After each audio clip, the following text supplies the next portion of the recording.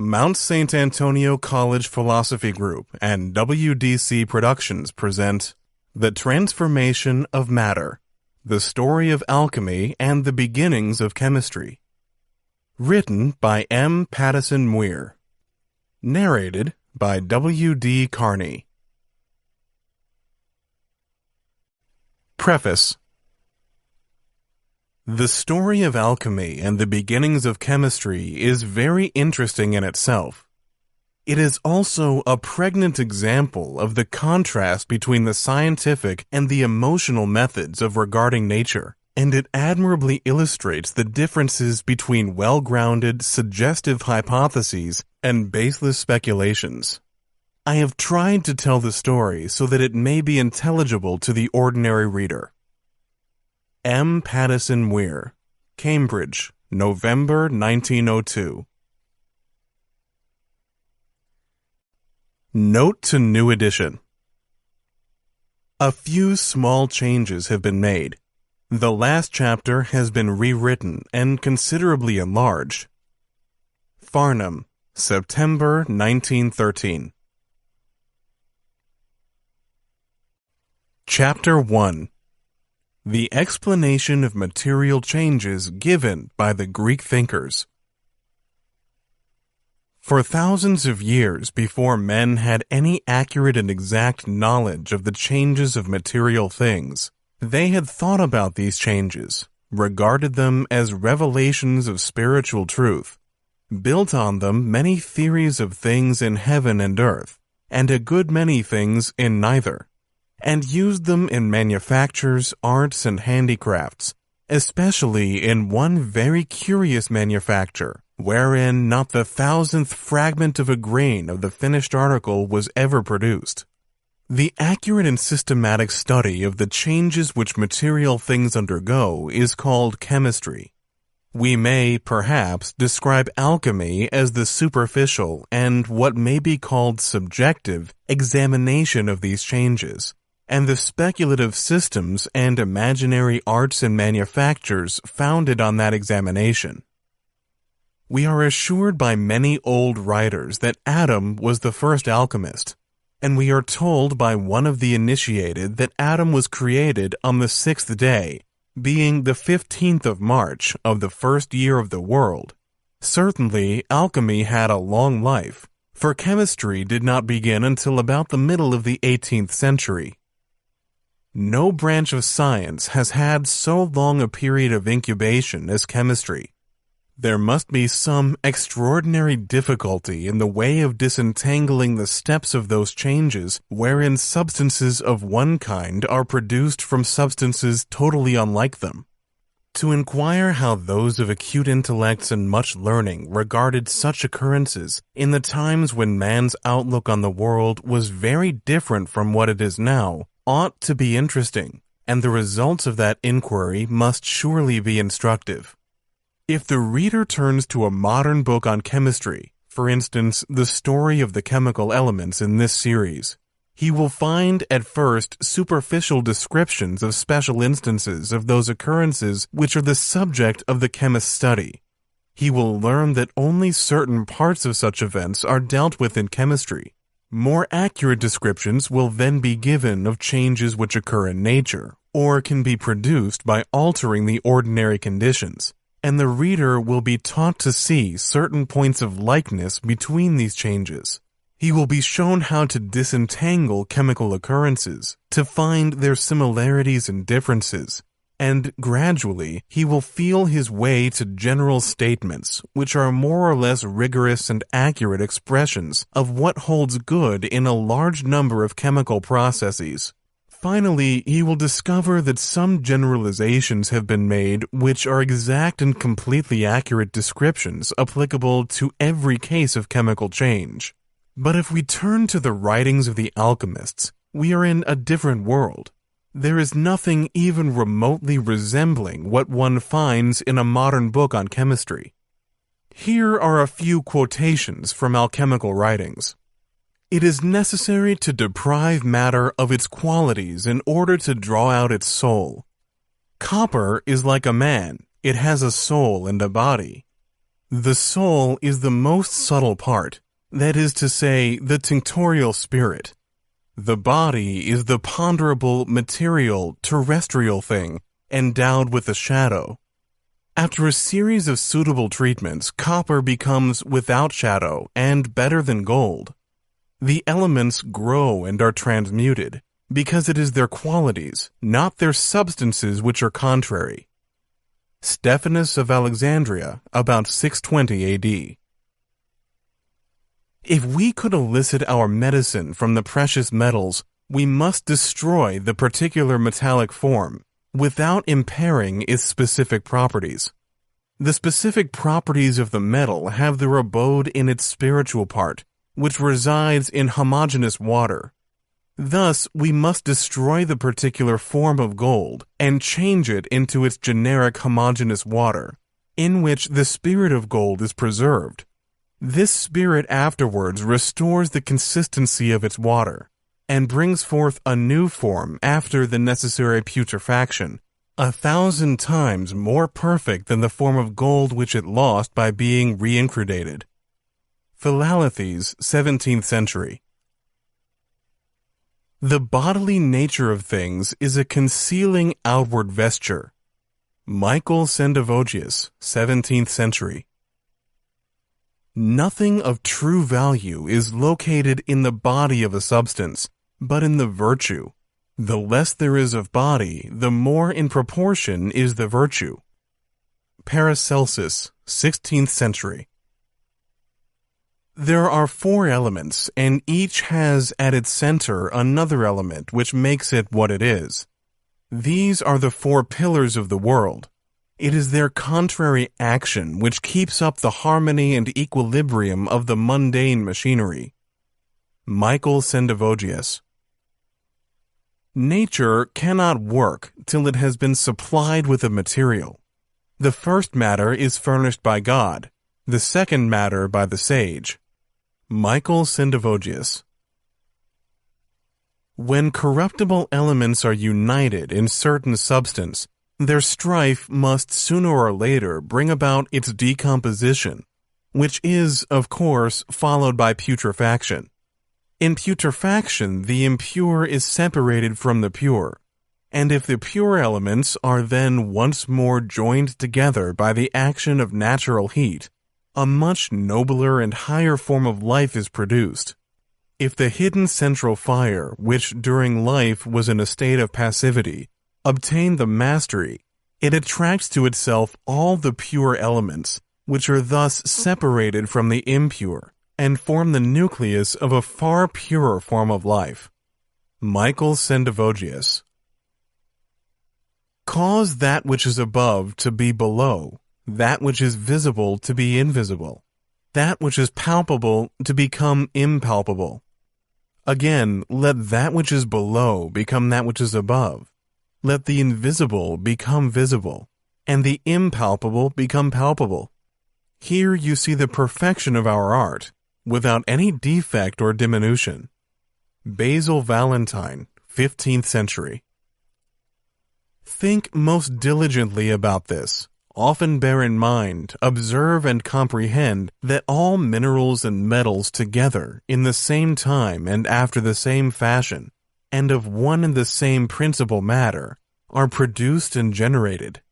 That matter is no other than a mere vapor, which is extracted from the elementary earth by the superior stars, or by a sidereal distillation of the macrocosm, which sidereal hot infusion with an airy sulphurous property, descending upon inferiors, so acts and operates as that there is implanted, spiritually and invisibly, a certain power and virtue in those metals and minerals, which fume, moreover, resolves in the earth into a certain water, wherefrom all metals are thenceforth generated and ripened to their perfection. And thence proceeds this or that metal or mineral, according as one of the 3 principles acquires dominion, and they have much or little of sulfur and salt, or an unequal mixture of these, whence some metals are fixed, that is, constant or stable, and some are volatile and easily changeable, as is seen in gold, silver, copper, iron, tin, and lead. Basil Valentine. To grasp the invisible elements, to attract them by their material correspondences, to control, purify, and transform them by the living power of the Spirit.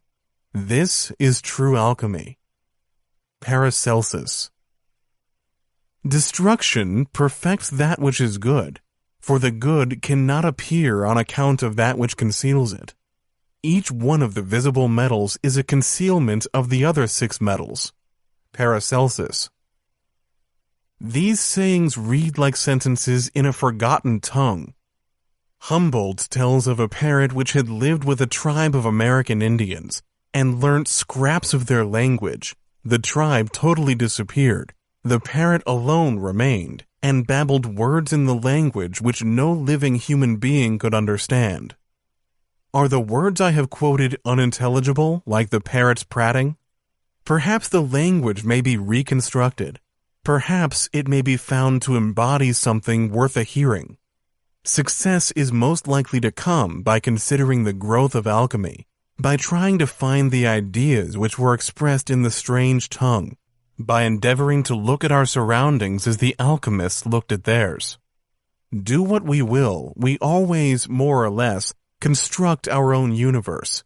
The history of science may be described as the history of the attempts and the failures of men to see things as they are. Nothing is harder, said the Latin poet Lucretius, than to separate manifest facts from doubtful, what straightway the mind adds on of itself. Observations of the changes which are constantly happening in the sky and on the earth must have prompted men long ago to ask whether there are any limits to the changes of things around them. And this question must have become more urgent as working in metals, making colors and dyes, preparing new kinds of food and drink, producing substances with smells and tastes unlike those of familiar objects, and other pursuits like these, made men acquainted with transformations which seemed to penetrate to the very foundations of things. Can one thing be changed into any other thing? Or are there classes of things within each of which change is possible, while the passage from one class to another is not possible? Are all the varied substances seen, tasted, handled, smelt, composed of a limited number of essentially different things? Or is each fundamentally different from every other substance? Such questions as these must have pressed for answers long ago. Some of the Greek philosophers who lived 400 or 500 years before Christ formed a theory of the transformations of matter, which is essentially the theory held by naturalists today. These philosophers taught that to understand nature, we must get beneath the superficial qualities of things. According to convention, said Democritus, born 460 BC, there are a sweet and a bitter, a hot and a cold, and according to convention there is color. In truth, there are atoms and a void. Those investigators attempted to connect all the differences which are observed between the qualities of things with differences of size, shape, position, and the movement of atoms. They said that all things are formed by the coalescence of certain unchangeable, indestructible, and impenetrable particles, which they named atoms. The total number of atoms is constant. Not one of them can be destroyed, nor can one be created.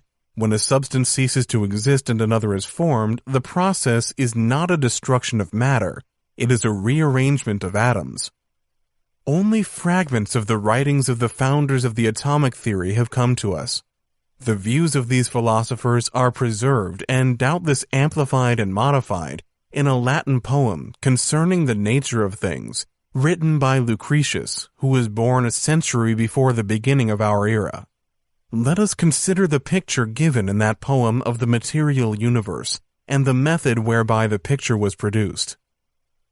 All knowledge, said Lucretius, is based on the aspect and the law of nature. True knowledge can be obtained only by the use of the senses. There is no other method. From the senses first has proceeded the knowledge of the true, and the senses cannot be refuted. Shall reason, founded on false sense, be able to contradict the senses, wholly founded as it is on the senses? And if they are not true, then all reason as well is rendered false. The first principle in nature is asserted by Lucretius to be that nothing is ever gotten out of nothing. A thing never returns to nothing, but all things after disruption go back to the first bodies of matter. If there were not imperishable seeds of things, atoms, first beginnings of solid singleness, then, Lucretius urges, infinite time gone by and lapse of days must have eaten up all the things that are of mortal body. The first beginnings, or atoms of things, were thought of by Lucretius as always moving.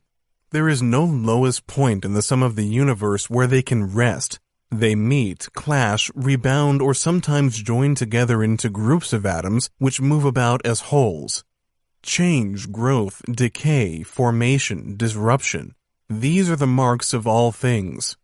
The war of first beginnings waged from eternity is carried on with dubious issue.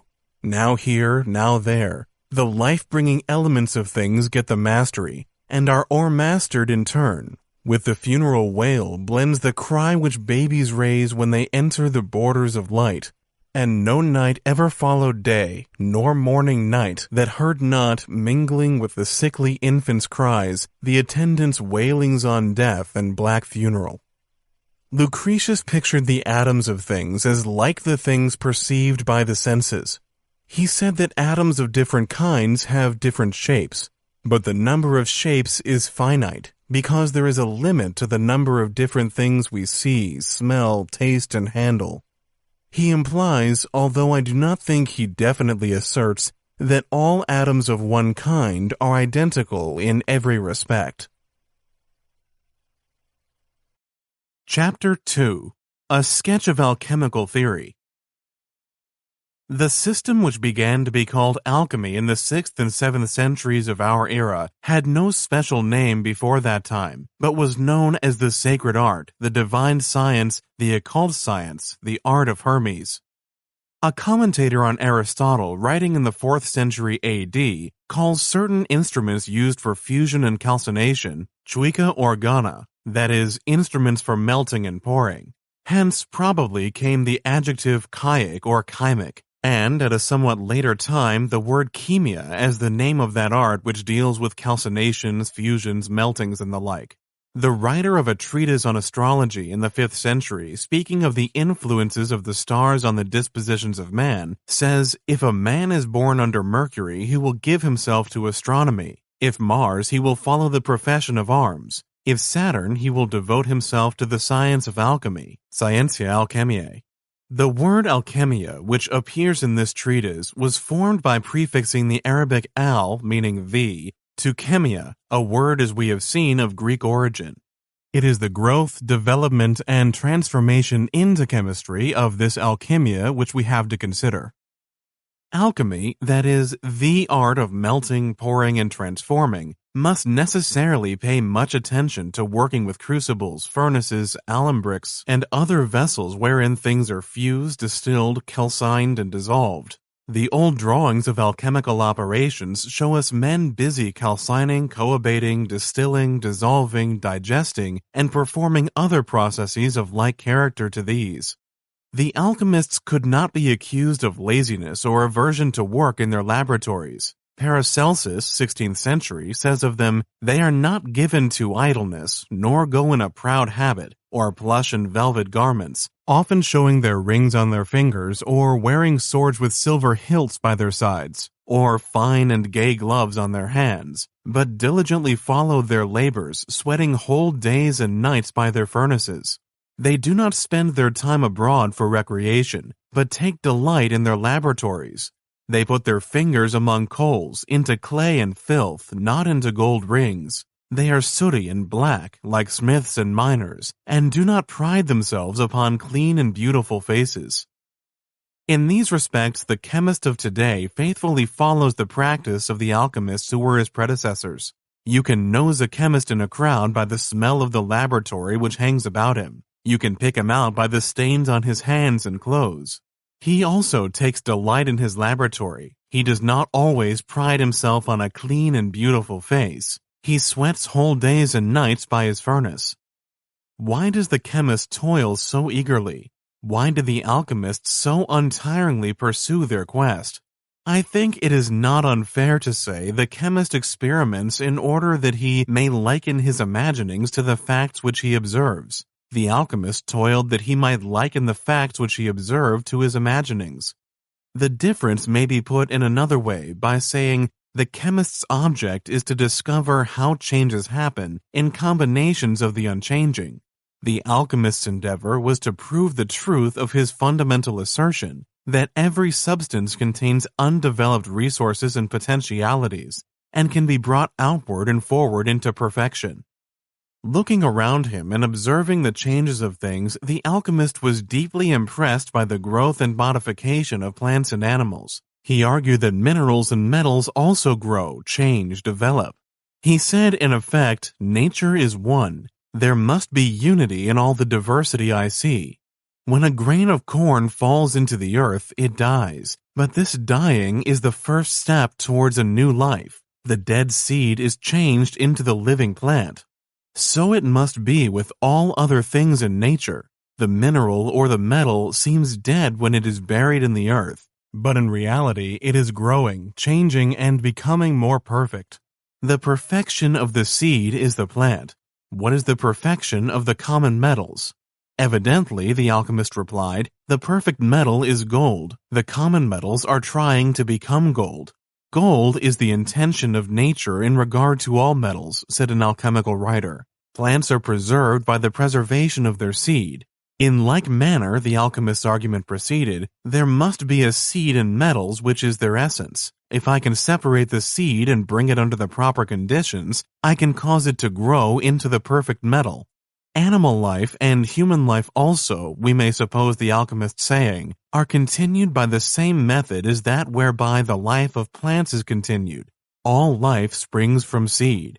The seed is fructified by the union of the male and the female. In metals also there must be the two characters. The union of these is needed for the production of new metals. The conjoining of metals must go before the birth of the perfect metal. Now we may suppose the argument to proceed. Now the passage from the imperfect to the more perfect is not easy. It is harder to practice virtue than to acquiesce in vice. Virtue comes not naturally to man. That he may gain the higher life, he must be helped by grace. Therefore, the task of exalting the purer metals into the perfect gold, of developing the lower order into the higher, is not easy.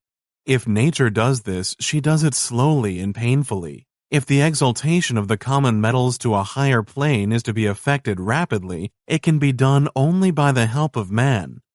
So far as I can judge from their writings, the argument of the alchemists may be rendered by some such form as the foregoing.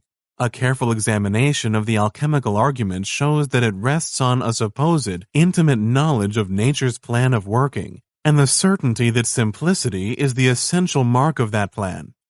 That the alchemists were satisfied of the great simplicity of nature and their own knowledge of the ways of nature's work is apparent from their writings. The author of The New Chemical Light, 17th century, says simplicity is the seal of truth. Nature is wonderfully simple, and the characteristic mark of a childlike simplicity is stamped upon all that is true and noble in nature.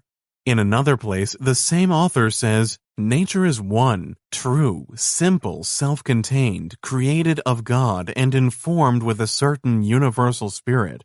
The same author, Michael Sendivogius, remarks, it may be asked how I come to have this knowledge about heavenly things which are far removed beyond human ken.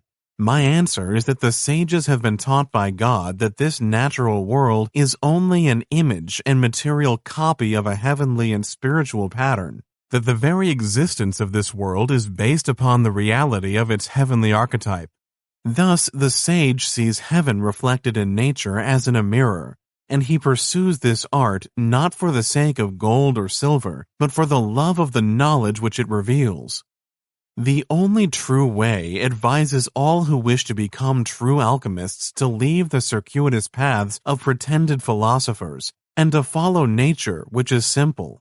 The complicated processes described in books are said to be the traps laid by the cunning sophists to catch the unwary.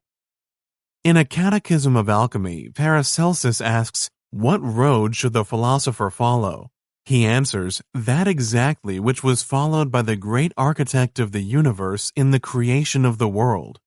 One might suppose it would be easier and perhaps more profitable to examine, observe, and experiment than to turn one's eyes inwards with the hope of discovering exactly the road followed by the great architect of the universe in the creation of the world. But the alchemical method found it easier to begin by introspection. The alchemist spun his universe from his own ideas of order, symmetry, and simplicity, as the spider spins her web from her own substance. A favorite saying of the alchemists was, "What is above is as what is below." In one of its aspects, this saying meant processes happen within the earth like those which occur on the earth. Minerals and metals live as animals and plants live. All pass through corruption towards perfection. In another aspect, the saying meant the human being is the world in miniature. As is the microcosm, so is the macrocosm. To know oneself is to know all the world. Every man knows he ought to try to rise to better things, and many men endeavor to do what they know they ought to do. Therefore, he who feels sure that all nature is fashioned after the image of man projects his own ideas of progress, development, virtue, matter, and spirit onto nature outside himself. And as a matter of course, this kind of naturalist uses the same language when he is speaking of the changes of material things as he employs to express the changes of his mental states, his hopes, fears, aspirations, and struggles. The language of the alchemists was, therefore, rich in such expressions as these. The elements are to be so conjoined that the nobler and fuller life may be produced. Our arcanum is gold exalted to the highest degree of perfection to which the combined action of nature and art can develop it. Such commingling of ethical and physical ideas, such application of moral conceptions to material phenomena, was characteristic of the alchemical method of regarding nature. The necessary results were great confusion of thought, much mystification of ideas, and a superabundance of views about natural events. When the author of the Metamorphosis of Metals was seeking for an argument in favor of his view that water is the source and primal element of all things, he found what he sought in the biblical text, "In the beginning the Spirit of God moved upon the face of the waters." Similarly, the author of the Sodic Hydrolith clenches his argument in favor of the existence of the philosopher's stone by the quotation, "Therefore, thus saith the Lord, Behold, I lay in Zion for a foundation a stone, a tried stone, a precious cornerstone, a sure foundation. He that has it shall not be confounded." This author works out in detail an analogy between the functions and virtues of the stone and the story of man's fall and redemption as set forth in the Old and New Testaments. The same author speaks of Satan, that grim pseudo-alchemist.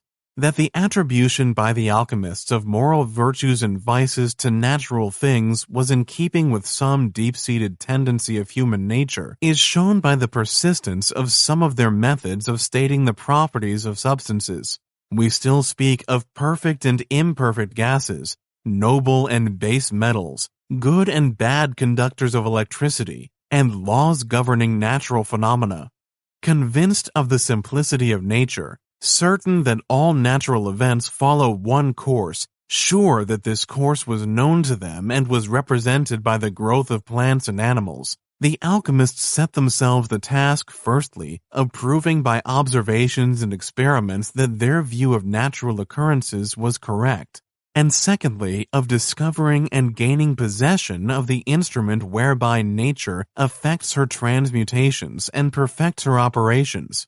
The mastery of this instrument would give them power to change any metal into gold, the cure of all diseases, and the happiness which must come from the practical knowledge of the supreme secret of nature.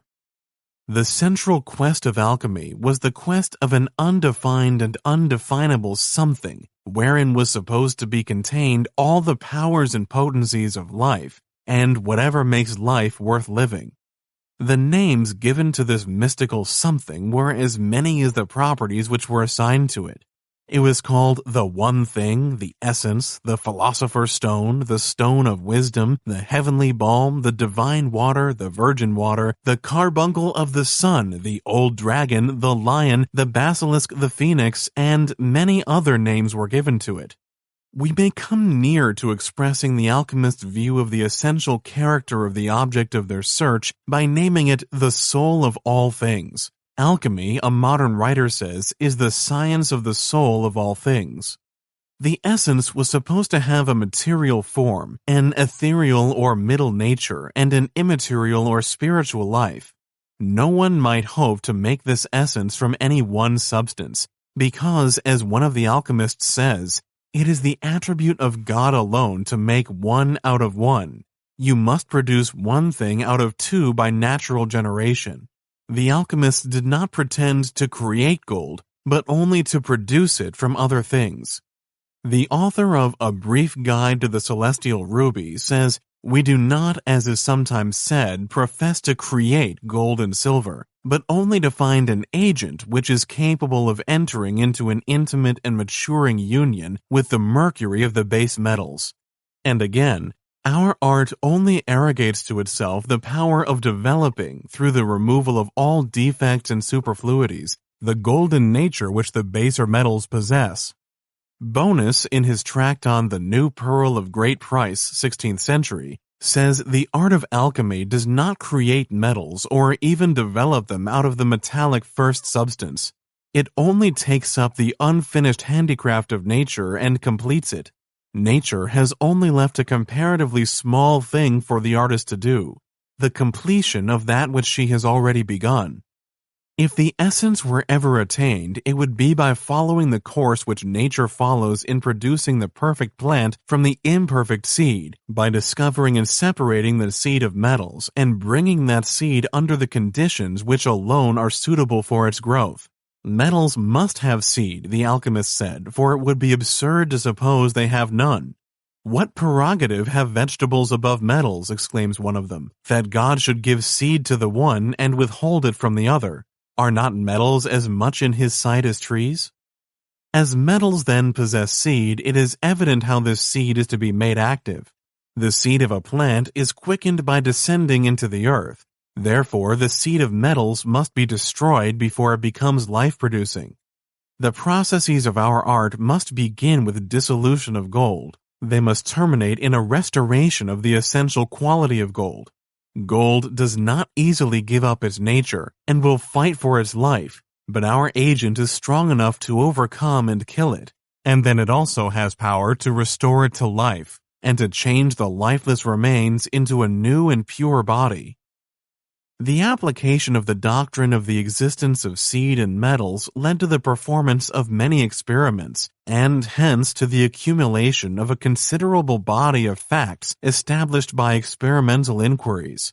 The belief of the alchemists that all natural events are connected by a hidden thread, that everything has an influence on other things, that what is above is as what is below, constrained them to place stress on the supposed connection between the planets and the metals, and to further their metallic transformations by performing them at times when certain planets were in conjunction. The 7 principal planets and the 7 principal metals were called by the same names: Sol, gold; Luna, silver; Saturn, lead; Jupiter, tin; Mars, iron; Venus, copper; and Mercury, mercury. The author of The New Chemical Light taught that one metal could be propagated from another only in the order of superiority of the planets. He placed the 7 planets in the following descending order: Saturn, Jupiter, Mars, Sol, Venus, Mercury, Luna. The virtues of the planets descend, he said, but do not ascend. It is easy to change Mars, iron, into Venus, copper, for instance, but Venus cannot be transformed into Mars.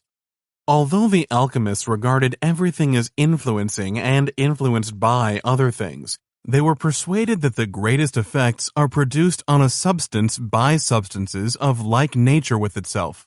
Hence, most of them taught that the seed of metals will be obtained by operations with metals, not by the action on metals of things of animal or vegetable origin.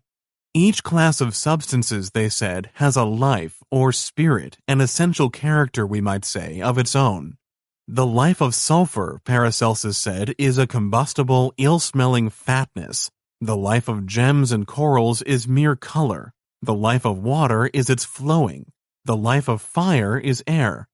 Grant an attraction of like to like, and the reason becomes apparent for such directions as these. Nothing heterogeneous must be introduced into our magistery. Everything should be made to act on that which is like it, and then nature will perform her duty. Although each class of substances was said by the alchemists to have its own particular character or life, nevertheless they taught that there is a deep-seated likeness between all things, inasmuch as the power of the essence, or the one thing, is so great that under its influence different things are produced from the same origin, and different things are caused to pass into and become the same thing. In The New Chemical Light, it is said, "While the seed of all things is one, it is made to generate a great variety of things." It is not easy now, it could not have been easy at any time, to give clear and exact meanings to the doctrines of the alchemists, or the directions they gave for performing the operations necessary for the production of the object of their search.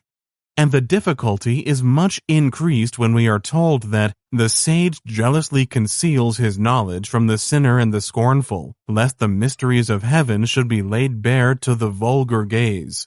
We almost despair when an alchemical writer assures us that the sages set pen to paper for the express purpose of concealing their meaning. The sense of a whole passage is often hopelessly obscured by the addition or omission of one little word. For instance, the addition of the word "not" in the wrong place. Another writer says the sages are in the habit of using words which may convey either a true or a false impression, the former to their own disciples and children, the latter to the ignorant, the foolish, and the unworthy. Sometimes, after descriptions of processes couched in strange and mystical language, the writer will add, "If you cannot perceive what you ought to understand herein, you should not devote yourself to the study of philosophy." Philalethes, in his brief guide to the celestial ruby, seems to feel some pity for his readers. After describing what he calls the generic homogeneous water of gold, he says, "If you wish for a more particular description of our water, I am impelled by motives of charity to tell you that it is living, flexible, clear, knitted, white as snow, hot, humid, airy, vaporous, and digestive." Alchemy began by asserting that nature must be simple.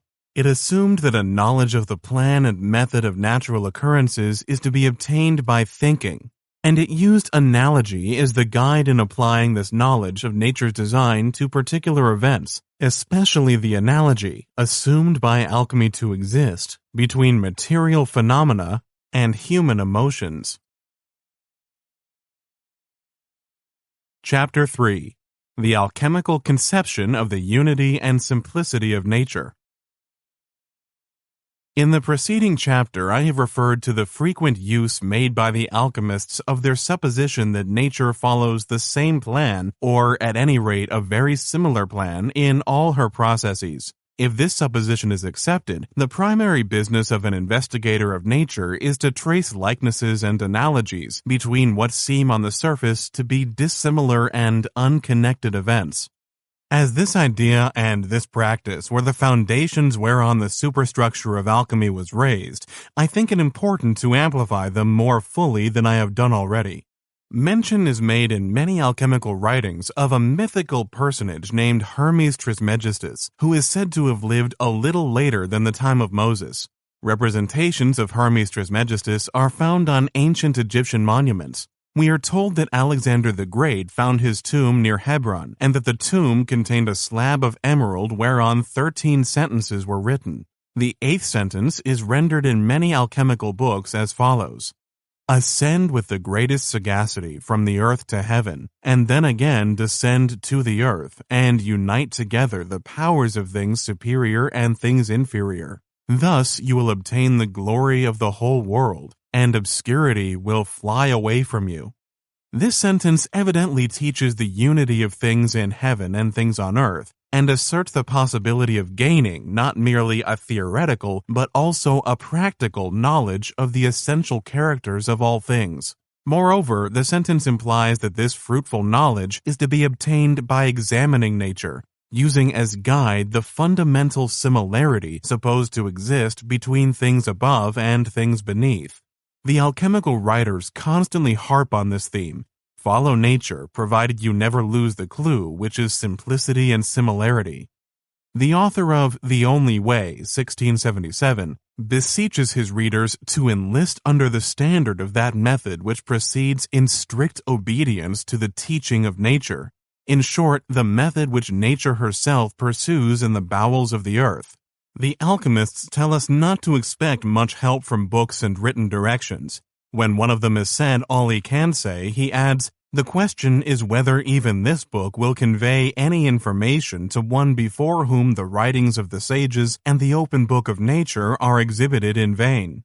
Another tells his readers the only thing for them is to beseech God to give you the real philosophical temper and to open your eyes to the facts of nature. Thus alone will you reach the coveted goal. Follow nature is sound advice, but nature was to be followed with eyes closed save to one vision, and the vision was to be seen before the following began. The alchemists' general conception of nature led them to assign to every substance a condition or state natural to it, and wherein alone it could be said to be as it was designed to be.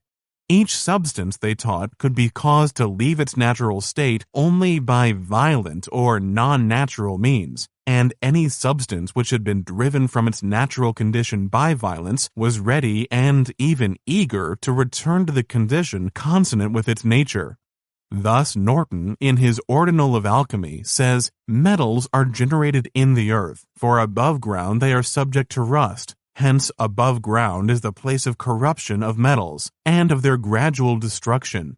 The cause which we assign to this fact is that above ground they are not in their proper element, and an unnatural position is destructive to natural objects, as we see, for instance, that fishes die when they are taken out of the water. And as it is natural for men, beasts, and birds to live in the air, so stones and metals are naturally generated under the earth." In his New Pearl of Great Price, 16th century, Bonus says, "The object of nature in all things is to introduce into each substance the form which properly belongs to it, and this is also the design of our art." This view assumed the knowledge of the natural conditions of the substances wherewith experiments were performed. It supposed that man could act as a guide to bring back to its natural condition a substance which had been removed from that condition, either by violent processes of nature or by man's device. The alchemist regarded himself as an arbiter in questions concerning the natural condition of each substance he dealt with. He thought he could say, "This substance ought to be thus or thus. That substance is constrained, thwarted, hindered from becoming what nature meant it to be." In Ben Jonson's play called The Alchemist, Subtle, who is the alchemist of the play, says, "Metals would be gold if they had time." The alchemist not only attributed ethical qualities to material things, he also became the guardian and guide of the moral practices of these things. He thought himself able to recall the erring metal to the path of metalline virtue, to lead the extravagant mineral back to the moral home life from which it had been seduced, to show the doubting and vacillating salt what it was ignorantly seeking, and to help it to find the unrealized object of its search.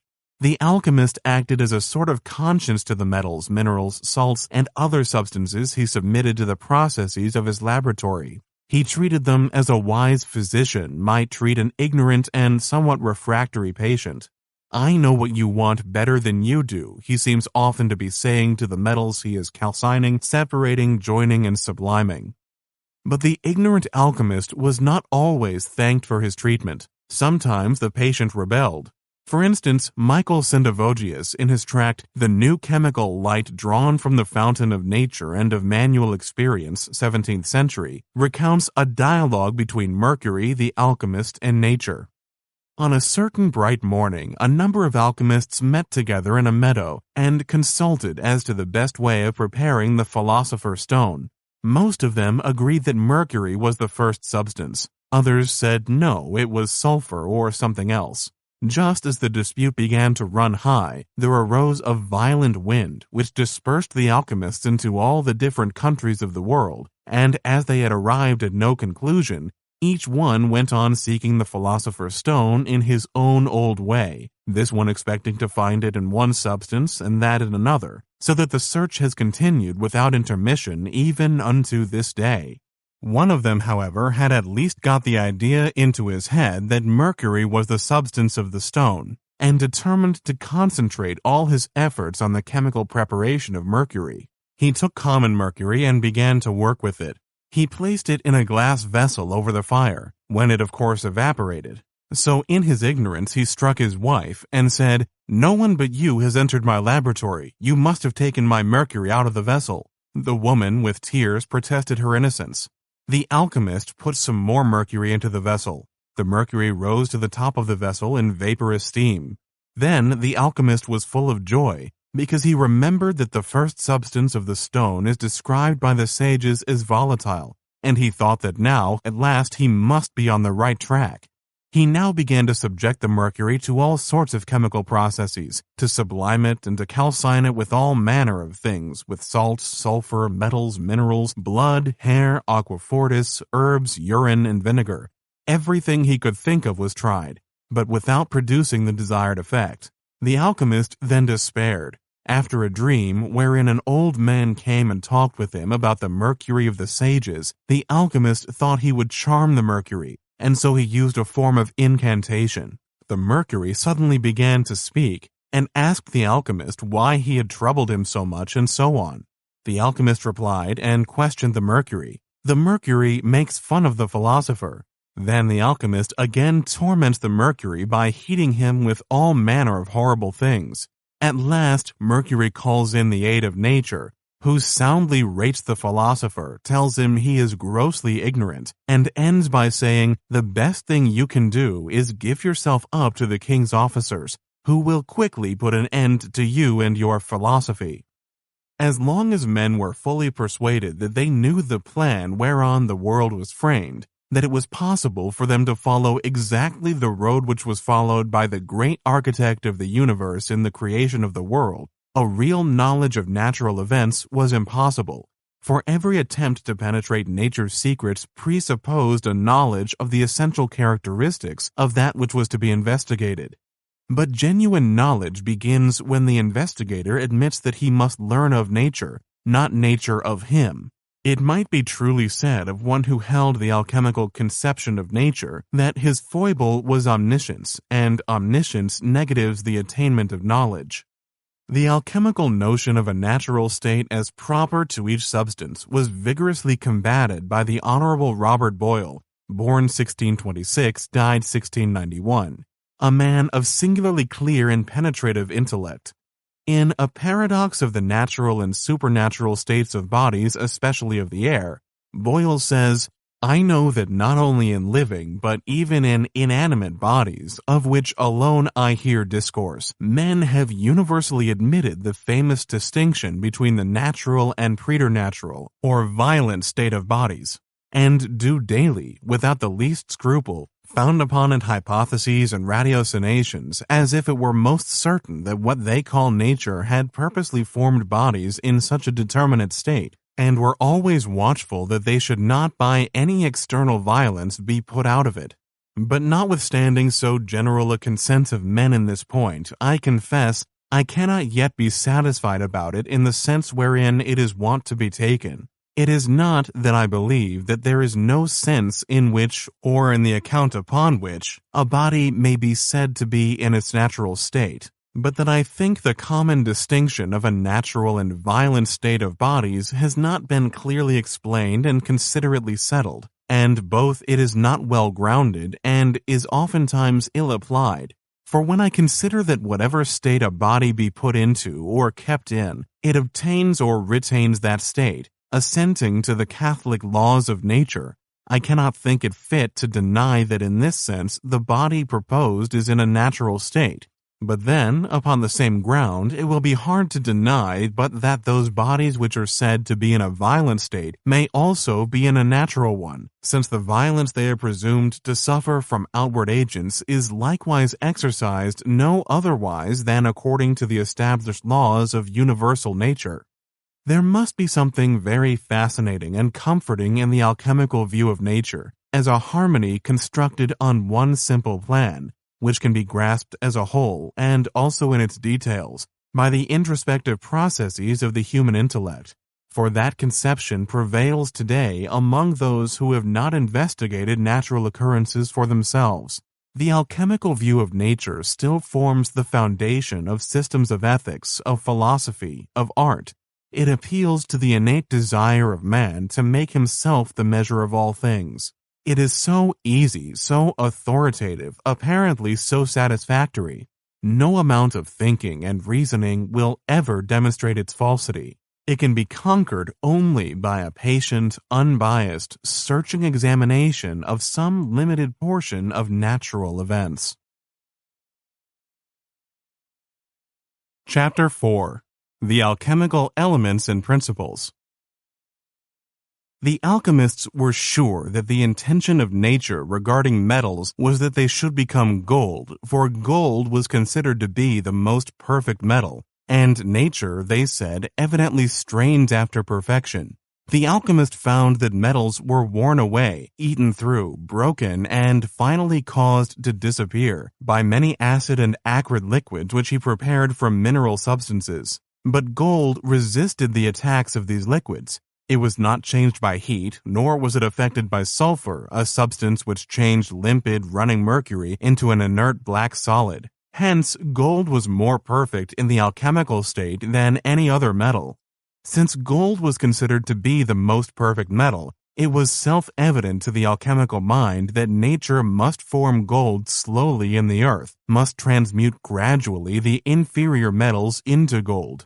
The only thing that distinguishes one metal from another, writes an alchemist who went under the name of Philosophers, is its degree of maturity, which is, of course, greatest in the most precious metals. The difference between gold and lead is not one of substance, but of digestion. In the baser metal, the coction has not been such as to purge out its metallic impurities. If by any means this superfluous impure matter could be organically removed from the baser metals, they would become gold and silver. So miners tell us that lead has in many cases developed into silver in the bowels of the earth, and we contend that the same effect is produced in a much shorter time by means of our art.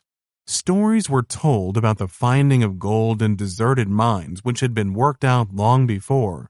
These stories were supposed to prove that gold was bred in the earth. The facts that pieces of silver were found in tin and lead mines, and gold was found in silver mines, were adduced as proofs that, as the author of the New Pearl of Great Price said, nature is continually at work changing other metals into gold, because, though in a certain sense they are complete in themselves, they have not yet reached the highest perfection of which they are capable, and to which nature has destined them. What nature did in the earth, man could accomplish in the workshop. For is not man the crown of the world, the masterpiece of nature, the flower of the universe? Was he not given dominion over all things when the world was created? In asserting that the baser metals could be transmuted into gold, and in attempting to effect this transmutation, the alchemist was not acting on a vague, haphazard surmise. He was pursuing a policy dictated by his conception of the order of nature. He was following the method which he conceived to be that used by nature herself. The transmutation of metals was part and parcel of a system of natural philosophy. If this transmutation were impossible, the alchemical scheme of things would be destroyed. The believer in the transmutation would be left without a sense of order in the material universe. And moreover, the alchemist's conception of an orderly material universe was so intimately connected with his ideas of morality and religion that to disprove the possibility of the great transmutation would be to remove not only the basis of his system of material things, but the foundation of his system of ethics also. To take away his belief in the possibility of changing other metals into gold would be to convert the alchemist into an atheist. How then was the transmutation to be accomplished? Evidently by the method whereby nature brings to perfection other living things, for the alchemist's belief in the simplicity and unity of nature compelled him to regard metals as living things. Plants are improved by appropriate culture, by digging and enriching the soil, by judicious selection of seed. Animals are improved by careful breeding. By similar processes, metals will be encouraged and helped towards perfection. The perfect state of gold will not be reached at a bound, it will be gained gradually. Many partial purifications will be needed. As Subtle says in The Alchemist, "'Twere absurd to think that nature in the earth bred gold perfect in the instant. Something went before, there must be remote matter. Nature doth first beget the imperfect, then proceeds she to the perfect." At this stage, the alchemical argument becomes very ultra-physical. It may perhaps be rendered somewhat as follows. Man is the most perfect of animals. In man, there is a union of three parts. These are body, soul, and spirit. Metals also may be said to have a body, a soul, and a spirit. There is a specific bodily or material form belonging to each metal. There is a metalline soul characteristic of this or that class of metals. There is a spirit or inner immaterial potency, which is the very essence of all metals. The soul and spirit of man are clogged by his body. If the spiritual nature is to become the dominating partner, the body must be mortified. The alchemists, of course, used this kind of imagery, and it was very real to them. In like manner, the spirit of metals will be laid bare and enabled to exercise its transforming influences only when the material form of the individual metal has been destroyed. The first thing to do, then, is to strip off and cast aside those properties of metals which appeal to the senses.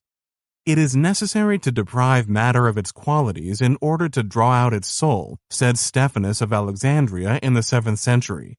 And in the 17th century, Paracelsus said, "Nothing of true value is located in the body of a substance, but in the virtue. The less there is of body, the more in proportion is the virtue." But the possession of the soul of metals is not the final stage. Mastery of the soul may mean the power of transmuting a metal into another like itself. It will not suffice for the great transmutation, for in that process a metal becomes gold, the one and only perfect metal. Hence, the soul must also be removed in order that the spirit, the essence, the kernel may be obtained. And as it is with metals, so the alchemists argued it is with all things. There are a few principles which may be thought of as conditioning the specific bodily and material forms of things. Beneath these, there are certain elements which are common to many things whose principles are not the same. And, hidden by the wrappings of elements and principles, there is the one essence, the spirit, the mystic uniting bond, the final goal of the philosopher. I propose in this chapter to try to analyze the alchemical conceptions of elements and principles, and in the next chapter to attempt some kind of description of the essence. In his tract concerning the great stone of the ancient sages, Basil Valentine speaks of the three principles, salt, sulfur, and mercury, the source of which is the elements. There are 4 elements, and each has at its center another element which makes it what it is. These are the 4 pillars of the earth. Of the element earth, he says, "In this element, the other 3, especially fire, are latent. It is gross and porous, specifically heavy, but naturally light. It receives all that the other 3 project into it, conscientiously conceals what it should hide, and brings to light that which it should manifest. Outwardly, it is visible and fixed. Inwardly, it is invisible and volatile." Of the element water, Basil Valentine says, "Outwardly it is volatile, inwardly it is fixed, cold, and humid. It is the solvent of the world, and exists in 3 degrees of excellence, the pure, the purer, and the purest. Of its purest substance the heavens were created.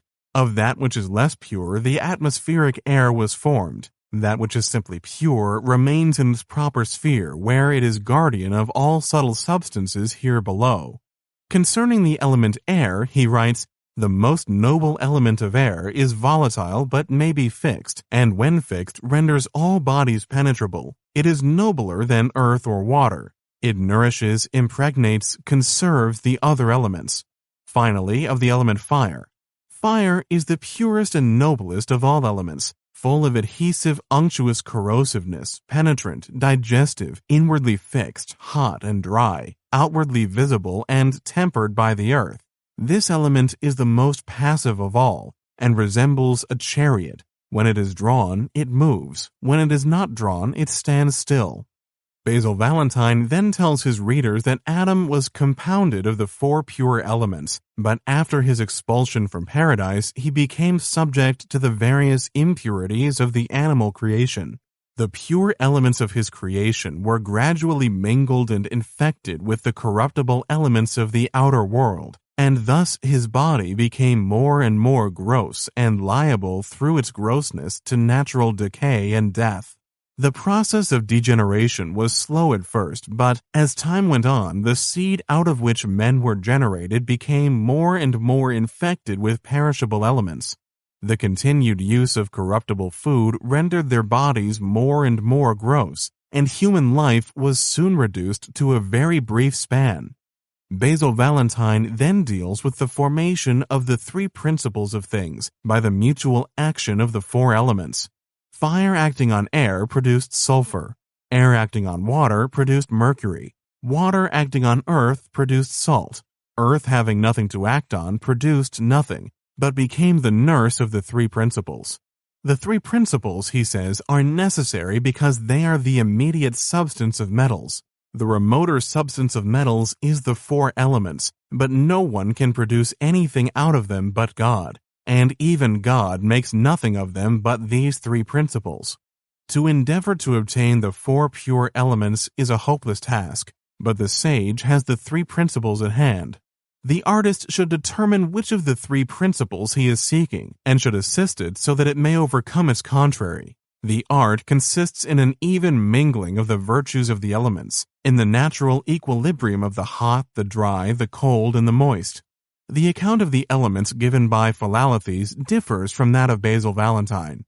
Philosophers enumerates three elements only, air, water, and earth. Things are not formed by the mixture of these elements, for dissimilar things can never really unite. By analyzing the properties of the three elements, Philosophers reduced them finally to one, namely water. Water, he says, is the first principle of all things. Earth is the fundamental element in which all bodies grow and are preserved. Air is the medium into which they grow, and by means of which the celestial virtues are communicated to them. According to Philosophers, mercury is the most important of the three principles. Although gold is formed by the aid of mercury, it is only when mercury has been matured, developed, and perfected that it is able to transmute inferior metals into gold. The essential thing to do is, therefore, to find an agent which will bring about the maturing and perfecting of mercury. This agent Philosophers calls our divine arcanum.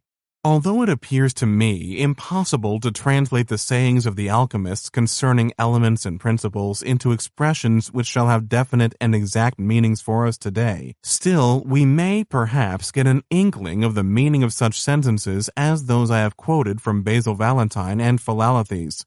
Take the terms fire and water. In former times, all liquid substances were supposed to be liquid because they possessed something in common. This hypothetical something was called the element, water. Similarly, the view prevailed until comparatively recent times that burning substances burn because of the presence in them a hypothetical imponderable fluid called caloric. The alchemists preferred to call this indefinable something an element and to name it fire.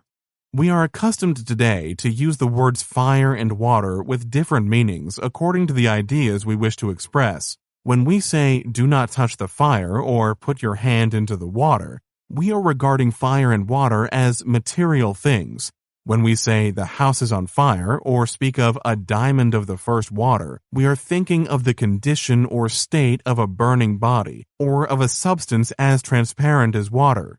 When we say put out the fire or his heart became as water, we are referring to the act of burning or are using an image which likens the thing spoken of to a substance in the act of liquefying.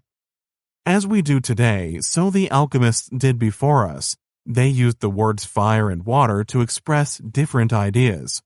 Such terms as hardness, softness, coldness, toughness, and the like are employed for the purpose of bringing together into one point of view different things which are alike in at least one respect. Hard things may differ in size, weight, shape, color, texture, etc. A soft thing may weigh the same as a hard thing.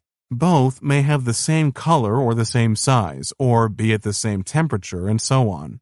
By classing together various things as hard or soft, or smooth or rough, we eliminate, for the time, all the properties wherein the things differ, and regard them only as having one property in common. The words hardness, softness, etc. are useful class marks. Similarly, the alchemical elements and principles were useful class marks.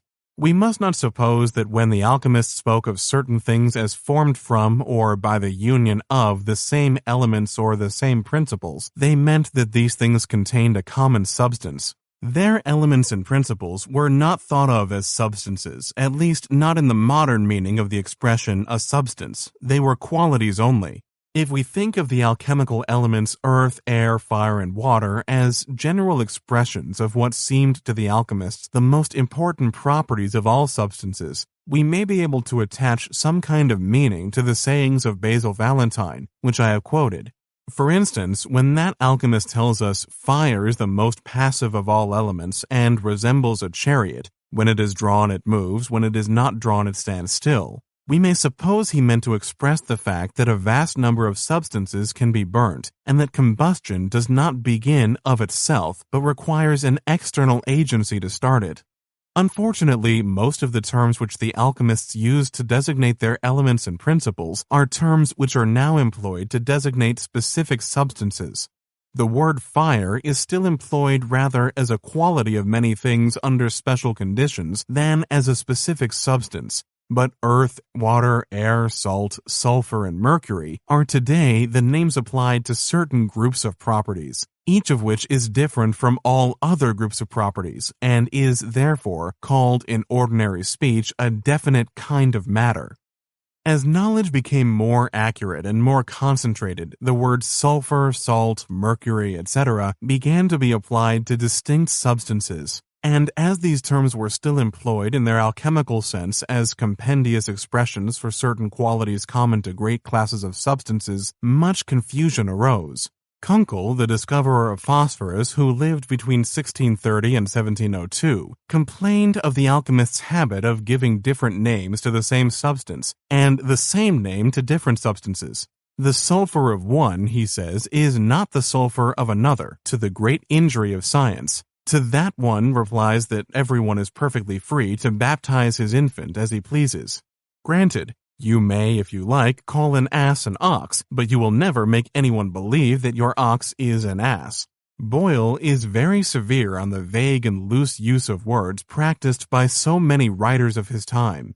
In The Skeptical Chemist, published 1678-9, he says, if judicious men, skilled in chemical affairs, shall once agree to write clearly and plainly of them, and thereby keep men from being stunned, as it were, or imposed upon by dark and empty words, it is to be hoped that these other men, finding that they can no longer write impertinently and absurdly without being laughed at for doing so, will be reduced either to write nothing or books that may teach us something, and not rob men as formerly of invaluable time. And so, ceasing to trouble the world with riddles or impertinences, we shall either by their books receive an advantage, or by their silence escape an inconvenience. Most of the alchemists taught that the elements produced what they called seed, by their mutual reactions, and the principles matured this seed and brought it to perfection. They supposed that each class or kind of things had its own seed, and that to obtain the seed was to have the power of producing the things which sprung from that seed. Some of them, however, asserted that all things come from a common seed, and that the nature of the products of this seed is conditioned by the circumstances under which it is caused to develop. Thus, Michael Sendivogius writes as follows in The New Chemical Light, drawn from the Fountain of Nature and of Manual Experience, 17th century. Wherever there is seed, nature will work through it, whether it be good or bad. The four elements, by their continued action, project a constant supply of seed to the center of the earth, where it is digested, and whence it proceeds again in generative motions. Now, the center of the earth is a certain void place where nothing is at rest, and upon the margin or circumference of this center the four elements project their qualities. The magnetic force of our earth center attracts to itself as much as is needed of the cognate seminal substance, while that which cannot be used for vital generation is thrust forth in the shape of stones and other rubbish. This is the fountainhead of all things terrestrial. Let us illustrate the matter by supposing a glass of water to be set in the middle of a table, round the margin of which are placed little heaps of salt and of powders of different colors. If the water be poured out, it will run all over the table in divergent rivulets, and will become salt where it touches the salt, red where it touches the red powder, and so on. The water does not change the places, but the several places differentiate the water. In the same way, the seed which is the product of the four elements is projected in all directions from the earth center, and produces different things according to the quality of the different places. Thus, while the seed of all things is one, it is made to generate a great variety of things. So long as nature's seed remains in the center, it can indifferently produce a tree or a metal, a herb or a stone, and in like manner, according to the purity of the place, it will produce what is less or more pure. Chapter 5. The Alchemical Essence. In the last chapter, I tried to describe the alchemical view of the interdependence of different substances. Taking for granted the tripartite nature of man, the coexistence in him of body, soul, and spirit, no one of which was defined, the alchemists concluded that all things are formed as man is formed, that in everything there is a specific bodily form, some portion of soul, and a dash of spirit. I considered the term soul to be the alchemical name for the properties common to a class of substances, and the term spirit to mean the property which was thought by the alchemists to be common to all things. The alchemists considered it possible to arrange all substances in four general classes, the marks whereof were expressed by the terms hot, cold, moist, and dry. They thought of these properties as typified by what they called the four elements, fire, air, water, and earth. Everything, they taught, was produced from the four elements, not immediately, but through the mediation of the three principles, mercury, sulfur, and salt. These principles were regarded as the tools put into the hands of him who desired to effect the transmutation of one substance into another. The principles were not thought of as definite substances, nor as properties of this or that specified substance. They were considered to be the characteristic properties of large classes of substances. The chemist of today places many compounds in the same class because all are acids, because all react similarly under similar conditions. It used to be said that every acid possesses more or less of the principle of acidity.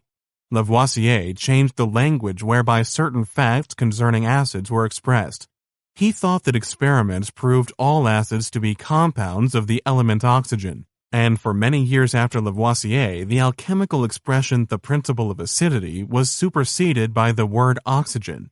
Although Lavoisier recognized that not every compound of oxygen is an acid, he taught that every acid is a compound of oxygen. We know now that many acids are not compounds of oxygen, but we have not yet sufficient knowledge to frame a complete definition of the term acid. Nevertheless, it is convenient, indeed it is necessary, to place together many compounds which react similarly under certain defined conditions, and to give a common name to them all. The alchemists also classified substances, but their classification was necessarily more vague than ours.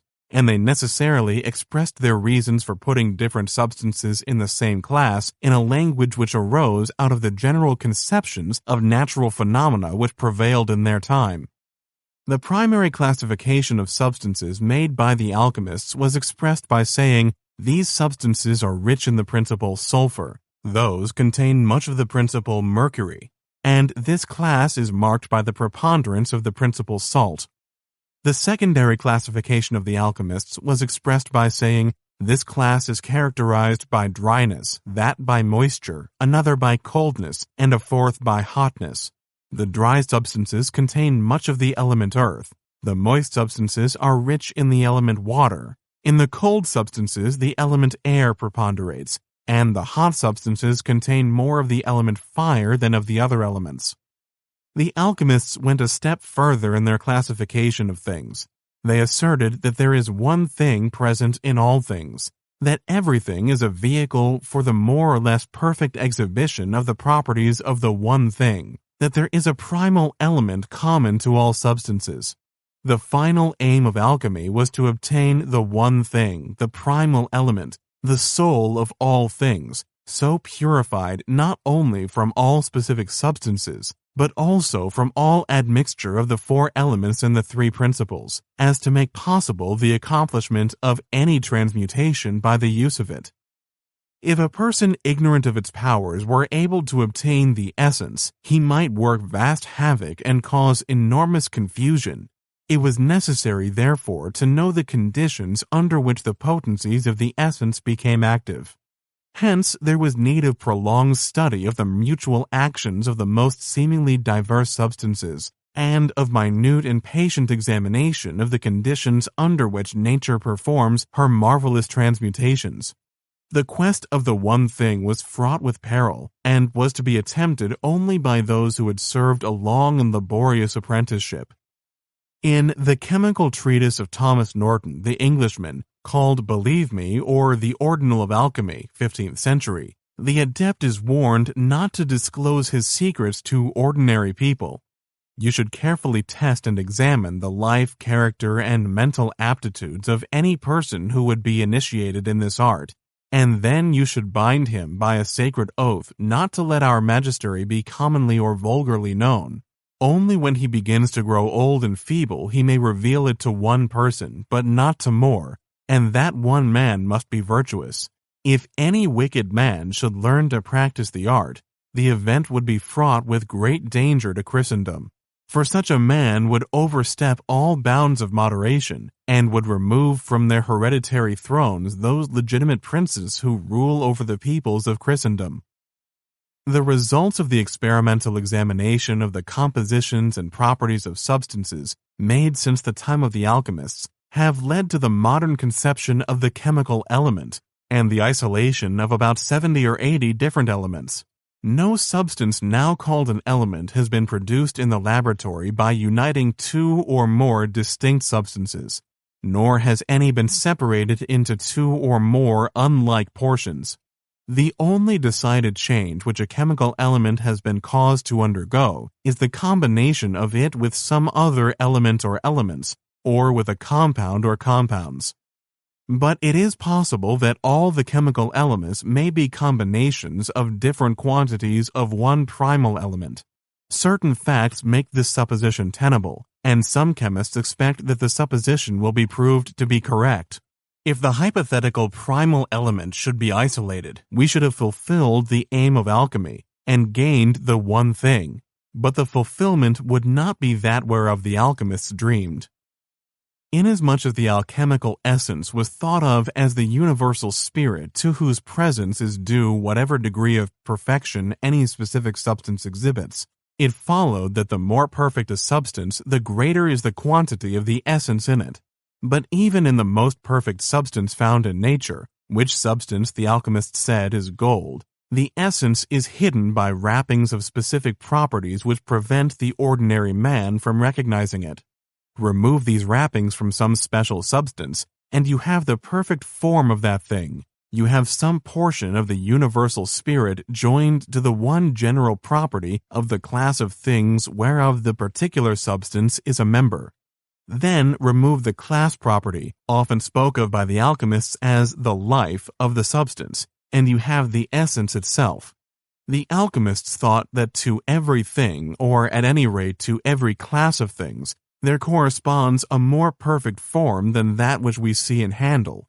They spoke of gold and the gold of the sages, mercury and the mercury of the philosophers, sulfur and the heavenly sulfur of him whose eyes are opened. To remove the outer wrappings of ordinary properties which present themselves to the untrained senses was regarded by the alchemists to be a difficult task. To tear away the soul, the class property of a substance, and yet retain the essence which made that substance its dwelling place was possible only after vast labor and by the use of the proper agent working under the proper conditions. An exceedingly powerful, delicate, and refined agent was needed, and the mastery of the agent was to be acquired by bitter experience and probably after many disappointments. Gold, an alchemist tells us, does not easily give up its nature and will fight for its life, but our agent is strong enough to overcome and kill it, and then it also has the power to restore it to life and to change the lifeless remains into a new and pure body. Thomas Norton, the author of The Ordinal of Alchemy, writing in the 15th century, says the worker in transmutations is often tempted to be in a hurry or to despair, and he is often deceived. His servants will be either stupid and faithful or quick-witted and false. He may be robbed of everything when his work is almost finished. The only remedies are infinite patience, a sense of virtue, and sound reason.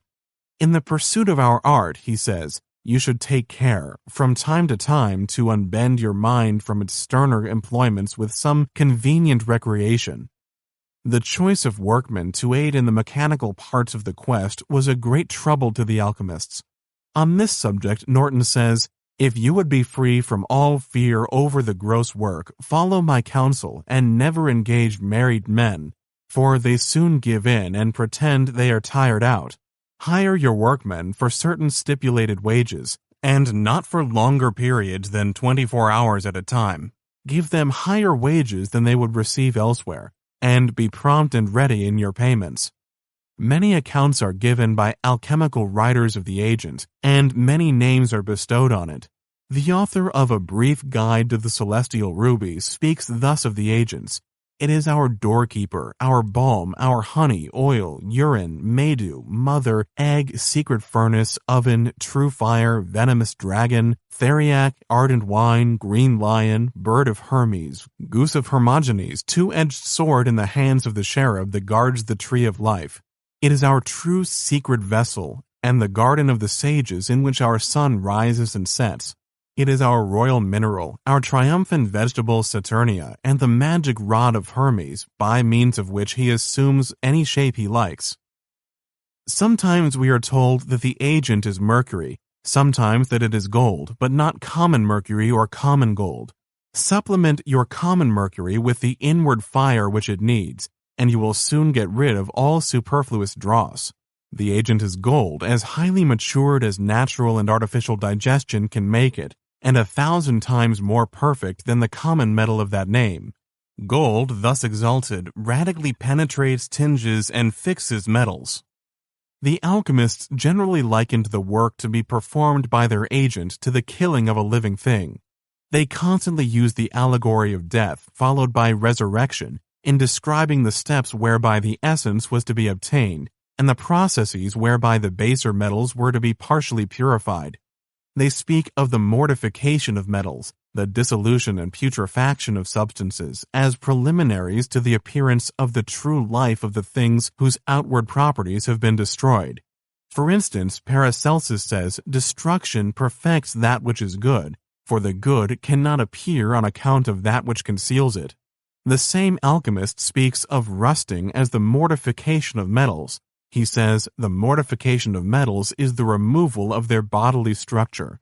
The mortification of woods is their being turned into charcoal or ashes." Paracelsus distinguishes natural from artificial mortification. Whatever nature consumes, he says, man cannot restore. But whatever man destroys, man can restore, and break again when restored. Things which had been mortified by man's device were considered by Paracelsus not to be really dead. He gives this extraordinary illustration of his meaning. You see, this is the case with lions, which are all born dead, and are first vitalized by the horrible noise of their parents, just as a sleeping person is awakened by a shout. The mortification of metals is represented in alchemical books by various images and allegories. Figure 1 is reduced from a cut in a 16th century work, the Book of Lambspring, a noble ancient philosopher concerning the philosophical stone. The image used to set forth the mortification of metals is a king swallowing his son. Figures 2 and 3 are reduced from Basil Valentine's 12 Keys. Both of these figures represent the process of mortification by images connected with death and burial. In his explanation of these figures, Basil Valentine says, "Neither human nor animal bodies can be multiplied or propagated without decomposition. The grain and all vegetable seed, when cast into the ground, must decay before it can spring up again. Moreover, putrefaction imparts life to many worms and other animalculae. If bread is placed in honey and suffered to decay, ants are generated. Maggots are also developed by the decay of nuts, apples, and pears. The same thing may be observed in regard to vegetable life. Nettles and other weeds spring up where no such seed has ever been sown. This occurs only by putrefaction. The reason is that the soil in such places is so disposed and, as it were, impregnated, that it produces these fruits, which is a result of the properties of sidereal influences. Consequently, the seed is spiritually produced in the earth, and putrefies in the earth, and by the operation of the elements generates corporeal matter according to the species of nature. Thus, the stars in the elements may generate new spiritual and ultimately new vegetable seed by means of putrefaction. Know that, in like manner, no metallic seed can develop or multiply unless the said seed by itself alone and without the introduction of any foreign substance be reduced to a perfect putrefaction. The action of the mineral agent in perfecting substances is often likened by the alchemists to the conjoining of the male and the female, followed by the production of offspring. They insist on the need of a union of two things in order to produce something more perfect than either. The agent, they say, must work upon something. Alone it is nothing. The methods whereby the agent is itself perfected and the processes wherein the agent affects the perfecting of the less perfect things were divided into stages by the alchemists. They generally spoke of these stages as gates, and enumerated 10 or sometimes 12 of them.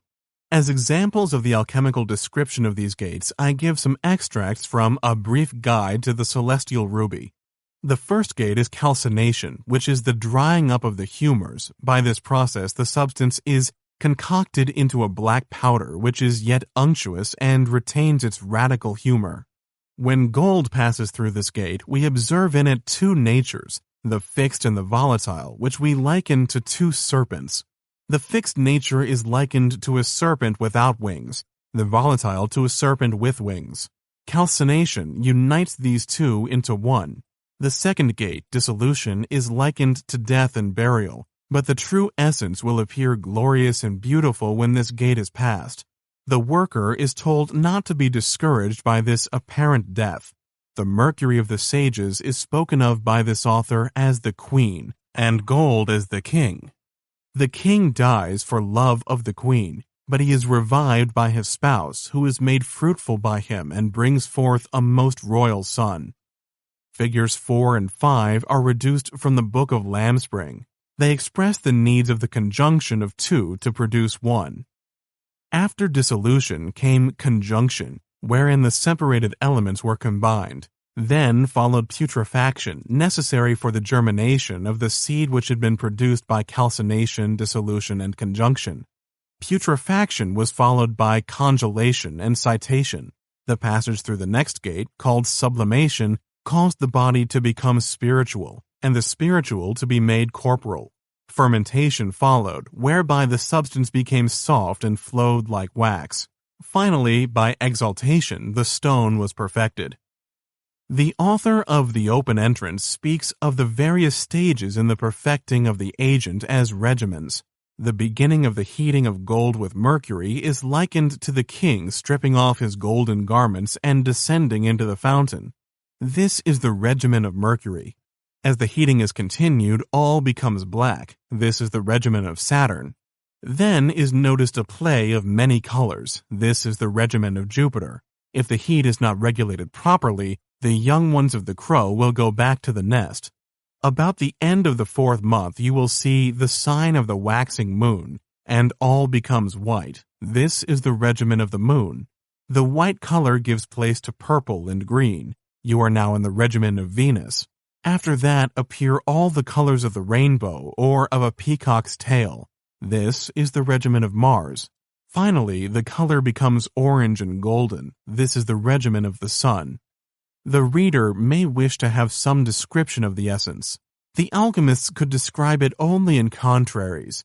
It had a bodily form, but its method of working was spiritual. In the Sodic Hydrolith, or Water Stone of the Wise, we are told, "The stone is conceived below the earth, born in the earth, quickened in heaven, dies in time, and obtains eternal glory. It is bluish-gray and green. It flows like water, yet it makes no wet. It is of great weight, and is small." Philalethes says in A Brief Guide to the Celestial Ruby, "The philosopher's stone is a certain heavenly, spiritual, penetrative, and fixed substance, which brings all metals to the perfection of gold or silver according to the quality of the medicine, and that by natural methods, which yet in their effects transcend nature, know then that it is called a stone, not because it is like a stone, but only because, by virtue of its fixed nature, it resists the action of fire as successfully as any stone. In species it is gold, more pure than the purest. It is fixed and incombustible like a stone, but its appearance is that of very fine powder, impalpable to the touch, sweet to the taste, fragrant to the smell, in potency a most penetrative spirit, apparently dry and yet unctuous, and easily capable of tinging a plate of metal. If we say that its nature is spiritual, it would be no more than the truth. If we described it as corporeal, the expression would be equally correct." The same author says, "There is a substance of a metalline species which looks so cloudy that the universe will have nothing to do with it.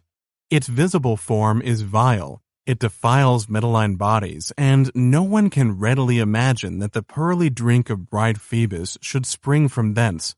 Its components are a most pure and tender mercury, a dry, incarcerate sulfur which binds it and restrains fluxation. Know this subject, it is the sure basis of all our secrets. To deal plainly, it is the child of Saturn, of mean price and great venom. It is not malleable, though metalline. Its color is sable, with intermixed argent which mark the sable fields with veins of glittering argent."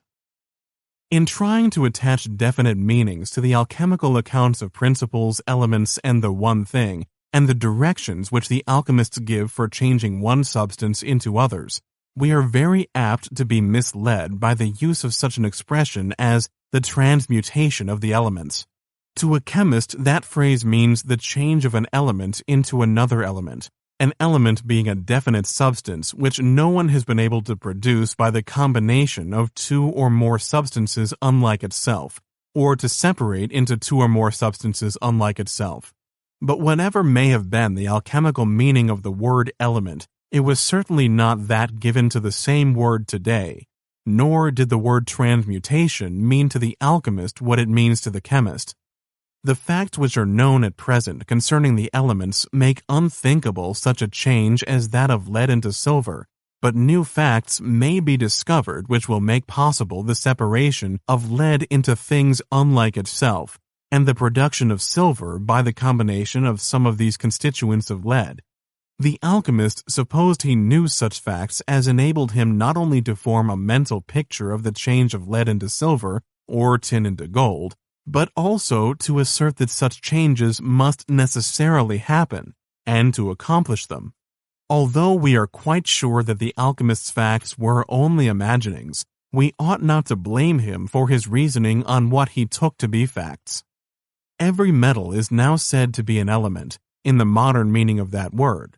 The alchemist regarded the metals as composite substances, but he also thought of them as more simple than many other things. Hence, if he was able to transmute one metal into another, he would have strong evidence in support of his general conception of the unity of all things.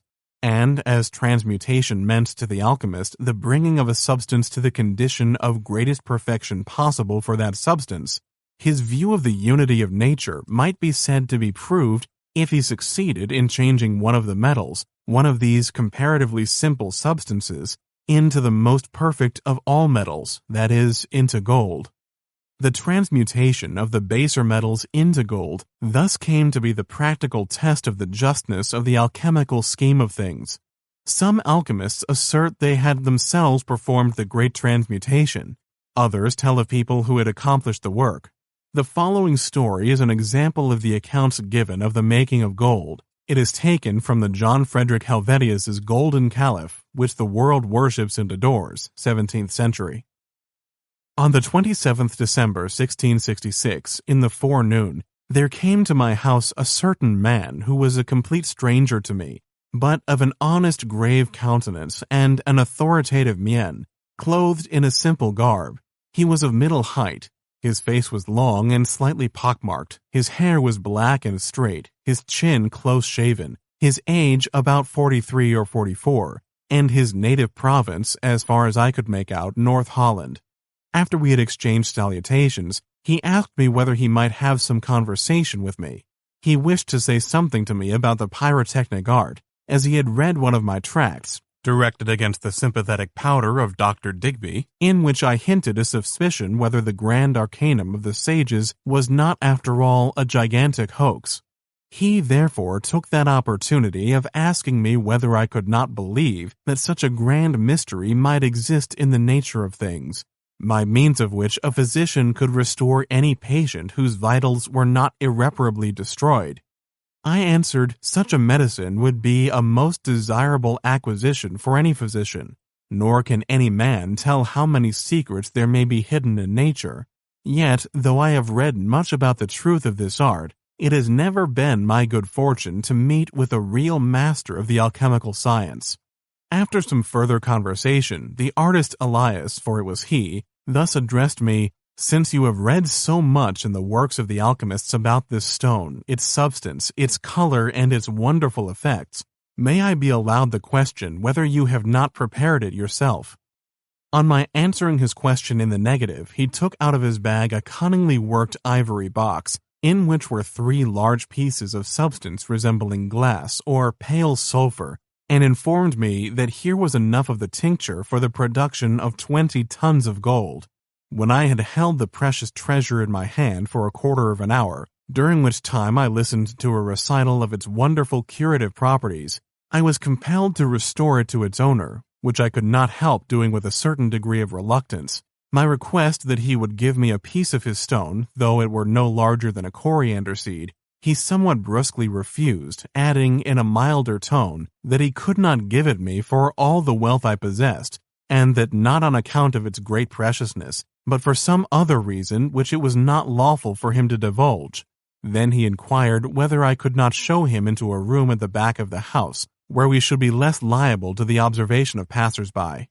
On my conducting him into the state parlor, which he entered without wiping his dirty boots, he demanded of me a gold coin, and while I was looking for it, he produced from his breast pocket a green silk handkerchief, in which were folded up 5 medals, the gold of which was infinitely superior to that of my gold piece.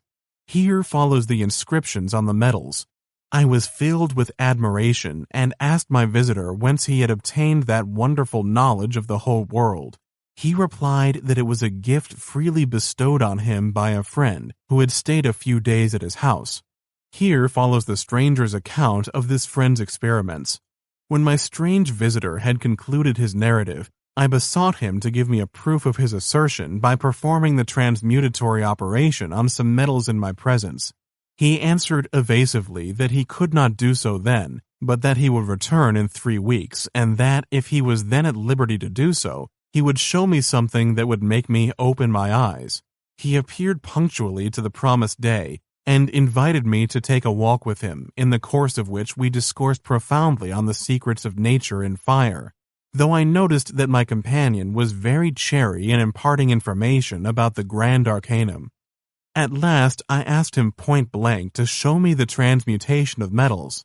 I besought him to come and dine with me, and to spend the night at my house. I entreated, I expostulated, but in vain. He remained firm. I reminded him of his promise. He retorted that his promise had been conditional upon his being permitted to reveal the secret to me. At last, however, I prevailed upon him to give me a piece of his precious stone, a piece no larger than a grain of rapeseed. He bid me take half an ounce of lead and melt it in the crucible, for the medicine would certainly not tinge more of the base metal than it was sufficient for. He promised to return at 9 o'clock the next morning, but at the stated hour on the following day he did not make his appearance.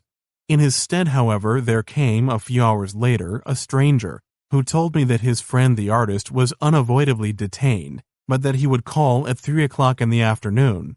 The afternoon came. I waited for him till 7:30 o'clock. He did not appear. Thereupon my wife came and tempted me to try the transmutation myself. I determined, however, to wait till the morrow. On the morrow, I asked my wife to put the tincture in wax, and I myself prepared 6 drams of lead. I then cast the tincture, enveloped as it was in wax, on the lead. As soon as it was melted, there was a hissing sound and a slight effervescence, and after a quarter of an hour, I found that the whole mass of lead had been turned into the finest gold. We immediately took it to the goldsmith, who at once declared it the finest gold he had ever seen, and offered to pay 50 florins an ounce for it. He then describes various tests which were made to prove the purity of the gold. Thus I have unfolded to you the whole story from beginning to end. The gold I still retain in my possession, but I cannot tell you what has become of the artist Elias. Chapter 6. Alchemy as an Experimental Art. A modern writer, Mr. A. E. Waite, in his Lives of the Alchemistical Philosophers, says, "The physical theory of transmutation is based on the composite character of the metals, on their generation in the bowels of the earth, and on the existence in nature of a pure and penetrating matter, which, applied to any substance, exalts and perfects it after its own kind." It must be admitted that the alchemists could cite many instances of transmutations which seemed to lead to the conclusion that there is no difference of kind between the metals and other substances such as water, acids, oils, resins, and wood. We are able today to effect a vast number of transformations wherein one substance is exchanged for another, or made to take the place of another. We can give fairly satisfactory descriptions of these changes, and by comparing them with one another, we are able to express their essential features in general terms, which can be applied to each particular instance. The alchemists had no searching knowledge of what may be called the mechanism of such changes. They gave an explanation of them which we must call incorrect in the present state of our knowledge. But as Hofer says in his Histoire de la Chimie, to jeer at the alchemical theory is to commit at once an anachronism and an injustice. Unless the world should finish tomorrow, no one can have the pretension to suppose that our contemporaries have said the last word of science, and nothing will remain for our descendants to discover, no errors for them to correct, no theories for them to set straight. What kind of experimental evidence could an alchemist furnish in support of his theory of transmutation? In answering this question, I cannot do better than give a condensed rendering of certain pages in Hofer's Histoire de la Chimie. The reader is supposed to be present at experiments conducted in the laboratory of a grand master of the secret art in the 5th or 6th century. Experiment. Ordinary water is boiled in an open vessel. The water is changed to a vapor which disappears, and a white powdery earth remains in the vessel. Conclusion: water is changed into air and earth. Did we not know that ordinary water holds certain substances in solution, and that boiling water acts on the vessel wherein it is boiled, we should have no objection to urge against this conclusion. It only remained to transmute fire that the transmutation of the 4 elements might be completed. Experiment. A piece of red-hot iron is placed in a bell jar filled with water held over a basin containing water. The volume of the water decreases, and the air in the bell jar takes fire when a lighted taper is brought into it. Conclusion: water is changed into fire. That interpretation was perfectly reasonable at a time when the fact was unknown that water is composed of two gaseous substances, that one of these, oxygen, is absorbed by the iron, and the other, hydrogen, collects in the bell jar and ignites when brought into contact with a flame. Experiment. Lead or other metal except gold or silver is calcined in the air. The metal loses its characteristic properties and is changed into a powdery substance, a kind of cinder or calx. When this cinder, which was said to be the result of the death of the metal, is heated in a crucible with some grains of wheat, one sees the metal revive and resume its original form and properties. Conclusion: the metal which had been destroyed is revivified by the grains of wheat and the action of fire. Is this not to perform the miracle of the resurrection? No objection can be raised to this interpretation as long as we are ignorant of the phenomena of oxidation and the reduction of oxides by means of carbon or organic substances rich in carbon such as sugar, flour, seeds, etc. Grains of wheat were the symbol of life and, by extension, of the resurrection and eternal life. Experiment. Ordinary lead is calcined in a cupel made of cinders or powdered bones. The lead is changed to a cinder which disappears into the cupel, and a button of silver remains. Conclusion: the lead has vanished. What more natural than the conclusion that it has been transformed into silver? It was not known then that all specimens of lead contain more or less silver. Experiment. The vapor of arsenic bleaches copper. This fact gave rise to many allegories and enigmas concerning the means of transforming copper into silver. Sulfur, which acts on metals and changes many of them into black substances, was looked on as a very mysterious thing. It was with sulfur that the coagulation, solidification of mercury was effected. Experiment. Mercury is allowed to fall in a fine rain onto melted sulfur. A black substance is produced. This black substance is heated in a closed vessel. It is volatilized and transformed into a beautiful red solid. One could scarcely suppose that the black and the red substances are identical if one did not know that they are composed of the same quantities of the same elements, sulfur and mercury. How greatly must this phenomenon have affected the imagination of the chemists of ancient times, always so ready to be affected by everything that seemed supernatural. Black and red were the symbols of darkness and light, of the evil and the good principle, and the union of these two principles represented the moral order. At a later time, the idea helped to establish the alchemical doctrine that sulfur and mercury are the principles of all things. Experiment. Various organic substances are analyzed by heating in a distillation apparatus. The products are, in each case, a solid residue, liquids which distill off, and certain spirits which are disengaged. The results supported the ancient theory which asserted that earth, water, air, and fire are the four elements of the world. The solid residue represented earth, the liquid products of the distillation, water, and the spirituous substances, air.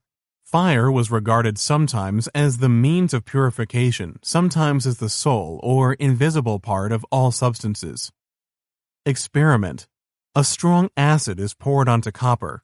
The metal is attacked and at last disappears, giving place to a green liquid as transparent as water. A thin sheet of iron is plunged into the liquid, the copper reappears, and the iron vanishes. What more simple than to conclude that the iron has been transformed into copper? Had lead, silver, or gold been used in place of copper, one would have said that the iron was transformed into lead, silver, or gold. In their search for the pure and penetrating matter which applied to any substance exalts and perfects it after its own kind, the alchemists necessarily made many inventions, laid the foundation of many arts and manufactures, and discovered many facts of importance in the science of chemistry. The practitioners of the sacred art of Egypt must have been acquainted with many operations which we now class as belonging to applied chemistry, Witness their jewelry, pottery, dyes and pigments, bleaching, glassmaking, working in metals and alloys, and their use of spices, essential oils, and soda in embalming and for other purposes. During the centuries when alchemy flourished, gunpowder was invented, the art of printing was established, the compass was brought into use, the art of painting and staining glass was begun and carried to perfection, paper was made from rag, practical metallurgy advanced by leaps and bounds, many new alloys of metals came into use, glass mirrors were manufactured, and considerable advances were made in practical medicine and sanitation. Basil Valentine, who was one of the greatest alchemists of the 16th century, discovered many of the properties of the metal antimony and prepared and examined many compounds of that metal. He made green vitriol from pyrites, brandy from fermented grape juice, fulminating gold, sulfide of potash, and spirits of salt. He made and used baths of artificial mineral waters, and he prepared various metals by what are now called wet methods. For instance, copper by immersing plates of iron in solutions of bluestone. He examined the air of mines and suggested practical methods for determining whether the air in a mine was respirable. Hofer draws attention to a remarkable observation recorded by this alchemist. Speaking of the spirit of mercury, Basil Valentine says it is the origin of all the metals, that spirit is nothing else than an air flying here and there without wings. It is a moving wind which, after it has been chased from its home of Vulcan, that is, fire, returns to the chaos. Then it expands and passes into the region of the air from whence it had come. As Hofer remarks, this is perhaps one of the earliest accounts of the gas discovered by Priestley and studied by Lavoisier, the gas we now call oxygen, and recognize as of paramount importance in chemical reactions. Besides discovering and recording many facts which have become part and parcel of the science of chemistry, the alchemists invented and used various pieces of apparatus and conducted many operations which are still employed in chemical laboratories.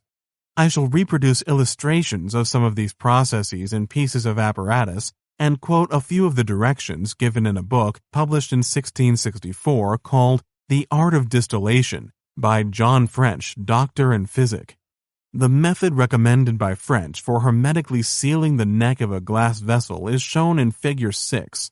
The neck of the vessel is surrounded by a tray containing burning coals. When the glass melts, it is cut off by shears and then closed by tongs, which are made hot before use. Figure 7 represents a method for covering an open vessel airtight with a receptacle into which a substance may be sublimed from the lower vessel. The lettering explains the method of using the apparatus. French gives very practical directions and much sound advice for conducting distillations of various kinds.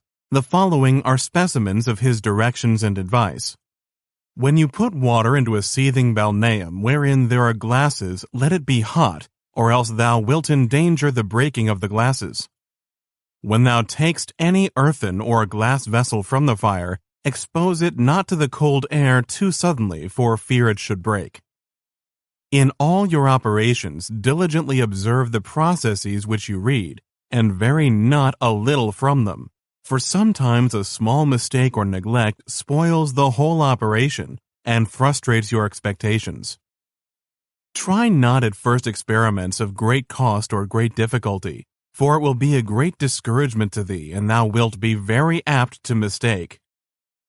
If any one would enter upon the practices of chemistry, let him apply himself to some expert artist for to be instructed in the manual operation of things, for by this means he will learn more in 2 months than he can by his practice and study in 7 years, as also avoid much pains and cost, and redeem much time which else of necessity he will lose.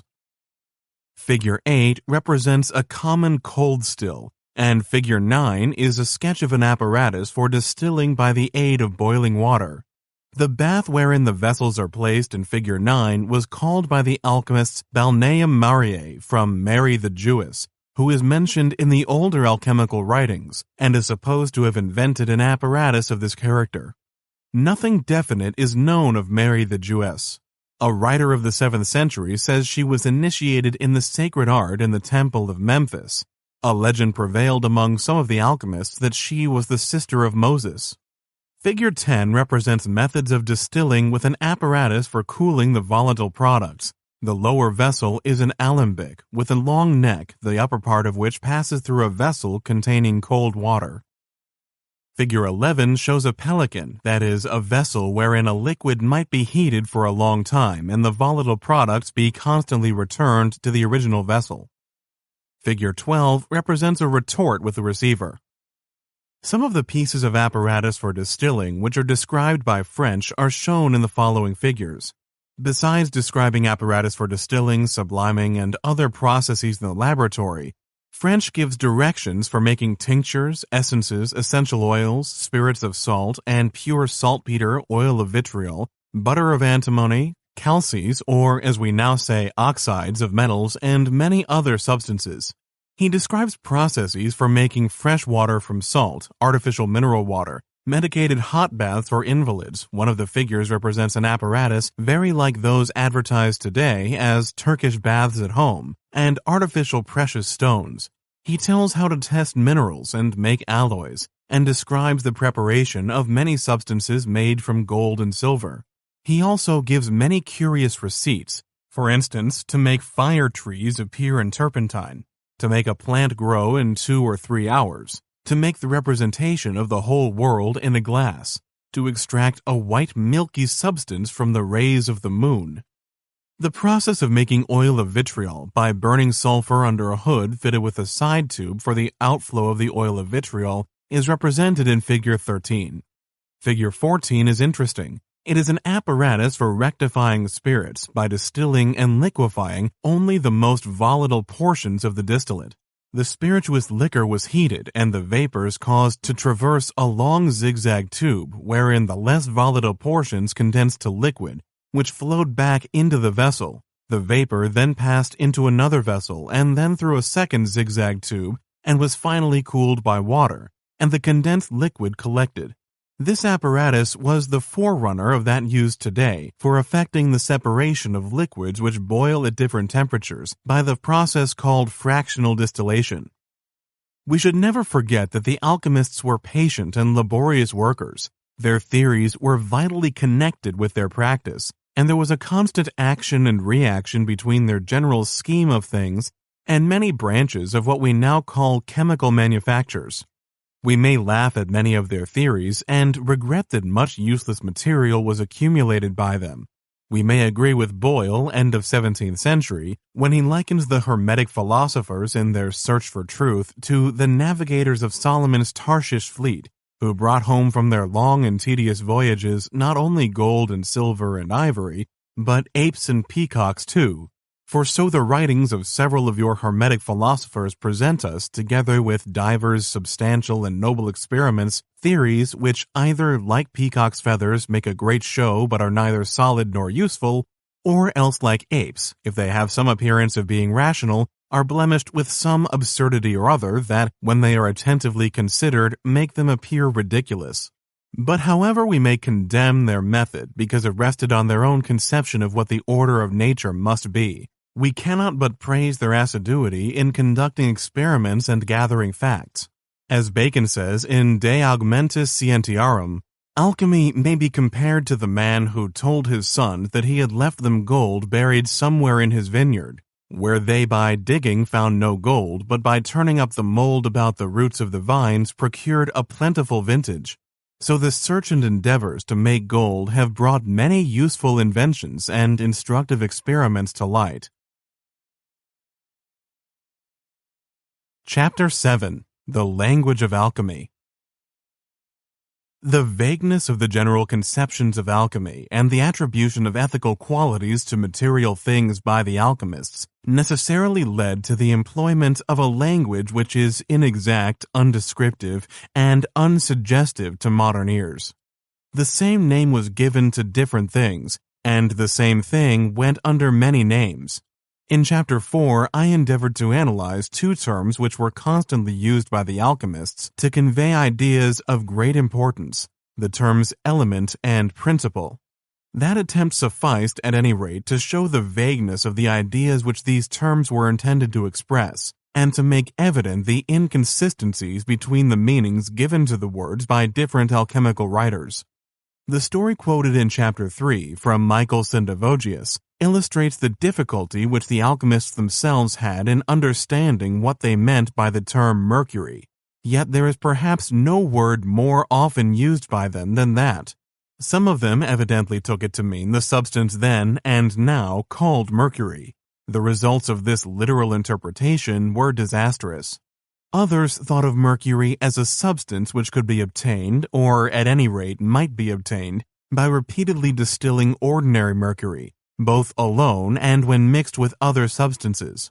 Others used the word to mean a hypothetical something which was liquid but did not wet things, limpid yet capable of becoming solid, volatile yet able to prevent the volatilization of other things, and white yet ready to cause other white things to change their color. They thought of this something, this soul of mercury, as having properties without itself being tangible, as at once a substance and not a substance, at once a bodily spirit and a spiritual body. It was impossible to express the alchemical ideas in any language save that of far-fetched allegory. The alchemical writings abound in such allegories. Here are two of them. The first allegory is taken from the 12 Keys of Basilius Valentinus, the Benedictine. The 11th key to the knowledge of the augmentation of our stone I will put before you in the form of a parable. There lived in the East a gilded knight named Orpheus, who was possessed of immense wealth and had everything that heart can wish. He had taken to wife his own sister, Eurydice, who did not, however, bear him any children. This he regarded as the punishment of his sin in having wedded his own sister, and was instant in prayer to God both by day and by night that the curse might be taken from him. One night when he was buried in a deep sleep, there came to him a certain winged messenger named Phoebus, who touched his feet, which were very hot, and said, "Thou noble knight, since thou hast wandered through many cities and kingdoms and suffered many things at sea and battle and in the lists, the Heavenly Father has bidden me make known to thee the following means of obtaining thy prayer. Take blood from thy right side and from the left side of thy spouse, for this blood is the heart's blood of your parents, and though it may seem to be of two kinds, yet in reality it is only one. Mix the two kinds of blood and keep the mixture tightly enclosed in the globe of the 7 wise masters. Then that which is generated will be nourished with its own flesh and blood, and will complete its course of development when the moon has changed for the 8th time. If thou repeat this process again and again, thou shalt see children's children, and the offspring of thy body shall fill the world." When Phoebus had thus spoken, he winged his flight heavenward.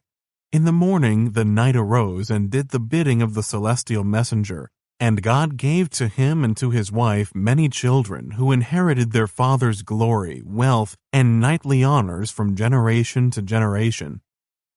In the dedicatory epistle to his triumphal chariot of antimony, Basil Valentine addresses his brother alchemists as follows: "Mercury appeared to me in a dream and brought me back from my devious courses to the one way.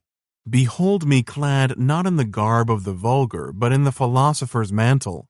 So he said, and straightway began to leap along the road in headlong bounds.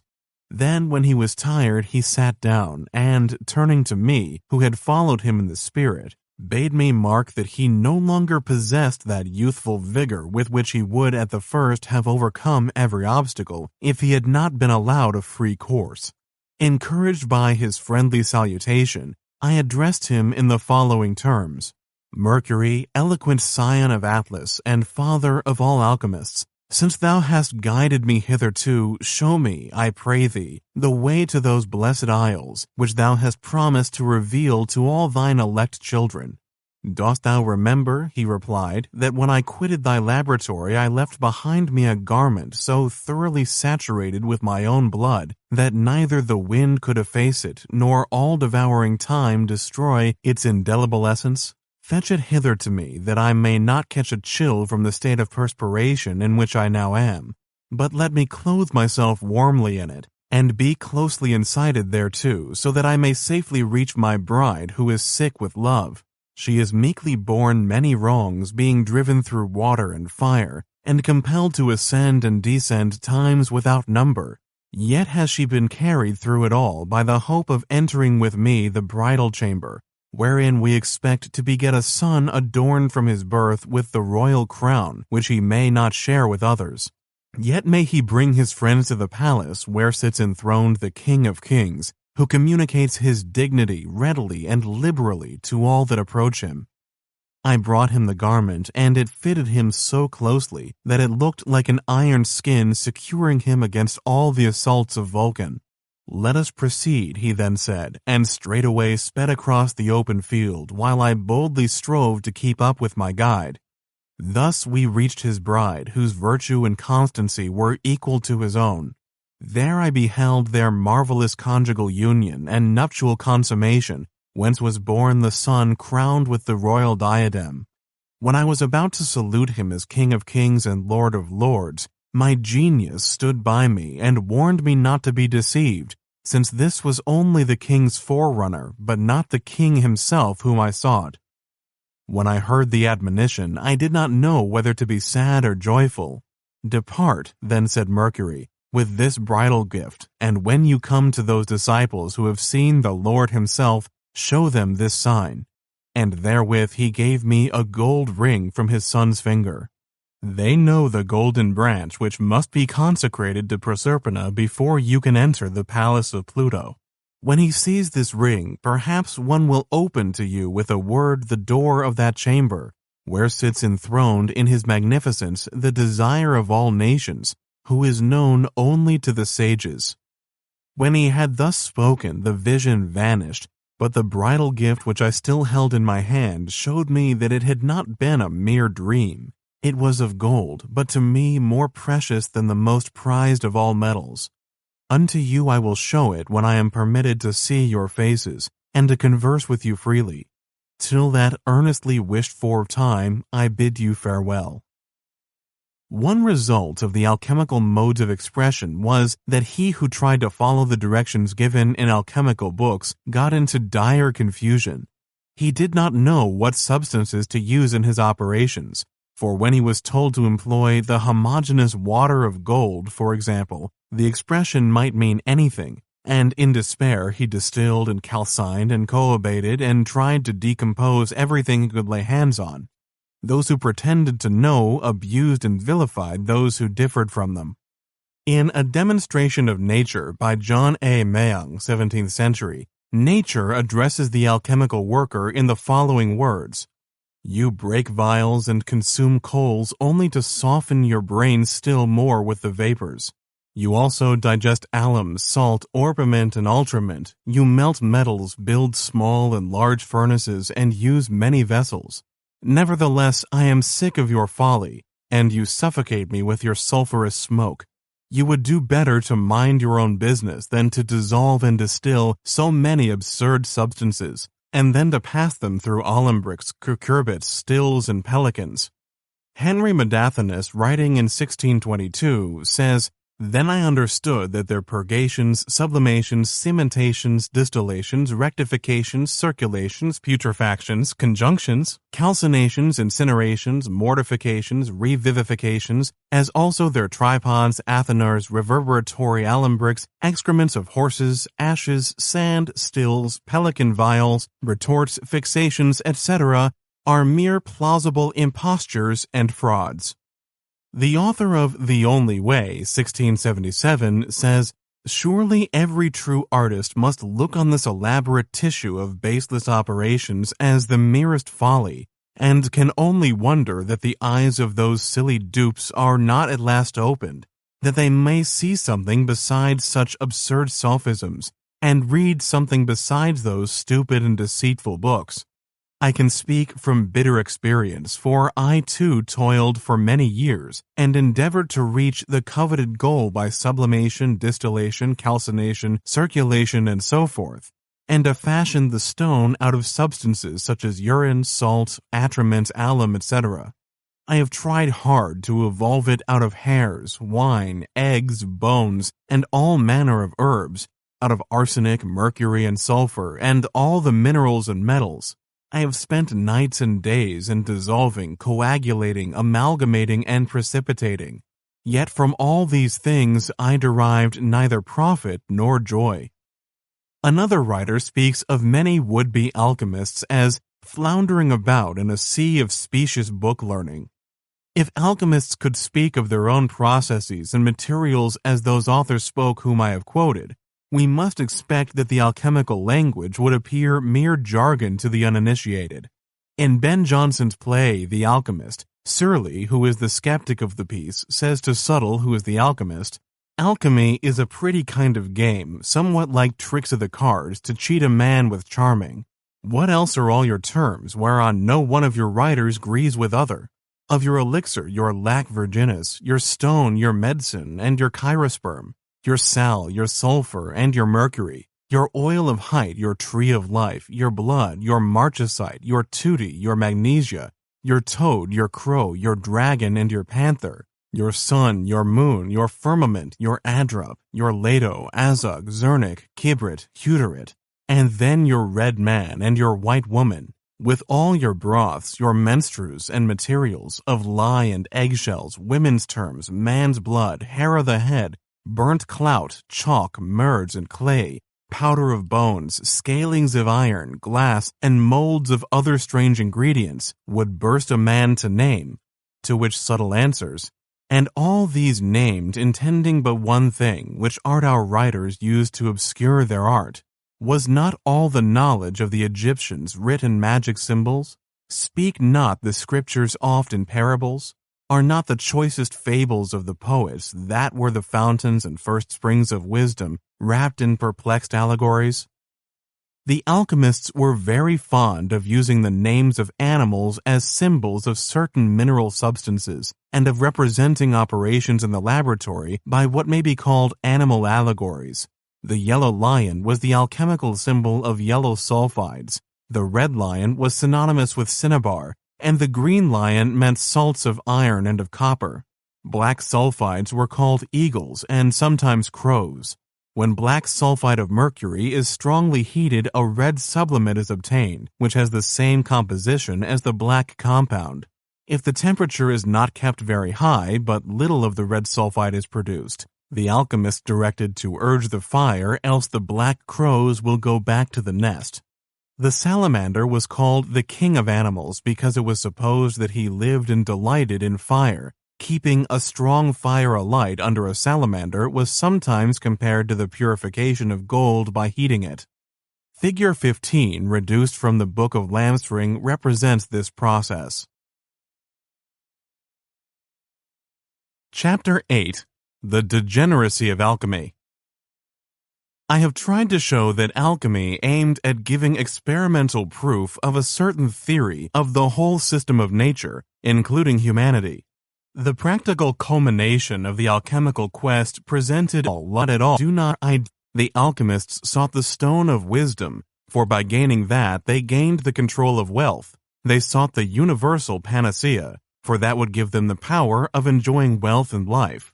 They sought the soul of the world, for thereby they could hold communion with spiritual existences and enjoy the fruition of spiritual life.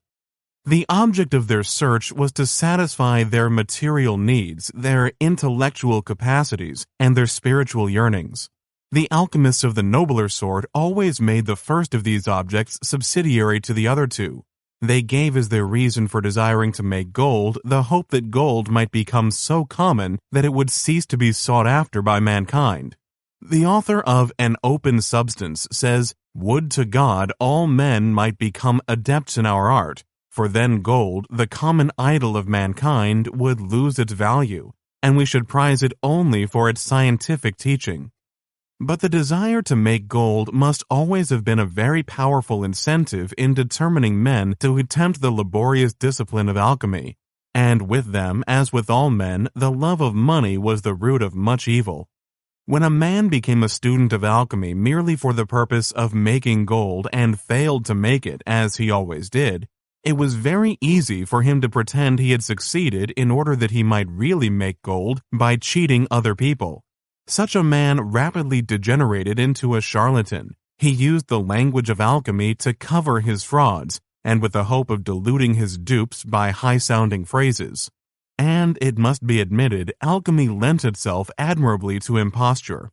It promised unlimited wealth, it encouraged the wildest dreams of the seeker after pleasure, and over these dreams it cast the glamour of great ideas, the idea of the unity of nature, and the idea of communion with other spheres of life, of calling in the help of inheritors of unfulfilled renown, and so it seemed to touch to fine issues the sordidness of unblushing avarice.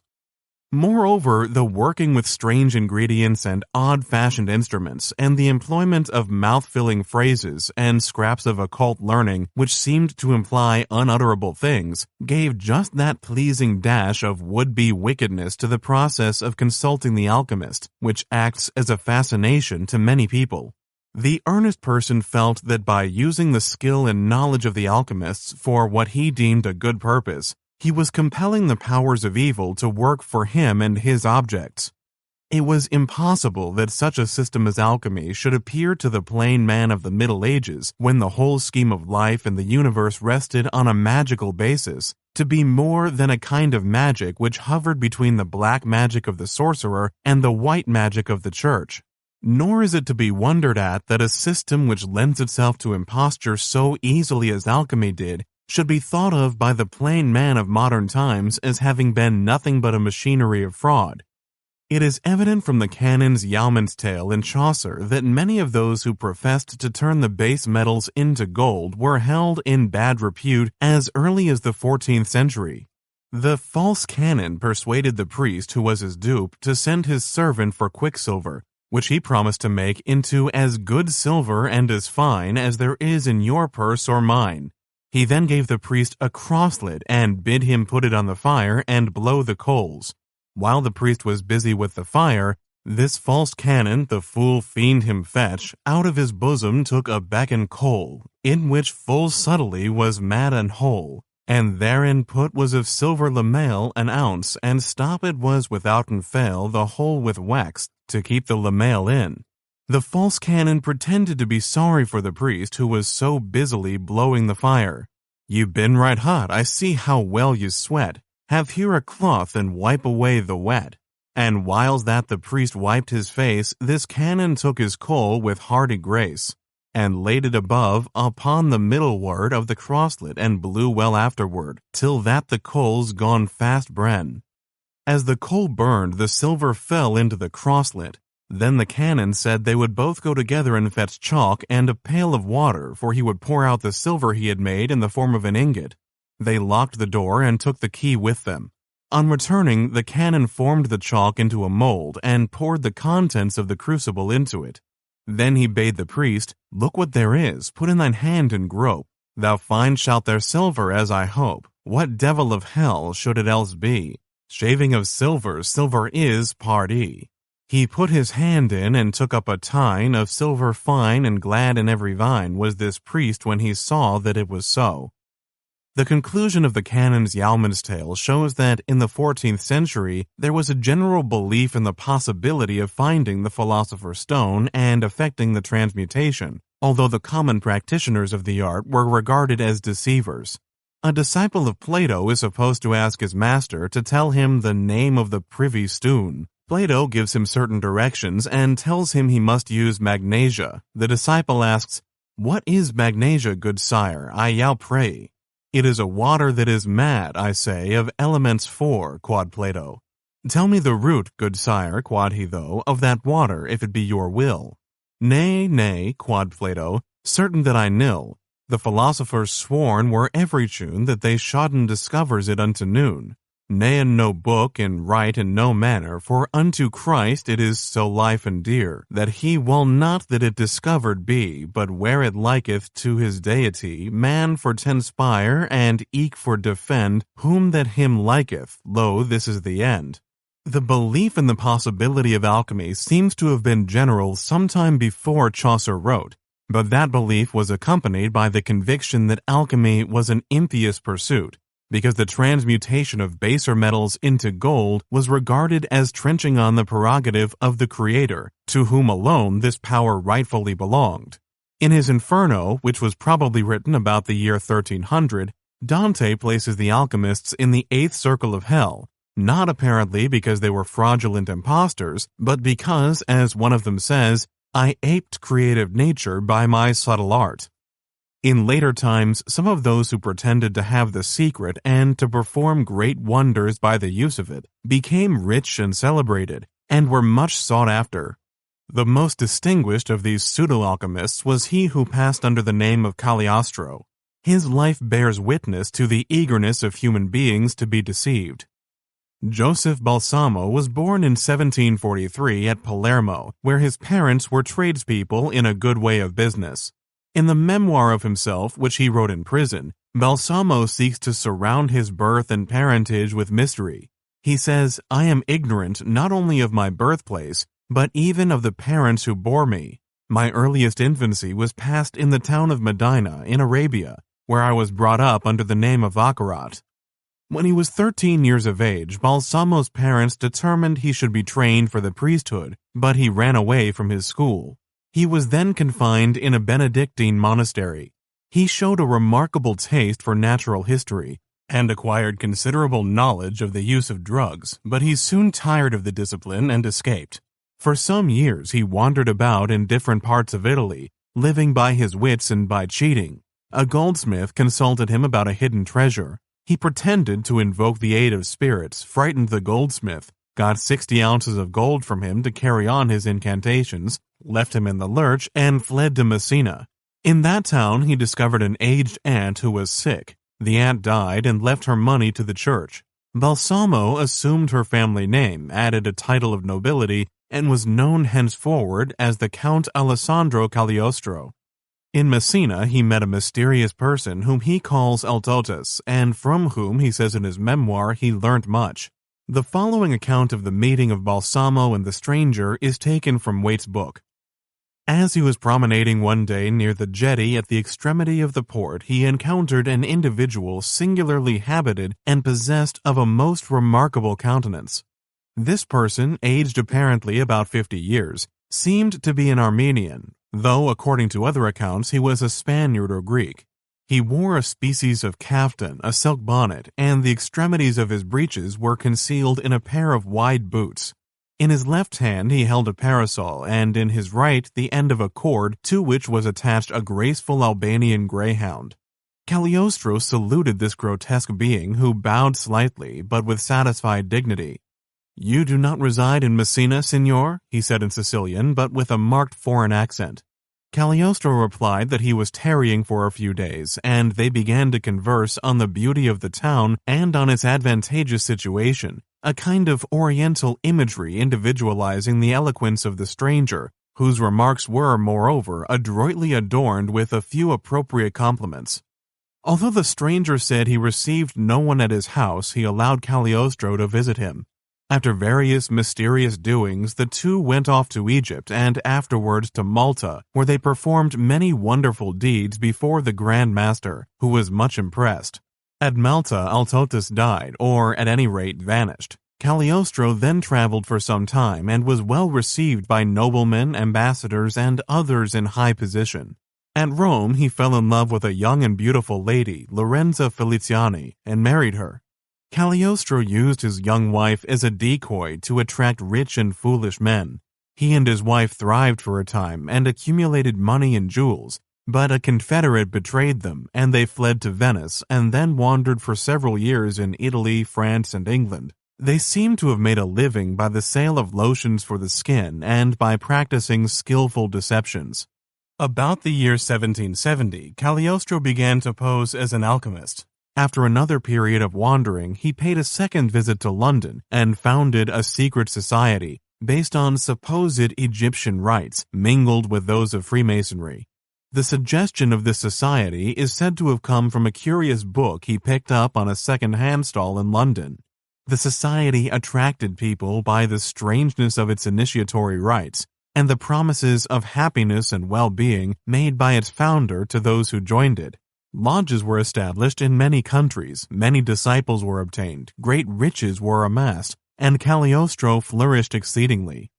In his Histoire du merveilleux dans les temps modernes, Figuier, speaking of Cagliostro about this period of his career, says, "He proclaimed himself the bearer of the mysteries of Isis and Anubis from the Far East. He obtained numerous and distinguished followers who, on one occasion, assembled in great force to hear Joseph Balsamo expound to them the doctrines of Egyptian Freemasonry. At this solemn convention, he is said to have spoken with overpowering eloquence. His audience departed in amazement and completely converted to this regenerated and purified masonry. None doubted that he was an initiate of the arcana of nature, as preserved in the Temple of Apis at the era when Cambyses belabored that capricious divinity. From this moment, the initiations into the new masonry were numerous, albeit they were limited to the aristocracy of society. There are reasons to believe that the grandees who were deemed worthy of admission paid exceedingly extravagantly for the honor. Cagliostro posed as a physician and claimed the power of curing diseases simply by the laying on of hands. He went so far as to assert he had restored to life the dead child of a nobleman in Paris. The discovery that the miracle was effected by substituting a living child for the dead one caused him to flee, laden with spoil, to Warsaw and then to Strasbourg. Cagliostro entered Strasbourg in state amid an admiring crowd who regarded him as more than human. Rumor said he had amassed vast riches by the transmutation of base metals into gold. Some people in the crowd said he was the wandering Jew, others that he had been present at the marriage feast of Cana. Some asserted he was born before the deluge, and one supposed he might be the devil. The goldsmith whom he had cheated of 60 ounces of gold many years before was in the crowd, and recognizing him tried to stop the carriage, shouting, "Joseph Balsamo, it is Joseph! Rogue, where are my 60 ounces of gold?" Cagliostro scarcely deigned to glance at the furious goldsmith, but in the middle of the profound silence which the incident occasioned among the crowd, a voice, apparently in the clouds, uttered with great distinctness the following words: "Remove this lunatic who is possessed by infernal spirits." Some of the spectators fell on their knees. Others seized the unfortunate goldsmith, and the brilliant cortege passed on. From Strasbourg, Cagliostro went to Paris, where he lived in great splendor, curing diseases, making gold and diamonds, mystifying and duping people of all ranks by the splendid ritual and gorgeous feasting of his secret society, and amassing riches. He got entangled in the affair of the diamond necklace and left Paris. Trying to advance his society in Italy, he was arrested by the agents of the Inquisition and imprisoned, then tried and condemned to death. The sentence was commuted to perpetual imprisonment. After 2 years in the prison of San Angelo, he died at the age of 50. Chapter 9. Paracelsus and some other alchemists. The accounts which have come to us of the men who followed the pursuit of the one thing are vague, scrappy, and confusing. Alchemical books abound in quotations from the writings of Jabir. 500 treatises were attributed to this man during the Middle Ages, yet we have no certain knowledge of his name or of the time or place of his birth. Hofer says he probably lived in the middle of the 8th century, was a native of Mesopotamia, and was named Jabbar al-Konfi. Waite calls him Abu Musa Jafar al-Sofi. Some of the medieval adepts spoke of him as the King of India. Others called him a prince of Persia. Most of the Arabian writers on alchemy and medicine after the 9th century referred to Jabir as their master. All the manuscripts of writings attributed to Jabir which have been examined are in Latin, but the Library of Leiden is said to possess some works by him written in Arabic. These manuscripts contain directions for preparing many metals, salts, acids, oils, etc., and for performing such operations as distillation, cupellation, dissolution, calcination, and the like. Of the other Arabian alchemists, the most celebrated in the Middle Ages were Rhasis, Alfarabi, and Avicenna, who are supposed to have lived in the 9th and 10th centuries. The following story of Alfarabi's powers is taken from Waite's Lives of the Alchemistical Philosophers. Al-Farabi was returning from a pilgrimage to Mecca when, passing through Syria, he stopped at the court of the Sultan and entered his presence while he was surrounded by numerous sage persons who were discoursing with the monarch on the sciences. Al-Farabi presented himself in his traveling attire, and when the Sultan desired he should be seated, with astonishing philosophical freedom he planted himself at the end of the royal sofa. The prince, aghast at his boldness, called one of his officers and, in a tongue generally unknown, commanded him to eject the intruder. The philosopher, however, promptly made answer in the same tongue, "O Lord, he who acts hastily is liable to hasty repentance." The prince was equally astounded to find himself understood by the stranger as by the manner in which the reply was given. Anxious to know more of his guest, he began to question him, and soon discovered that he was acquainted with 70 languages.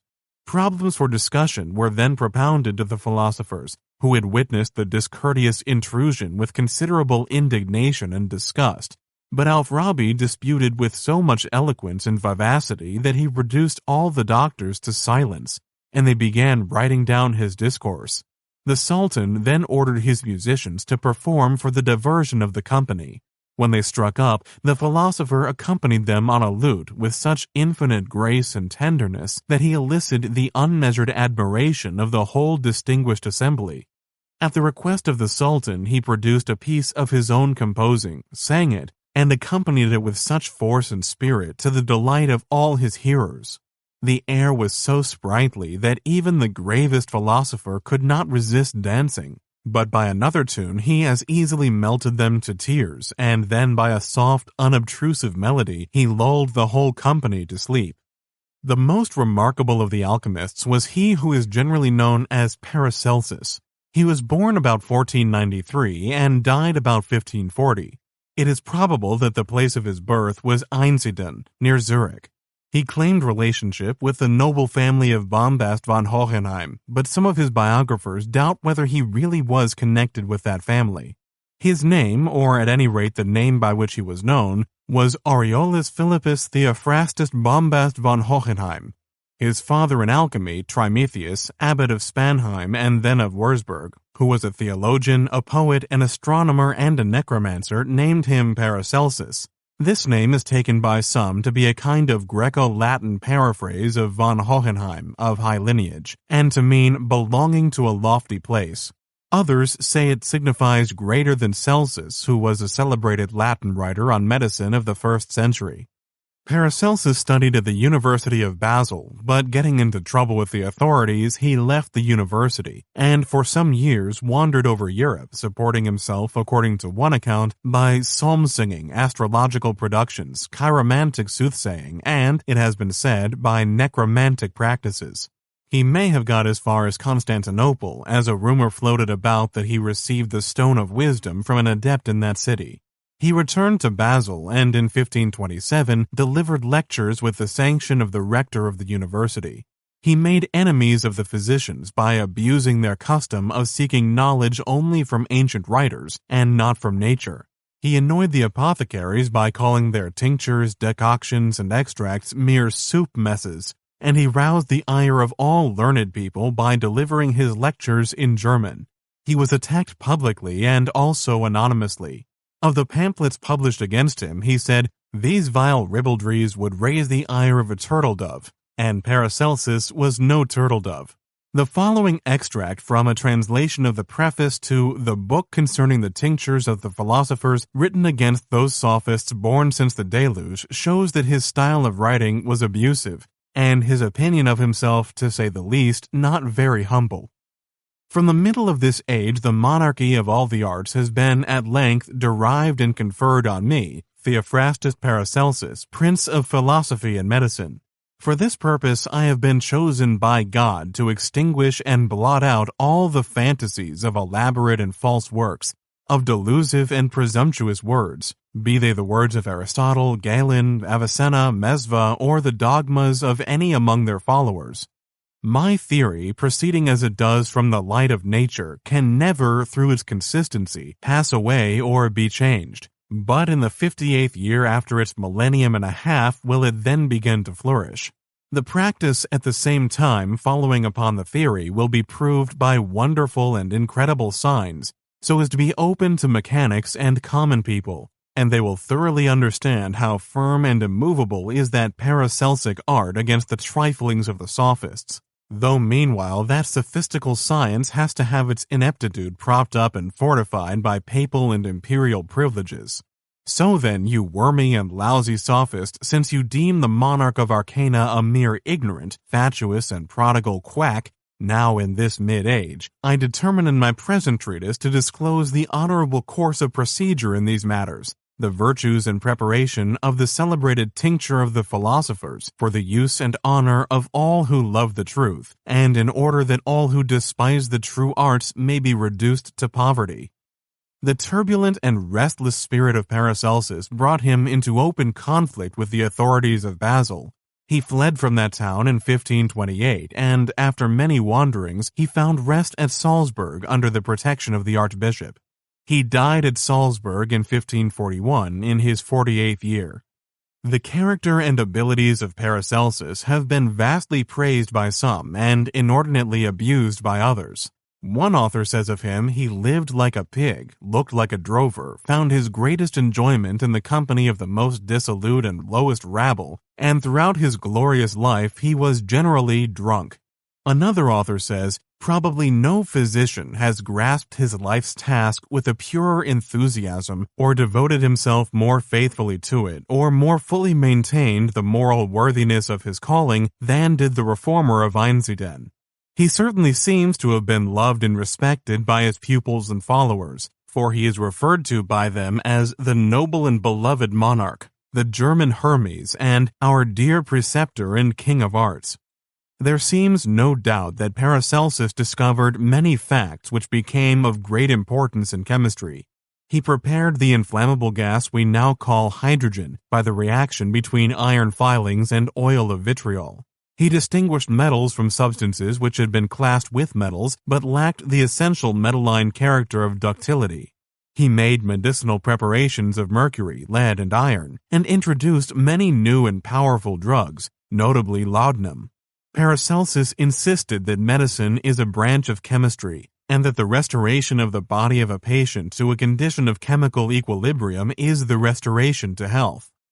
Paracelsus trusted in his method. He was endeavoring to substitute direct appeal to nature for appeal to the authority of writers about nature. After me, he cries, you Avicenna, Galen, Rhasis, Montaigne, and the others. You after me, not I after you. You of Paris, you of Montpellier, you of Swabia, of Meissen and Vienna. You who come from the countries along the Danube and the Rhine, and you too from the islands of the ocean. Follow me. It is not for me to follow you, for mine is the monarchy. But the work was too arduous, the struggle too unequal. With few appliances, with no accurate knowledge, with no help from the work of others, without polished and sharpened weapons, and without the skill that comes from long handling of instruments of precision, what could Paracelsus effect in his struggle to wrest her secrets from nature? Of necessity, he grew weary of the task, and tried to construct a universe which should be simpler than that most complex order which refused to yield to his analysis. And so he came back to the universe which man constructs for himself, and exclaimed, each man has all the wisdom and power of the world in himself. He possesses one kind of knowledge as much as another, and he who does not find that which is in him cannot truly say that he does not possess it, but only that he was not capable of successfully seeking for it. We leave a great genius with his own words in our ears. Have no care of my misery, reader. Let me bear my burden myself. I have two failings, my poverty and my piety. My poverty was thrown in my face by a burgomaster who had perhaps only seen doctors attired in silken robes, never basking in tattered rags in the sunshine. So it was decreed I was not a doctor. For my piety I am arraigned by the parsons, for I do not at all love those who teach what they do not themselves practice. Chapter 10. Summary of the alchemical doctrine, the replacement of the three principles of the alchemists by the single principle of phlogiston. The sacred art, which had its origin and home in Egypt, was very definitely associated with the religious rites and the theological teaching recognized by the state. The Egyptian priests were initiated into the mysteries of the divine art, and as the initiated claimed to imitate the work of the deity, the priest was regarded by the ordinary people as something more than a representative, as a mirror of the divinity. The sacred art of Egypt was transmuted into alchemy by contact with European thought and handicrafts, and the tenets and mysticism of the Catholic Church, and the conception of nature, which was the result of this blending, prevailed from about the 9th until towards the end of the 18th century. Like its predecessor, alchemy postulated an orderly universe, but alchemy was richer in fantastic details, more picturesquely embroidered, more prodigal of strange fancies than the sacred art of Egypt. The alchemist constructed his ordered scheme of nature on the basis of the supposed universality of life. For him, everything lived, and the life of things was threefold. The alchemist thought he recognized the manifestation of life in the form or body of a thing, in its soul, and in its spirit. Things might differ much in appearance, in size, taste, smell, and other outward properties, and yet be intimately related because, according to the alchemist, they were produced from the same principles. They were animated by the same soul. Things might resemble one another closely in their outward properties and yet differ widely in essential features because, according to the alchemist, they were formed from different elements. In their spiritual properties they were unlike. The alchemists taught that the true transformation, in alchemical language the transmutation, of one thing into another could be effected only by spiritual means acting on the spirit of the thing, because the transmutation consisted essentially in raising the substance to the highest perfection whereof it was capable. The result of this spiritual action might become apparent in the material form of the substance. In attempting to apply such vague conceptions as these, alchemy was obliged to use the language which had been developed for the expression of human emotions and desires, not only for the explanation of the facts it observed, but also for the bare recital of these facts.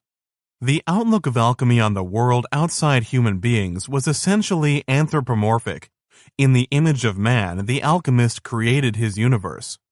In the times when alchemy was dominant, the divine scheme of creation and the place given to man in that scheme were supposed to be thoroughly understood. Everything had its place, designed for it from the beginning, and in that place it remained unless it were forced from it by violent means. A great part of the business of experimental alchemy was to discover the natural position or condition of each substance, and the discovery was to be made by interpreting the facts brought to light by observation and experiment by the aid of hypotheses deduced from the general scheme of things which had been formed independently of observation or experiment. Alchemy was a part of magic, for magic interprets and corrects the knowledge gained by the senses by the touchstone of generalizations which have been supplied partly by the emotions and partly by extra-human authority, and accepted as necessarily true. The conception of natural order which regulates the life of the savage is closely related to that which guided the alchemists. The essential features of both are the notion that everything is alive and the persuasion that things can be radically acted on only by using life as a factor. There is also an intimate connection between alchemy and witchcraft. Witches were people who were supposed to make an unlawful use of the powers of life. Alchemists were often thought to pass beyond what is permitted to the creature and to encroach on the prerogative of the creator.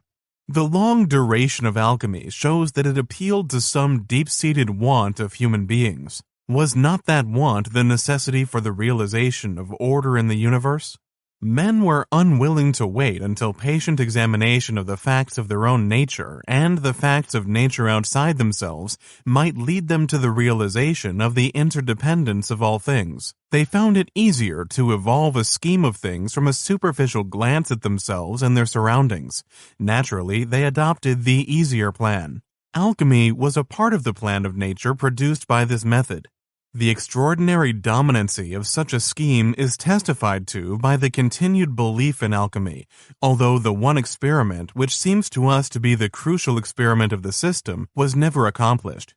But it is also to be remembered that the alchemists were acquainted with and practiced many processes which we should now describe as operations of manufacturing and technical chemistry, and the practical usefulness of these processes bore testimony of the kind which convinces the plain man to the justness of their theories. I have always regarded two facts as most interesting and instructive: that the doctrine of the essential unity of all things and the simplicity of natural order was accepted for centuries by many, I think one may say by most men, as undoubtedly a true presentation of the divine scheme of things. And secondly, that in more recent times people were quite as certain of the necessary truth of the doctrine, the exact opposite of the alchemical, that the Creator had divided his creation into portions each of which was independent of all the others. Both of these schemes were formed by the same method, by introspection preceding observation. Both were overthrown by the same method, by observation and experiment proceeding hand in hand with reasoning. In each case, the humility of science vanquished the conceit of ignorance. The change from alchemy to chemistry is an admirable example of the change from a theory formed by looking inwards and then projected onto external facts, to a theory formed by studying facts and then thinking about them. This change proceeded slowly. It is not possible to name a time when it may be said, here alchemy finishes and chemistry begins. To adapt a saying of one of the alchemists quoted in a former chapter, alchemy would not easily give up its nature and fought for its life, but an agent was found strong enough to overcome and kill it, and then that agent also had the power to change the lifeless remains into a new and pure body. The agent was the accurate and imaginative investigation of facts. The first great step taken in the path which led from alchemy to chemistry was the substitution of one principle, the principle of phlogiston, for the three principles of salt, sulfur, and mercury. This step was taken by concentrating attention and investigation, by replacing the superficial examination of many diverse phenomena by the more searching study of one class of occurrences. That the field of study should be widened, it was necessary that it should first be narrowed. Lead, tin, iron, or copper is calcined. The prominent and striking feature of these events is the disappearance of the metal and the formation of something very unlike it. But the original metal is restored by a second process, which is like the first because it also is a calcination, but seems to differ from the first operation in that the burnt metal is calcined with another substance, with grains of wheat or powdered charcoal. Led thereto by their theory that destruction must precede revivification, death must come before resurrection, the alchemists confined their attention to one feature common to all calcinations of metals, and gave a superficial description of these occurrences by classing them together as processes of mortification. Sulfur, wood, wax, oil, and many other things are easily burned, the alchemist said. These things also undergo mortification. They too are killed. But as man can restore that which man has destroyed, it must be possible to restore to life the thing which has been mortified. The burnt sulfur, wood, wax, or oil is not really dead, the alchemists argued. To use the allegory of Paracelsus, they are like young lions which are born dead and are brought to life by the roaring of their parents. If we make a sufficiently loud noise, if we use the proper means, we shall bring life into what seems to be dead material. As it is the roaring of the parents of the young lions which alone can cause the stillborn cubs to live, so it is only by the spiritual agency of life, proceeded the alchemical argument, that life can be brought into the mortified sulfur, wood, wax, and oil. The alchemical explanation was superficial, theoretical in the wrong meaning of that word, and unworkable. It was superficial because it overlooked the fact that the primary calcination, the mortification of the metals and the other substances, was effected in the air, that is to say, in contact with something different from the thing which was calcined. The explanation was of the kind which people call theoretical when they wish to condemn an explanation and put it out of court, because it was merely a restatement of the facts in the language of a theory which had not been deduced from the facts themselves, or from facts like those to be explained, but from what were supposed to be facts without proper investigation, and, if facts, were of a totally different kind from those to which the explanation applied. And lastly, the explanation was unworkable because it suggested no method whereby its accuracy could be tested, no definite line of investigation which might be pursued. The great naturalist, the Honorable Robert Boyle, born in 1626, died in 1691, very perseveringly besought those who examined processes of calcination to pay heed to the action of everything which might take part in the processes.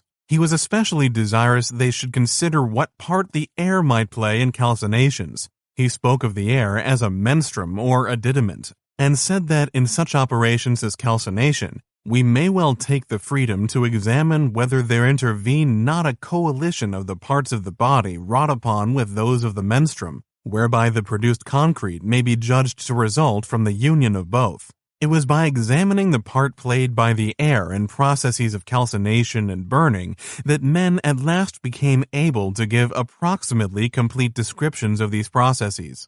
Boyle recognized that the air is not a simple or elementary substance. He spoke of it as a confused aggregate of effluviums from such differing bodies that, though they all agree in constituting by their minuteness and various motions one great mass of fluid matter, yet perhaps there is scarce a more heterogeneous body in the world. Clement of Alexandria, who lived in the end of the 2nd and the early part of the 3rd century AD, seems to have regarded the air as playing a very important part in combustions. He said, airs are divided into two categories, an air for the divine flame, which is the soul, and a material air, which is the nourisher of sensible fire and the basis of combustible matter. Sentences like that I have just quoted are found here and there in the writings of the earlier and later alchemists. Now and again, we also find statements which may be interpreted, in the light of the fuller knowledge we now have, as indicating at least suspicions that the atmosphere is a mixture of different kinds of air, and that only some of these take part in calcining and burning operations. Those suspicions were confirmed by experiments on the calcination of metals and other substances, conducted in the 17th century by Jean Rey, a French physician, and by John Mayo of Oxford. But these observations and the conclusions founded on them did not bear much fruit until the time of Lavoisier, that is, towards the close of the 18th century. They were overshadowed and put aside by the work of Stahl, 1660 to 1724. Some of the alchemists of the 14th, 15th, and 16th centuries taught that combustion and calcination are processes wherein the igneous principle is destroyed, using the word destroyed in its alchemical meaning. This description of processes of burning was much more in keeping with the ideas of the time than that given by Boyle, Rey, and Mayo. It was adopted by Stahl and made the basis of a general theory of those changes, wherein one substance disappears and another or others very unlike it are produced. That he might bring into one point of view and compare the various changes effected by the agency of fire, Stahl invented a new principle which he named phlogiston and constructed a hypothesis which is generally known as the phlogistic theory. He explained and applied this hypothesis in various books, especially in one published at Hull in 1717. Stahl observed that many substances which differed much from one another in various respects were alike in one respect. They were all combustible. All the combustible substances, he argued, must contain a common principle. He named this supposed principle phlogiston, from the Greek word phlogistos, meaning burnt or set on fire. Stahl said that the phlogiston of a combustible thing escapes as the substance burns, and, becoming apparent to the senses, is named fire or flame. The phlogiston in a combustible substance was supposed to be so intimately associated with something else that our senses cannot perceive it. Nevertheless, the theory said, it is there. We can see only the escaping phlogiston. We can perceive only the phlogiston which is set free from its combination with other things. The theory thought of phlogiston as imprisoned in the thing which can be burnt, and as itself forming part of the prison. That the prisoner should be set free, the walls of the prison had to be removed. The freeing of the prisoner destroyed the prison. As escaping or free phlogiston was called fire or flame, so the phlogiston in a combustible substance was sometimes called combined fire or flame in the state of combination. A peculiarity of the strange thing called phlogiston was that it preferred to be concealed in something, hidden, imprisoned, combined. Free phlogiston was supposed to be always ready to become combined phlogiston. The phlogistic theory said that what remains when a substance has been burnt is the original substance deprived of phlogiston, and therefore to restore the phlogiston to the product of burning is to reform the combustible substance. But how is such a restoration of phlogiston to be accomplished? Evidently by heating the burnt thing with something which is very ready to burn, because, according to the theory, everything which can be burnt contained phlogiston. The more ready a substance is to burn, the richer it is in phlogiston. Burning is the outrush of phlogiston. Phlogiston prefers to be combined with something. Therefore, if you mix what remains after burning with something which is very combustible and heat the mixture, you are bringing the burnt matter under conditions which are very favorable for the reception of phlogiston by it, for you are bringing it into intimate contact with something from which freedom-hating phlogiston is being forced to escape. Charcoal, sulfur, phosphorus, oils, and fats are easily burnt. These substances were therefore chosen for the purpose of changing things which had been burnt into things which could again be burnt. These and a few other substances like these were classed together and called phlogisticating agents. Very many of the substances which were dealt with by the experimenters at the last quarter of the 17th and the first half of the 18th century were either substances which could be burned or those which had been produced by burning. Hence, the phlogistic theory brought into one point of view, compared and emphasized the similarities between a great many things which had not been thought of as connected before that theory was promulgated. Moreover, the theory asserted that all combustible or incinerable things are composed of phlogiston and another principle, or, as was often said, another element, which is different in different kinds of combustible substances. The metals, for instance, were said to be composed of phlogiston and an earthy principle or element, which was somewhat different in different metals. The phlogistians taught that the earthy principle of a metal remains in the form of ash, cinders, or calx when the metal is calcined, or, as they expressed it, when the metal is deprived of its phlogiston. The phlogistic theory savored of alchemy. It postulated an undefined, undefinable, intangible principle. It said that all combustible substances are formed by the union of this principle with another, which is sometimes of an earthy character, sometimes of a fatty nature, sometimes highly volatile in habit. Nevertheless, the theory of Stahl was a step away from purely alchemical conceptions towards the accurate description of a very important class of changes. The principle of phlogiston could be recognized by the senses as it was in the act of escaping from a substance, and the other principle of combustible things was scarcely a principle in the alchemical sense, for, in the case of metals at any rate, it remained when the things which had contained it were burnt and could be seen, handled, and weighed. To say that metals are composed of phlogiston and an earthy substance was to express facts in such a language that the expression might be made the basis of experimental inquiry. It was very different from the assertion that metals are produced by the spiritual actions of the three principles, salt, mercury, and sulfur, the first of which is not salt, the second is not mercury, and the third is not sulfur. The followers of Stahl often spoke of metals as composed of phlogiston and an element of an earthy character. This expression was also an advance from the hazy notion of element in purely alchemical writings towards accuracy and a fullness of description. An element was now something which could be seen and experimented with. It was no longer a semi-spiritual existence which could not be grasped by the senses. The phlogistic theory regarded the calcination of a metal as the separation of it into two things unlike the metal and unlike each other. One of these things was phlogiston, the other was an earth-like residue. The theory thought of the reformation of a metal from its calx, that is, the earthy substance which remains after combustion, as the combination of two things to produce one apparently homogeneous substance. Metals appeared to the phlogistians as they appeared to the alchemists, to be composite substances. Processes of burning were regarded by alchemists and phlogistians alike as processes of simplification. The fact had been noticed and recorded during the Middle Ages that the earth-like matter which remains when a metal is calcined is heavier than the metal itself. From this fact, modern investigators of natural phenomena would draw the conclusion that calcination of a metal is an addition of something to the metal, not a separation of the metal into different things. It seems impossible to us that a substance should be separated into portions, and one of these parts should weigh as much as or more than the whole.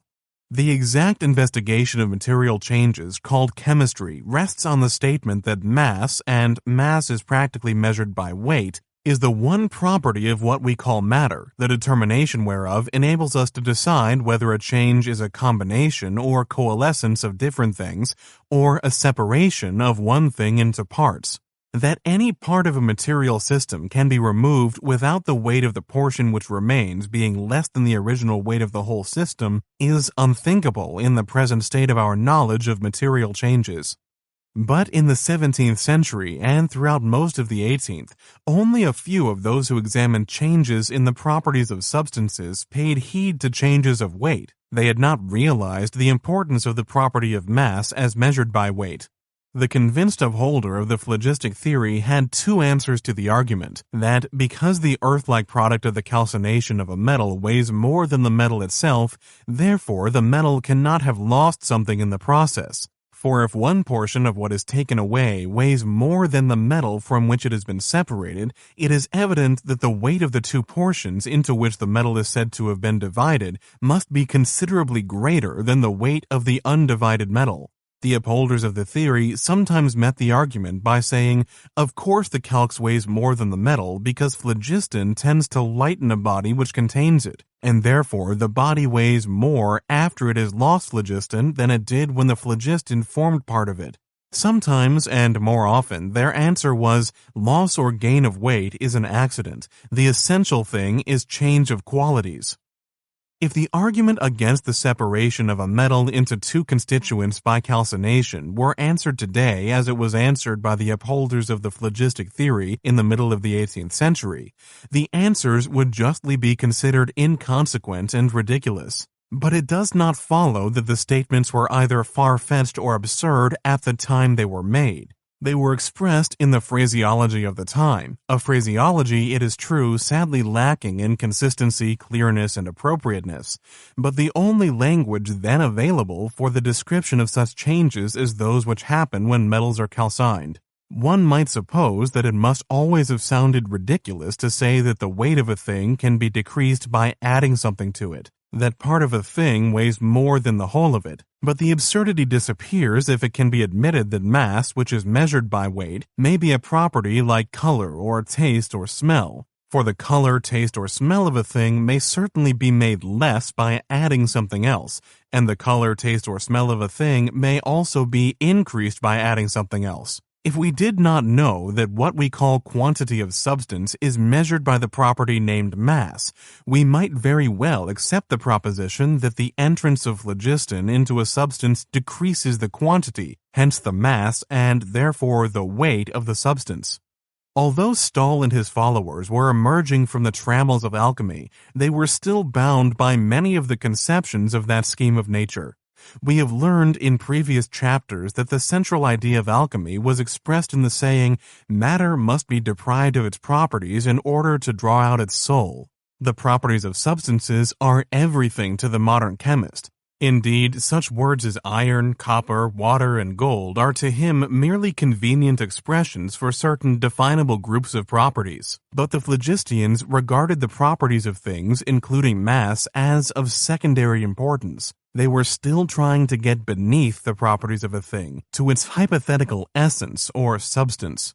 Looking back, we cannot think of phlogiston as a substance or as a thing in the modern meanings of these terms as they are used in natural science.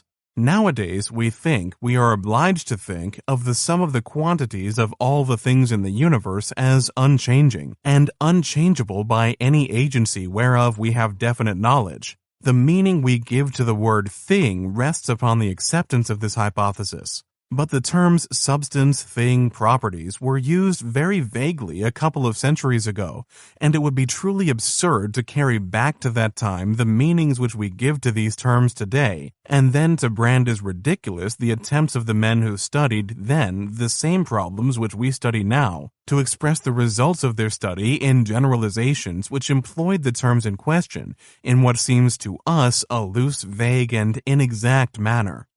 By asserting and to some extent experimentally proving the existence of one principle in many apparently very different substances, or as would be said today, one property common to many substances, the phlogistic theory acted as a very useful means for collecting and placing in a favorable position for closer inspection many substances which would probably have remained scattered and detached from one another had this theory not been constructed.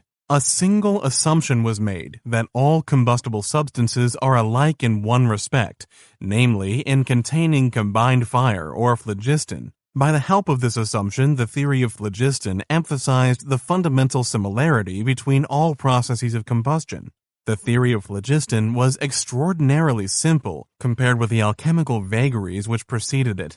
Hofer says in his Histoire de la chimie, if it is true that simplicity is the distinctive character of verity, never was a theory so true as that of Stahl.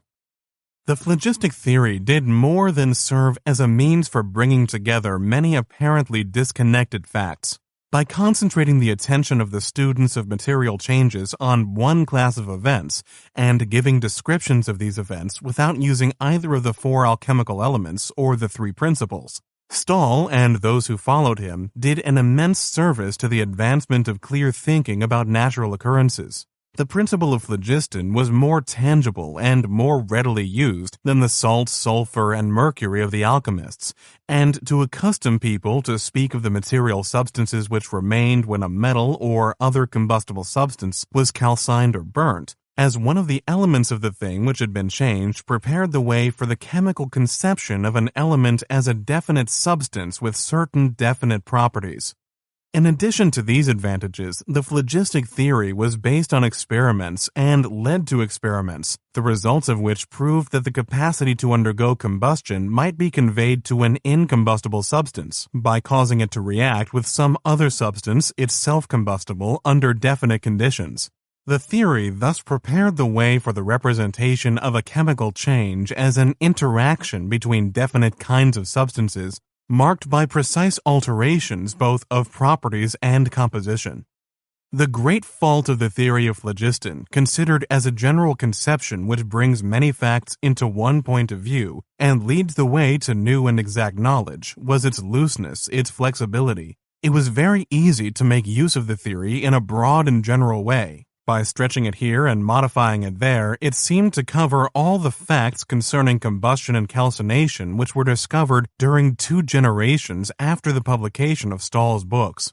But many of the subsidiary hypotheses which were required to make the theory cover the new facts were contradictory, or at any rate seemed to be contradictory, of the primary assumptions of the theory. The addition of this ancillary machinery burdened the mechanism of the theory, threw it out of order, and finally made it unworkable. The phlogistic theory was destroyed by its own cumbersomeness. A scientific theory never lasts long if its fundamental assumptions are stated so loosely that they may be easily modified, expanded, contracted, and adjusted to meet the requirements of newly discovered facts. It is true that the theories which have been of the greatest service in science as summaries of the relations between established facts and suggestions of lines of investigation have been stated in terms whose full meaning has gradually unfolded itself. But the foundations of these theories have been at once so rigidly defined and clearly stated as to be incapable of essential modification, and so full of meaning and widely applicable as to cover large classes of facts which were unknown when the theories were constructed.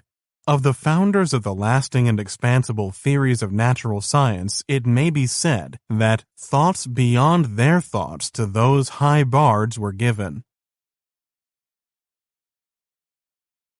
Chapter 11. The Examination of the Phenomena of Combustion. The alchemists thought that the most effectual method of separating a complex substance into more simple substances was to subject it to the action of heat. They were constantly distilling, incinerating, subliming, heating, in order that the spirit or inner kernel of things might be obtained. They took for granted that the action of fire was to simplify, and that simplification preceded whatever might be the nature of the substance which was subjected to this action.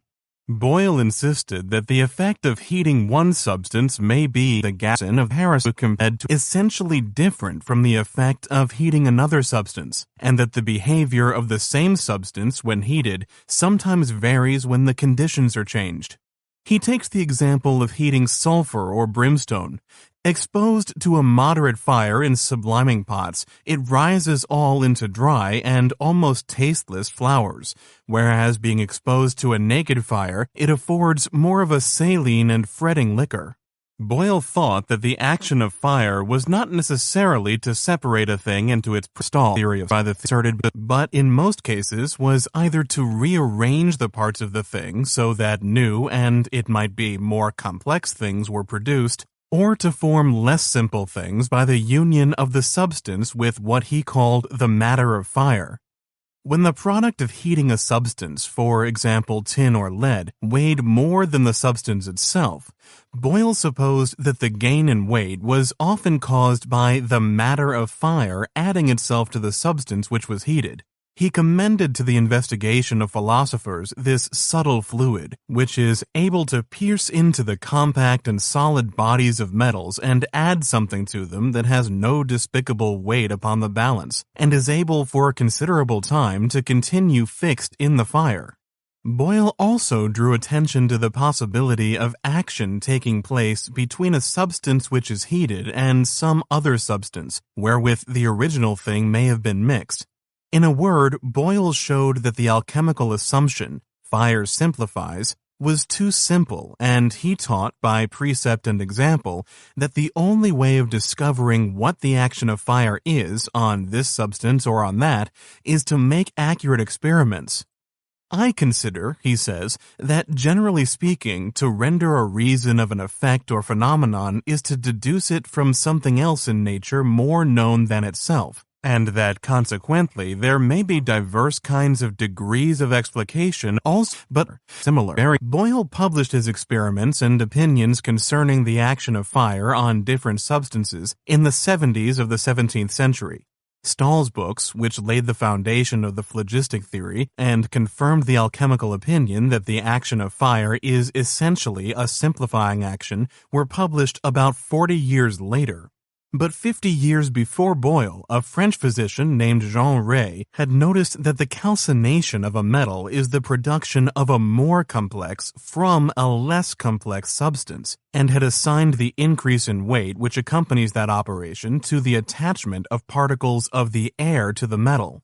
A few years before the publication of Boyle's work, from which I have quoted, John Mayo, student of Oxford, recounted experiments which led to the conclusion that the air contains two substances, one of which supports combustion and the breathing of animals, while the other extinguishes fire.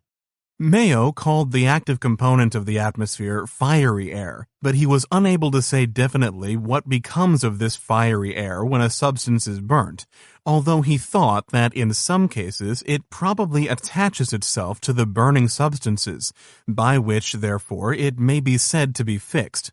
Mayo proved that the air wherein a substance is burnt, or an animal breathes, diminishes in volume during the burning or the breathing. He tried, without much success, to restore to air that part of it which disappears when combustion or respiration proceeds in it. What happens when a substance is burnt in the air? The alchemists answered this question by asserting that the substance is separated or analyzed into things simpler than itself. Boyle said, the process is not necessarily a simplification.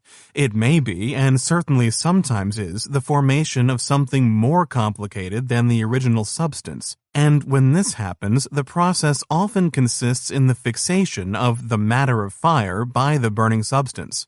Ray said, calcination of a metal at any rate probably consists in the fixation of particles of air by the substance which is calcined.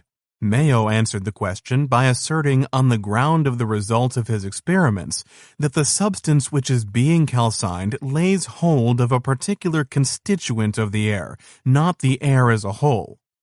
Now, it is evident that if Mayo's answer was a true description of the process of calcination or combustion, it should be possible to separate the calcined substance into two different things, one of which would be the thing which was calcined, and the other would be that constituent of the air which had united with the burning or calcining substance. It seems clear to us that the one method of proving the accuracy of Mayo's supposition must be to weigh a definite combustible substance, say a metal, to calcine this in a measured quantity of air, to weigh the product and to measure the quantity of air which remains, to separate the product of calcination into the original metal and a kind of air or gas, to prove that the metal thus obtained is the same and has the same weight as the metal which was calcined, and to prove that the air or gas obtained from the calcined metal is the same both in quality and quantity as the air which disappeared in the process of calcination. This proof was not forthcoming until about a century after the publication of Mayo's work. The experiments which furnished the proof were rendered possible by a notable discovery made on the 1st of August 1774 by the celebrated Joseph Priestley. Priestley prepared many airs of different kinds by the actions of acids on metals, by allowing vegetables to decay, by heating beef, mutton, and other animal substances, and by other methods. He says, having procured a lens of 12 inches diameter and 20 acid, the acidity of I proceeded with great alacrity to examine by the help of it what kind of air a great variety of substances, natural and factitious, would yield.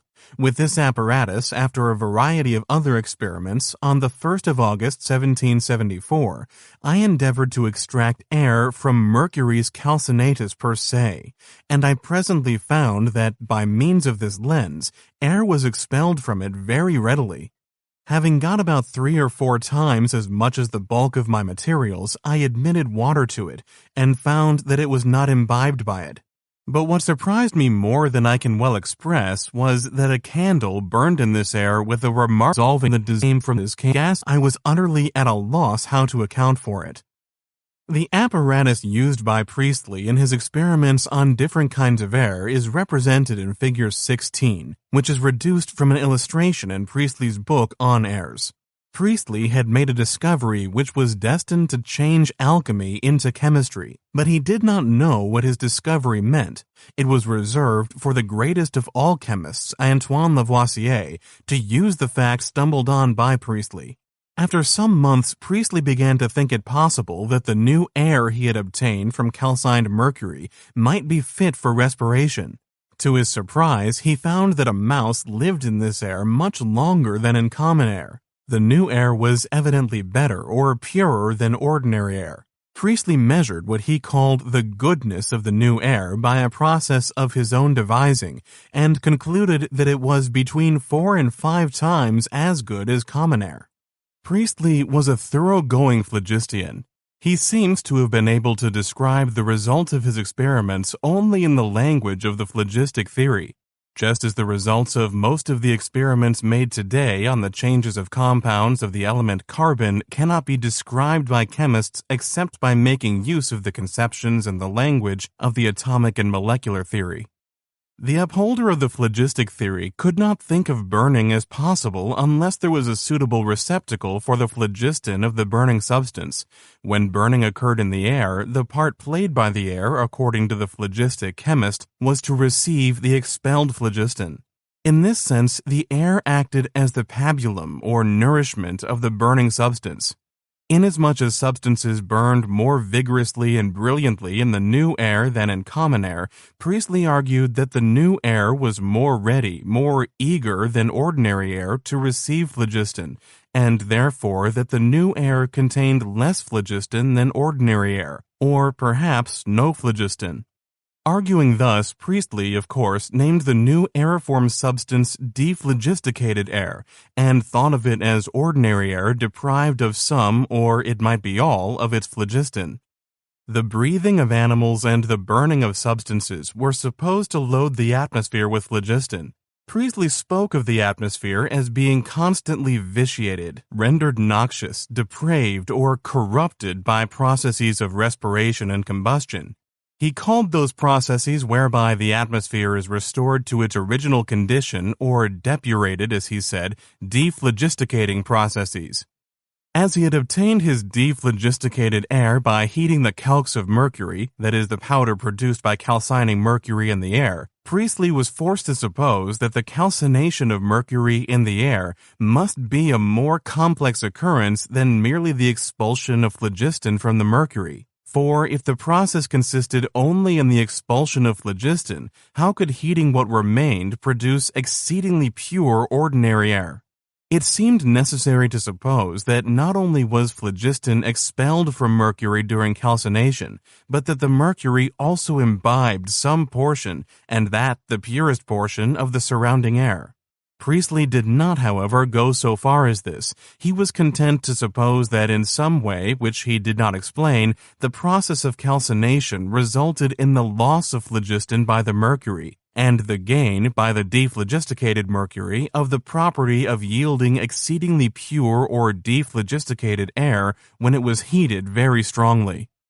Priestley thought of properties in much the same way as the alchemists thought of them, as wrappings or coverings of an essential something from which they can be removed and around which they can again be placed. The protean principle of phlogiston was always at hand, and by skillful management was ready to adapt itself to any facts. Before the phenomena of combustion could be described accurately, it was necessary to do two things: to ignore the theory of phlogiston and to weigh and measure all the substances which take part in some selected processes of burning. Looking back at the attempts made in the past to describe natural events, we are often inclined to exclaim, why did investigators bind themselves with the cords of absurd theories? Why did they always wear blinkers? Why did they look at nature through the distorting mists rising from their own imaginations? We are too ready to forget the tremendous difficulties which beset the path of him who is seeking accurate knowledge. To climb steep hills requires slow pace at first. Forgetting that the statements wherein the men of science of our own time describe the relations between natural events are, and must be, expressed in terms of some general conception, some theory of these relations. Forgetting that the simplest natural occurrence is so complicated that our powers of description are incapable of expressing it completely and accurately. Forgetting the uselessness of disconnected facts, we are inclined to overestimate the importance of our own views of nature's ways, and to underestimate the usefulness of the views of our predecessors. Moreover, as naturalists have not been obliged in recent times to make a complete renunciation of any comprehensive theory wherein they had lived and moved for many years, we forget the difficulties of breaking loose from a way of looking at natural events which has become almost as real as the events themselves, of abandoning a language which has expressed the most vividly realized conceptions of generations of investigators, of forming a completely new mental picture of natural occurrences, and developing a completely new language for the expression of those conceptions and these occurrences. The younger students of natural science of today are beginning to forget what their fathers told them of the fierce battle which had to be fought before the upholders of the Darwinian theory of the origin of species were able to convince those for whom the older view, that species are and always have been absolutely distinct, had become a matter of supreme scientific and even ethical importance. A theory which has prevailed for generations in natural science and has been accepted and used by everyone can be replaced by a more accurate description of the relations between natural facts only by the determination, labor, and genius of a man of supreme power. Such a service to science and humanity was rendered by Darwin. A like service was done more than 3/4 of a century before Darwin by Lavoisier. Antoine Laurent Lavoisier was born in Paris in 1743. His father, who was a merchant in a good position, gave his son the best education which was then possible in physical, astronomical, botanical, and chemical science. At the age of 21, Lavoisier gained the prize offered by the government for devising an effective and economical method of lighting the public streets.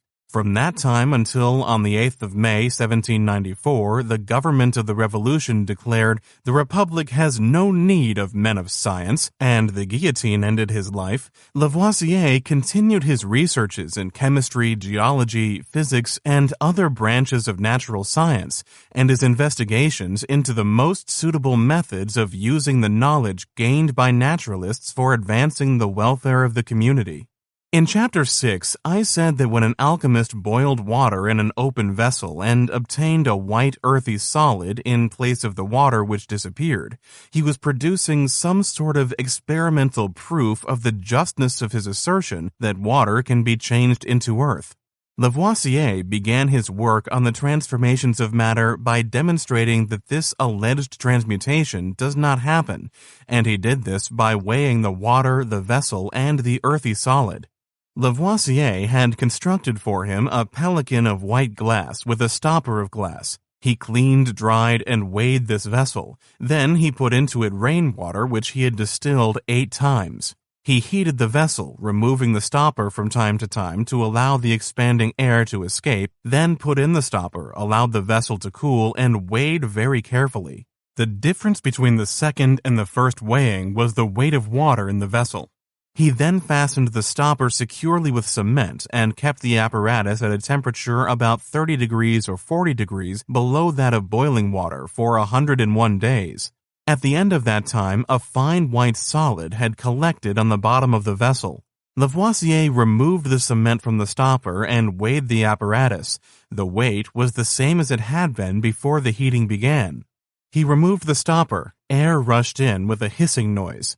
Lavoisier concluded that air had not penetrated through the apparatus during the process of heating.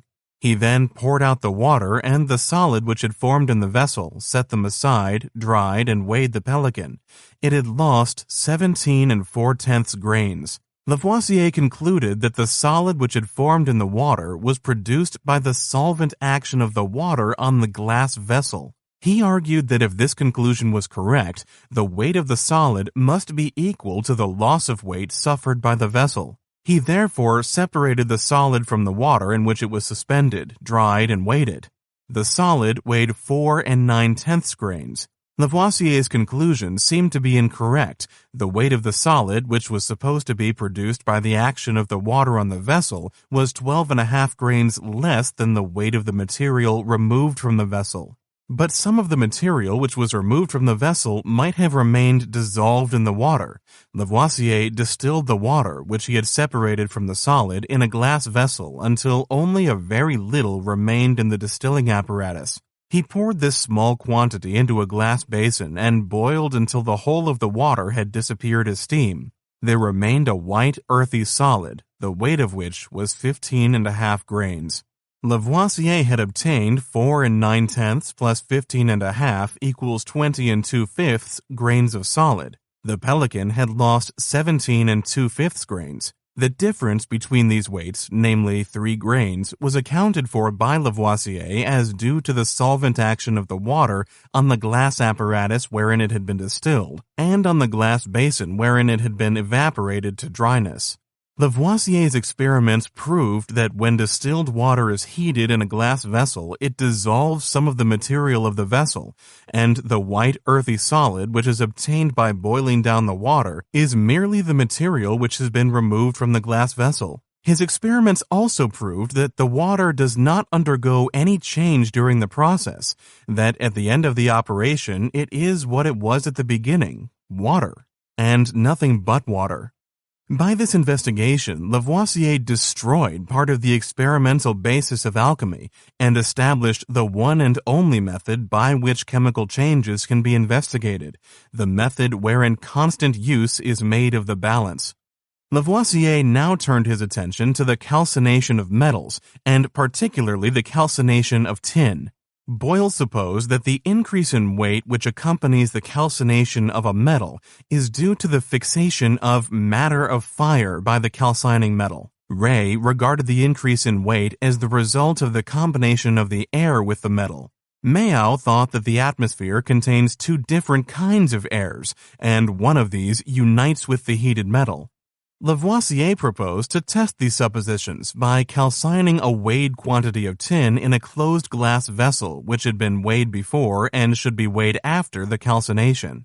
If Boyle's view was correct, the weight of the vessel in the tin would be greater at the end than it was at the beginning of the operation, for matter of fire would pass through the vessel and unite with the metal. If there was no change in the total weight of the apparatus and its contents, and if air rushed in when the vessel was opened after the calcination, and the total weight was then greater than at the beginning of the process, it would be necessary to adopt either the supposition of Ray or that of Mayow. Lavoisier made a series of experiments. The results were these. There was no change in the total weight of the apparatus and its contents. When the vessel was opened after the calcination was finished, air rushed in, and the whole apparatus now weighed more than it did before the vessel was opened. The weight of the air which rushed in was exactly equal to the increase in the weight of the tin produced by the calcination. In other words, the weight of the inrushing air was exactly equal to the difference between the weights of the tin and the calx formed by calcining the tin. Lavoisier concluded that to calcine tin is to cause it to combine with a portion of the air wherein it is calcined. The weighings he made showed that about 1/5 of the whole weight of air in the closed flask wherein he calcined tin had disappeared during the operation. Other experiments led Lavoisier to suspect that the portion of the air which had united with the tin was different from the portion which had not combined with that metal. He therefore set himself to discover whether there are different kinds of airs in the atmosphere, and if there is more than one kind of air, what is the nature of that air which combines with a metal in the process of calcination. He proposed to cause a metallic calx, that is, the substance formed by calcining a metal in the air, to give up the air which had been absorbed in its formation, and to compare this air with atmospheric air. About this time, Priestley visited Paris, saw Lavoisier, and told him of the new air he had obtained by heating calcined mercury. Lavoisier saw the great importance of Priestley's discovery. He repeated Priestley's experiment and concluded that the air or gas which he refers to in his laboratory journal as l'air de phlogistique de Monsieur Priestley was nothing else than the purest portion of the air we breathe. He prepared this air and burned various substances in it. Finding that very many of the products of these combustions had the properties of acids, he gave to the new air the name oxygen, which means the acid producer. At a later time, Lavoisier devised and conducted an experiment which laid bare the change of composition that happens when mercury is calcined in the air. He calcined a weighed quantity of mercury for many days in a measured volume of air, in an apparatus arranged so that he was able to determine how much of the air disappeared during the process. He collected and weighed the red solid which formed on the surface of the heated mercury. Finally, he heated this red solid to a high temperature, collected and measured the gas which was given off, and weighed the mercury which was produced. The sum of the weights of the mercury and the gas which were produced by heating the calcined mercury was equal to the weight of the calcined mercury, and the weight of the gas produced by heating the calcined mercury was equal to the weight of the portion of the air which had disappeared during the formation of the calcined mercury. This experiment proved that the calcination of mercury in the air consists in the combination of a constituent of the air with the mercury. Figure 17, reduced from an illustration in Lavoisier's memoir, represents the apparatus used by Lavoisier. Mayow's supposition was confirmed. Lavoisier made many more experiments on combustion and proved that in every case the component of the atmosphere which he had named oxygen combined with the substance or with some part of the substance which was burned. By these experiments, the theory of phlogiston was destroyed, and with its destruction, the whole alchemical apparatus of principles and elements, essences and quantities, souls and spirits, disappeared. Chapter 12. The recognition of chemical changes as the interactions of definite substances. The experimental study of combustion made by Lavoisier proved the correctness of that part of Stahl's phlogistic theory, which asserted that all processes of combustion are very similar, but also proved that this likeness consists in the combination of a distinct gaseous substance with the material undergoing combustion, and not in the escape therefrom of the principle of fire, as asserted by the theory of Stahl. After about the year 1790, it was necessary to think of combustions in the air as combinations of a particular gas or air with the burning substances or some portions of them. This description of processes of burning necessarily led to a comparison of the gaseous constituent of the atmosphere which played so important a part in these processes with the substances which were burned.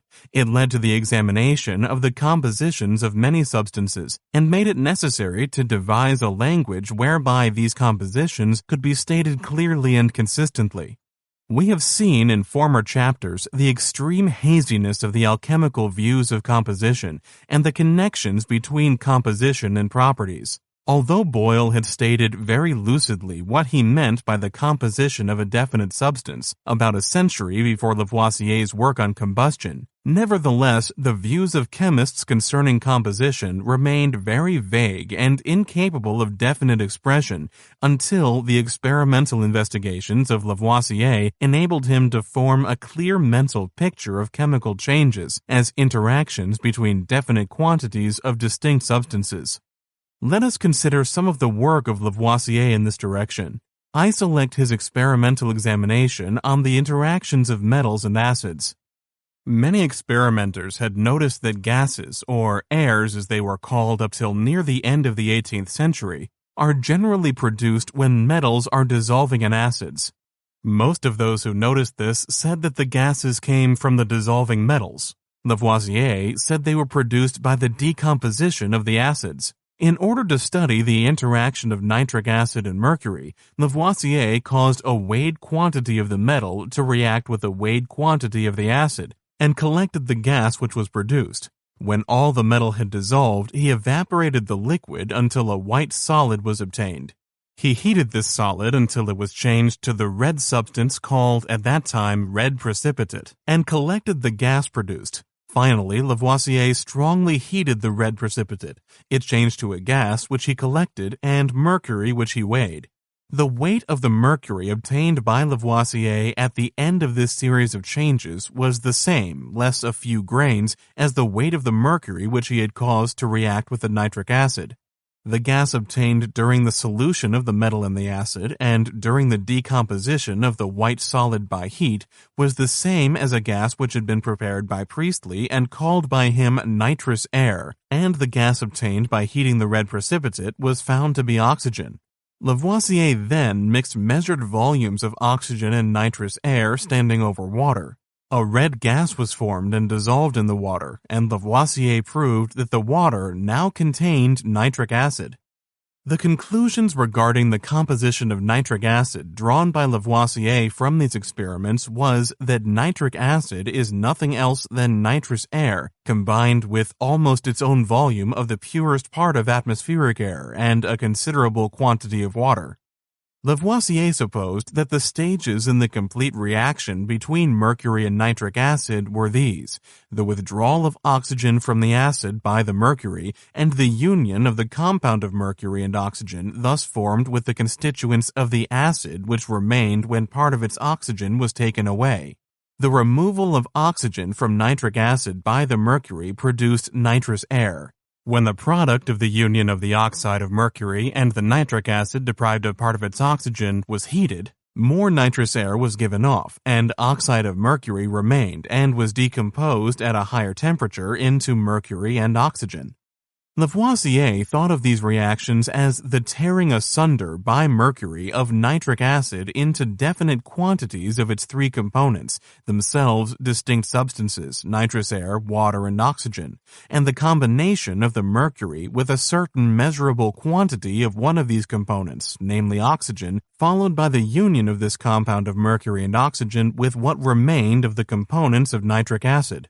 Lavoisier had formed a clear, consistent, and suggestive mental picture of chemical changes. He thought of a chemical reaction as always the same under the same conditions, as an action between a fixed and measurable quantity of one substance having definite and definable properties, with fixed and measurable quantities of other substances, the properties of each of which were definite and definable.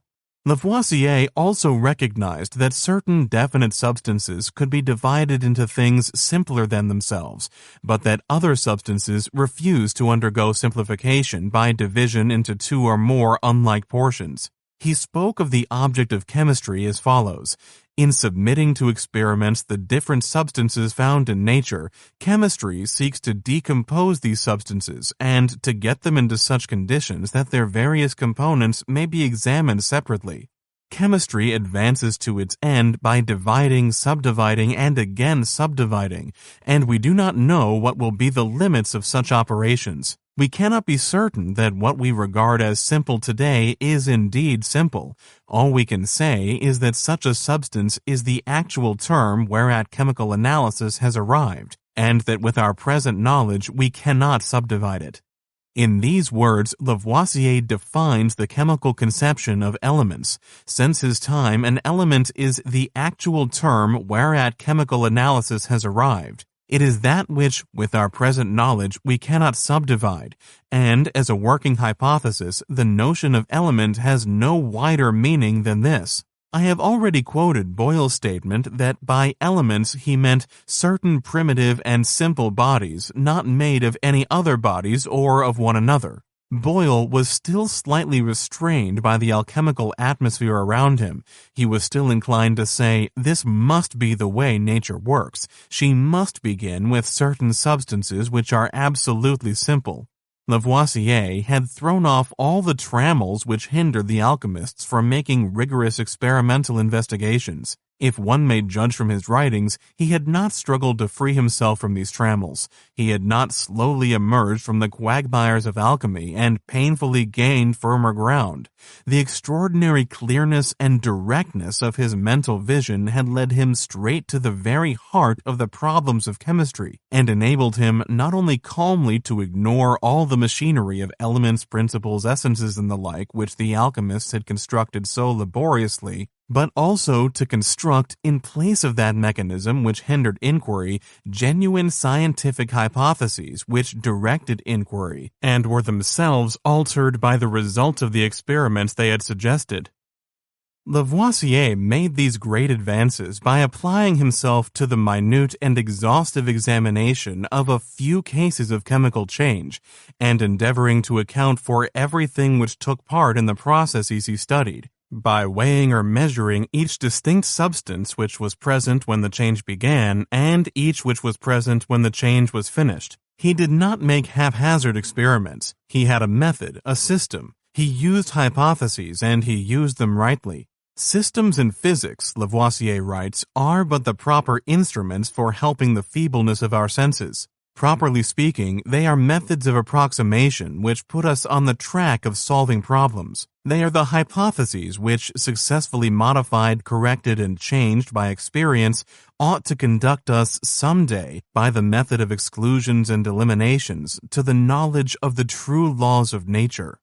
In a memoir wherein he is considering the production of carbonic acid and alcohol by the fermentation of fruit juice, Lavoisier says, "It is evident that we must know the nature and composition of the substances which can be fermented, and the products of fermentation, for nothing is created, either in the operations of art or in those of nature. And it may be laid down that the quantity of material present at the beginning of every operation is the same as the quantity present at the end, that the quality and quantity of the principles are the same, and that nothing happens save certain changes, certain modifications.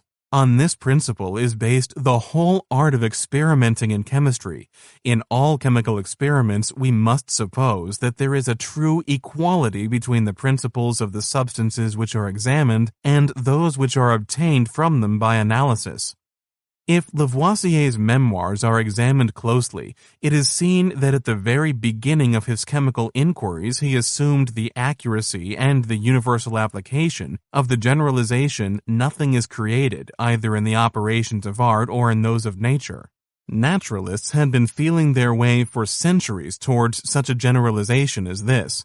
It had been in the air for many generations. Sometimes it was almost realized by this or that investigator, then it escaped for long periods. Lavoisier seems to have realized, by what we call intuition, that however great and astonishing may be the changes in the properties of the substances which mutually react, there is no change in the total quantity of material. Not only did Lavoisier realize and act on this principle, he also measured quantities of substances by the one practical method, namely by weighing, and by doing this he showed chemists the only road along which they could advance towards a genuine knowledge of material changes.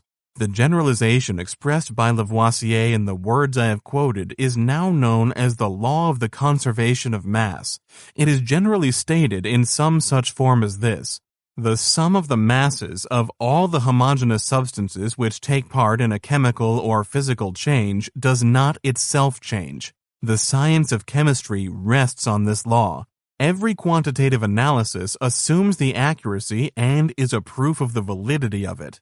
By accepting the accuracy of this generalization and using it in every experiment, Lavoisier was able to form a clear mental picture of a chemical change as the separation and combination of homogeneous substances, for by using the balance, he was able to follow each substance through the maze of changes to determine when it united with other substances and when it separated into substances simpler than itself. Chapter 13. The chemical elements contrasted with the alchemical principles. It was known to many observers in the later years of the 17th century that the product of the calcination of a metal weighs more than the metal, but it was still possible at that time to assert that this fact is of no importance to one who is seeking to give an accurate description of the process of calcination. Weight, which measures mass or quantity of substance, was thought of in these days as a property like color, taste, or smell, a property which was sometimes decreased and sometimes increased by adding one substance to another. Students of natural occurrences were, however, feeling their way towards the recognition of some property of substances which did not change in the haphazard way wherein most properties seem to alter. Lavoisier reached this property at one bound. By his experimental investigations, he taught that however greatly the properties of one substance may be masked or altered by adding another substance to it, yet the property we call mass and measure by weight is not affected by these changes. For Lavoisier showed that the mass of the product of the union of two substances is always exactly the sum of the masses of these two substances, and the sum of the masses of the substances whereinto one substance is divided is always exactly equal to that mass of the substance which is divided. For the undefined, ever-changing protean essence or soul of a thing which the alchemists thought of as hidden by wrappings of properties, the exact investigations of Lavoisier and those of others who worked on the same lines as he substituted this definite, fixed, unmodifiable property of mass. Lavoisier and those who followed in his footsteps also did away with the alchemical notion of the existence of an essential substratum, independent of changes in those properties of a substance which can be observed by the senses. For the experimental researches of these men obliged naturalists to recognize that a change in the properties of a definite homogeneous substance, such as pure water, pure chalk, or pure sulfur, is accompanied, or as we generally say, is caused by the formation of a new substance or substances. And this formation, this apparent creation of new material, is effected either by the addition of something to the original substance or by the separation of it into portions which are unlike it and unlike one another. If the change is a combination or coalescence of two things into one, then the mass, and hence the weight, of the product is equal to the sum of those masses, and hence those weights of the things which have united to form it. If the change is a separation of one distinct substance into several substances, then the sum of the masses, and hence the weights, of the products is equal to that mass, and hence the weight of the substance which has been separated. Consider the word water and the substance represented by this word. In Chapter 4, I gave illustrations of the different meanings which have been given to this word. It is sometimes used to represent a material substance, sometimes a quality more or less characteristic of that substance, and sometimes a process to which that substance and many others like it may be subjected. But when the word water is used with a definite and exact meaning, it is a succinct expression for a certain group or collocation of measurable properties which are always found together, and is, therefore, thought of as a distinct substance. This substance can be separated into two other substances very unlike it, and can be formed by causing these to unite. 100 parts by weight of pure water are always formed by the union of 11.11 parts of hydrogen and 88.89 parts of oxygen, and can be separated into these quantities. When water is formed by the union of hydrogen and oxygen, in the ratio of 11.11 parts by weight of the former to 88.89 of the ratio, the properties of the two substances which coalesce to form it disappear except their masses. It is customary to say that water contains hydrogen and oxygen, but this expression is scarcely an accurate description of the facts. What we call substances are known to us only by their properties, that is, the ways wherein they act on our senses. Hydrogen has certain definite properties, oxygen has other definite properties, and the properties of water are perfectly distinct from those of either of the substances which it is said to contain. It is therefore somewhat misleading to say that water contains substances the properties whereof, except their masses, disappeared at the moment when they united and water was produced. Nevertheless, we are forced to think of water as, in a sense, containing hydrogen and oxygen. For one of the properties of hydrogen is its power to coalesce or combine with oxygen to form water, and one of the properties of oxygen is its ability to unite with hydrogen to form water.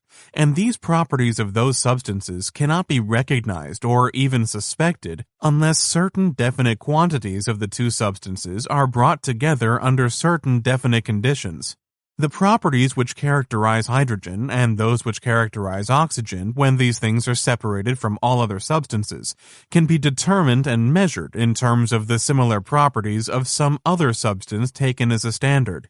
These two distinct substances disappear when they are brought into contact under the proper conditions, and something, water, is obtained whose properties are very unlike those of hydrogen or oxygen. This new thing can be caused to disappear, and hydrogen and oxygen are again produced. This cycle of changes can be repeated as often as we please. The quantities of hydrogen and oxygen which are obtained when we choose to stop the process are exactly the same as the quantities of those substances which disappeared in the first operation whereby water was produced. Hence, water is an intimate union of hydrogen and oxygen, and in this sense, water may be said to contain hydrogen and oxygen. The alchemist would have said the properties of hydrogen and oxygen are destroyed when these things unite to form water, but the essence or substratum of each remains. The chemist says you cannot discover all the properties of hydrogen and oxygen by examining these substances apart from one another, for one of the most important properties of either is manifested only when the two mutually react. The formation of water is not the destruction of the properties of hydrogen and oxygen and the revelation of their essential substrata. It is rather the manifestation of a property of each which cannot be discovered except by causing the union of both.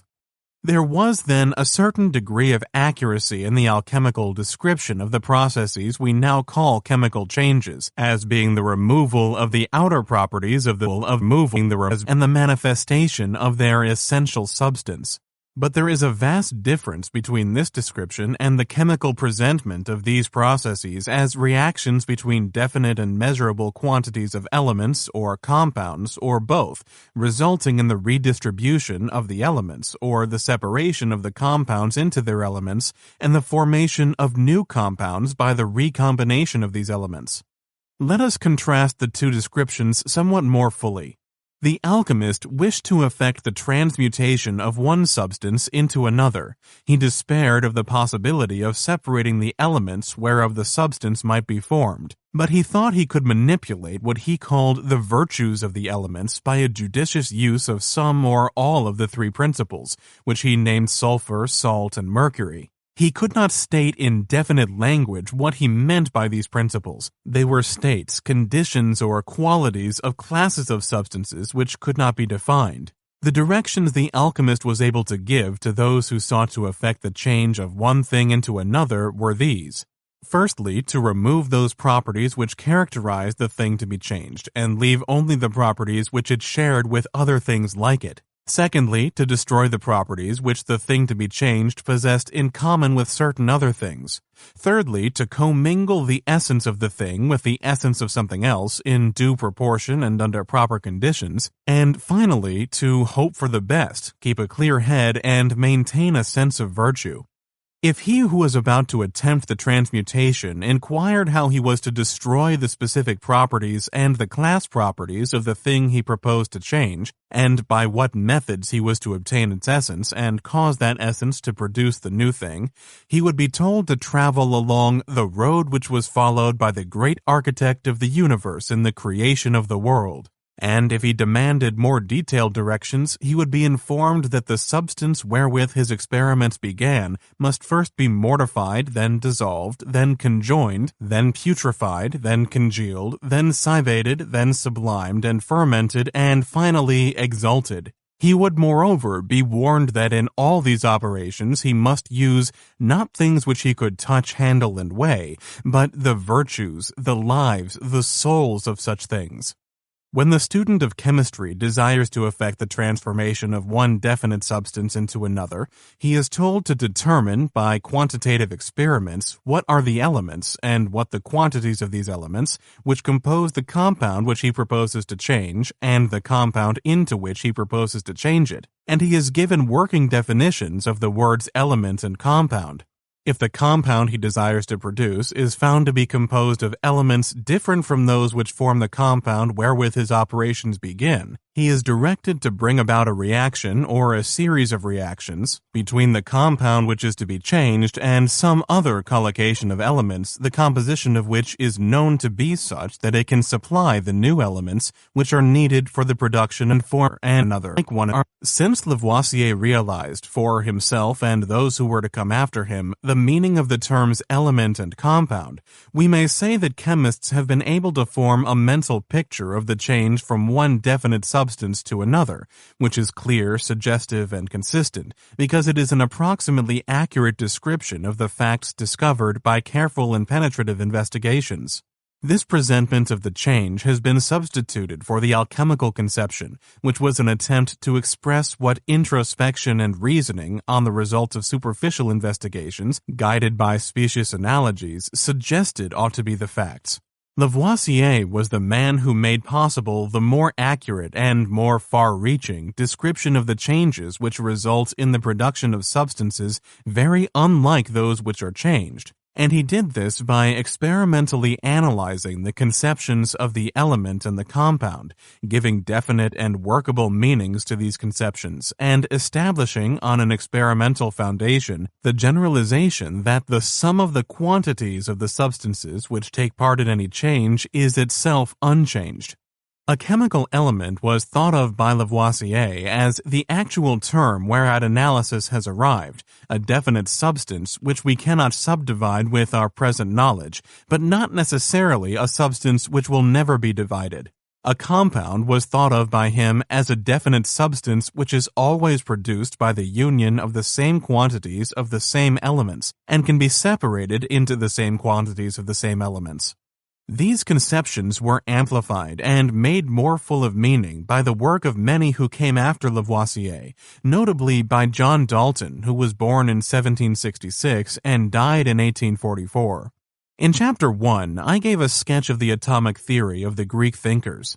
The founder of that theory, who flourished about 500 BC, said that every substance is a collocation of a vast number of minute particles, which are unchangeable, indestructible, and impenetrable, and are therefore properly called atoms. that the differences which are observed between the qualities of things are due to the differences in the numbers, sizes, shapes, positions, and movement of atoms, and that the process which occurs when one substance is apparently destroyed and another is produced in its place is nothing more than a rearrangement of atoms.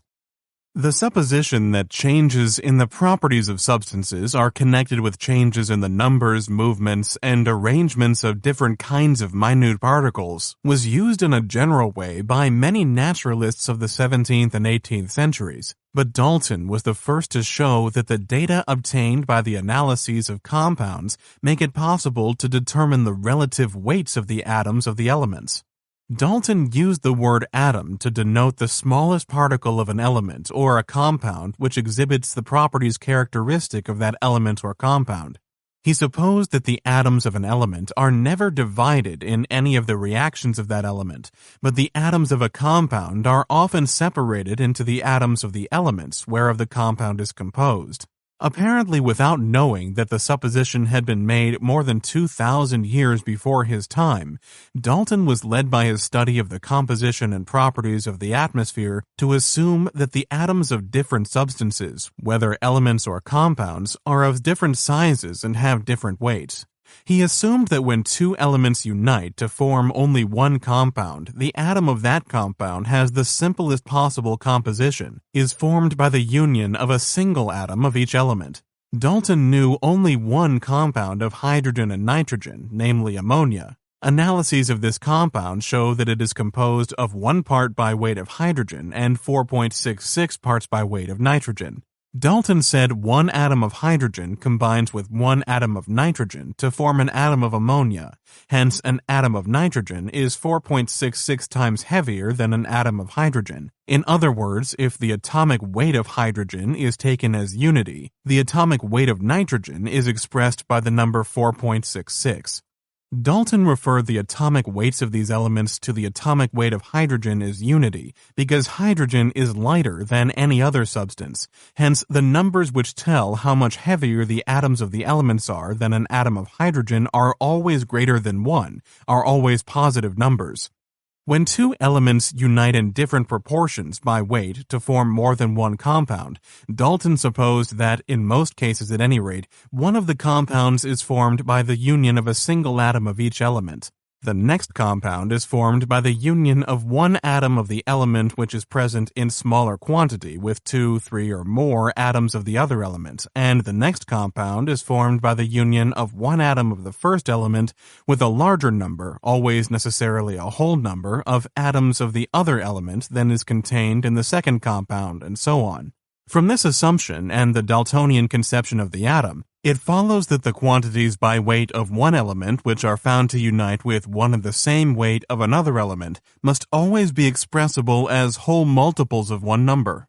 For if two elements, A and B, form a compound, that compound is formed by supposition of one atom of A and one atom of B. If more of B is added, at least one atom of B must be added. However much of B is added, the quantity must be a whole number of atoms, and as every atom of B is the same in all respects as every other atom of B, the weights of B added to a constant weight of A must be whole multiples of the atomic weight of B. The facts which were available in Dalton's time confirmed this deduction from the atomic theory within the limits of experimental errors, and the facts which have been established since Dalton's time are completely in keeping with the deduction. Take, for instance, 3 compounds of the elements nitrogen and oxygen. That one of the 3 which contains least oxygen is composed of 63.64% of nitrogen and 36.36% of oxygen. If the atomic weight of nitrogen is taken to be 4.66, which is the weight of nitrogen that combines with 1 part by weight of hydrogen, then the weight of oxygen combined with 4.66 of nitrogen is 2.66. 63.64 is to 36.36, as 4.66 is to 2.66. The weights of oxygen, which combine with 4.66 parts by weight of nitrogen to form the second and third compounds, respectively, must be whole multiples of 2.66. These weights are 5.32 and 10.64. Now, 5.32 equals 2.66 times 2, and 10.64 equals 2.66 times 4. Hence, the quantities by weight of oxygen which combine with one and the same weight of nitrogen are such that two of these quantities are whole multiples of the third quantity. Dalton's application of the Greek atomic theory to the facts established by the analyses of compounds enabled him to attach to each element a number which he called the atomic weight of the element, and to summarize all the facts concerning the compositions of compounds in the statement that the elements combine in the ratios of their atomic weights, or in the ratios of whole multiples of their atomic weights. All the investigations which have been made into the compositions of compounds since Dalton's time have confirmed the generalization which followed from Dalton's application of the atomic theory. Even if the theory of atoms were abandoned, the generalization would remain as an accurate and exact statement of facts which hold good in every chemical change, that a number can be attached to each element and the weights of the elements which combine are in the ratios of these numbers, or whole multiples of these numbers. Since chemists realized the meanings of Dalton's book, published in 1808 and entitled A New System of Chemical Philosophy, elements have been regarded as distinct and definite substances which have not been divided into parts different from themselves, and unite with each other in definite quantities by weight which can be accurately expressed as whole multiples of certain fixed quantities. And compounds have been regarded as distinct and definite substances which are formed by the union of and can be separated into quantities of various elements which are expressible by certain fixed numbers or whole multiples thereof. These descriptions of elements and compounds are expressions of actual facts. They enable chemists to state the compositions of all the compounds which are or can be formed by the union of any elements.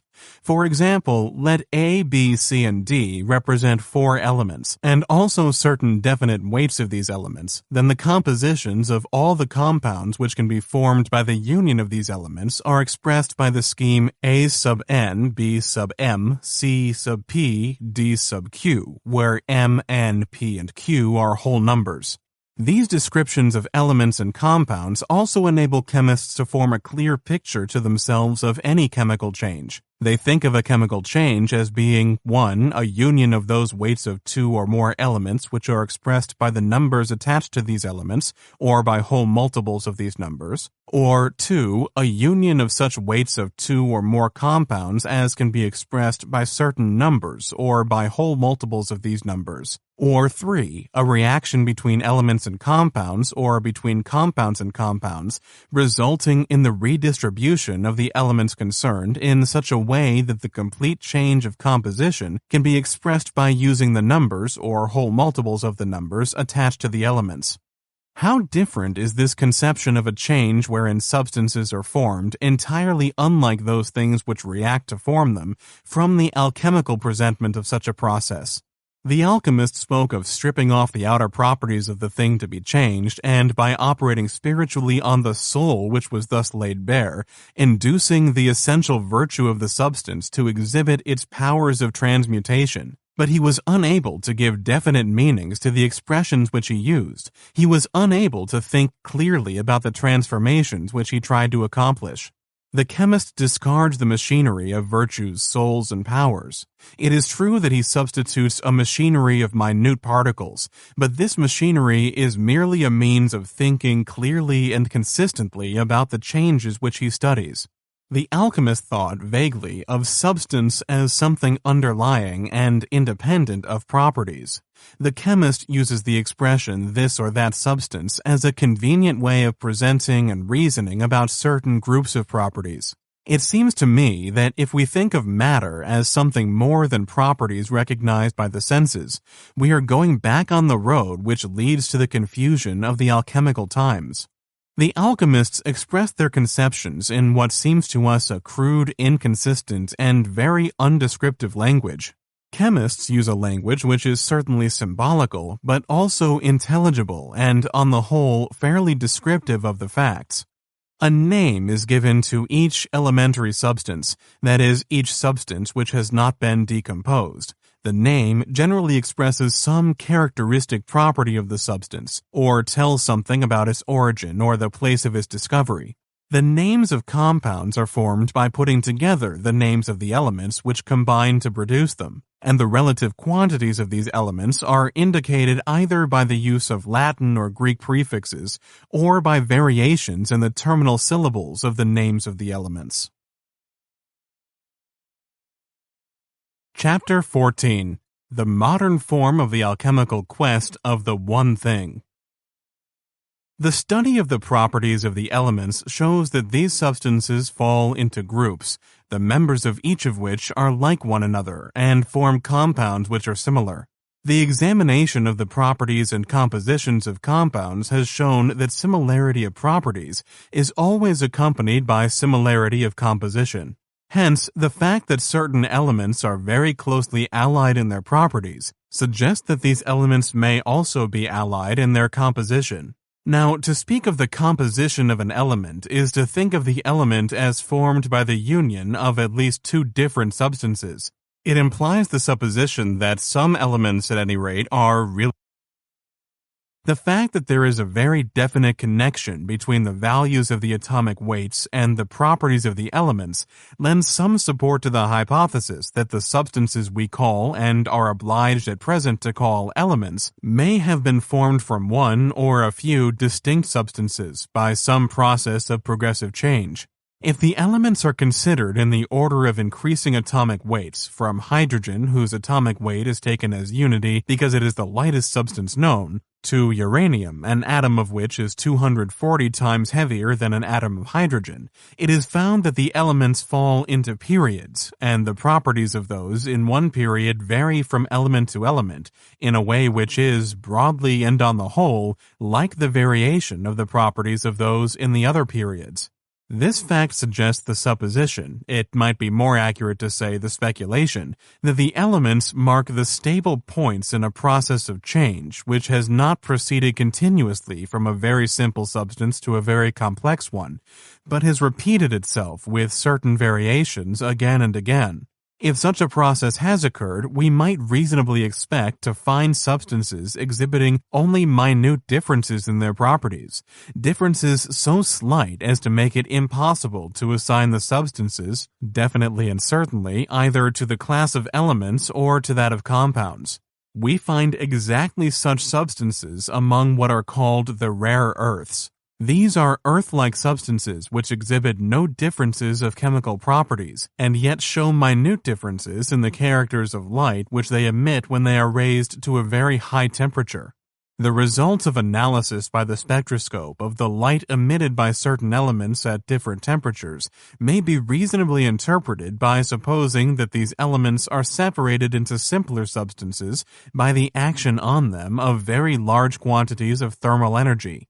The spectrum of the light emitted by glowing iron heated by a Bunsen flame, say at 1200 degrees Celsius, about 2200 degrees Fahrenheit, shows a few lines and flutings. When iron is heated in an electric arc, say to 3500 degrees Celsius, about 6300 degrees Fahrenheit, the spectrum shows some 2000 lines. At the higher temperature produced by the electric spark discharge, the spectrum shows only a few lines. As a guide to further investigation, we may provisionally infer from these facts that iron is changed at very high temperatures into substances simpler than itself. Sir Norman Lockyer's study of the spectra of the light from stars has shown that the light from those stars which are presumably the hottest, judging by the general character of their spectra, reveals the presence of a very small number of chemical elements, and that the number of spectral lines, and therefore the number of elements, increases as we pass from the hottest to cooler stars. At each stage of the change from the hottest to cooler stars, certain substances disappear and certain other substances take their places. It may be supposed, as a suggestive hypothesis, that the lowering of stellar temperature is accompanied by the formation, from simpler forms of matter, of such elements as iron, calcium, manganese, and other metals.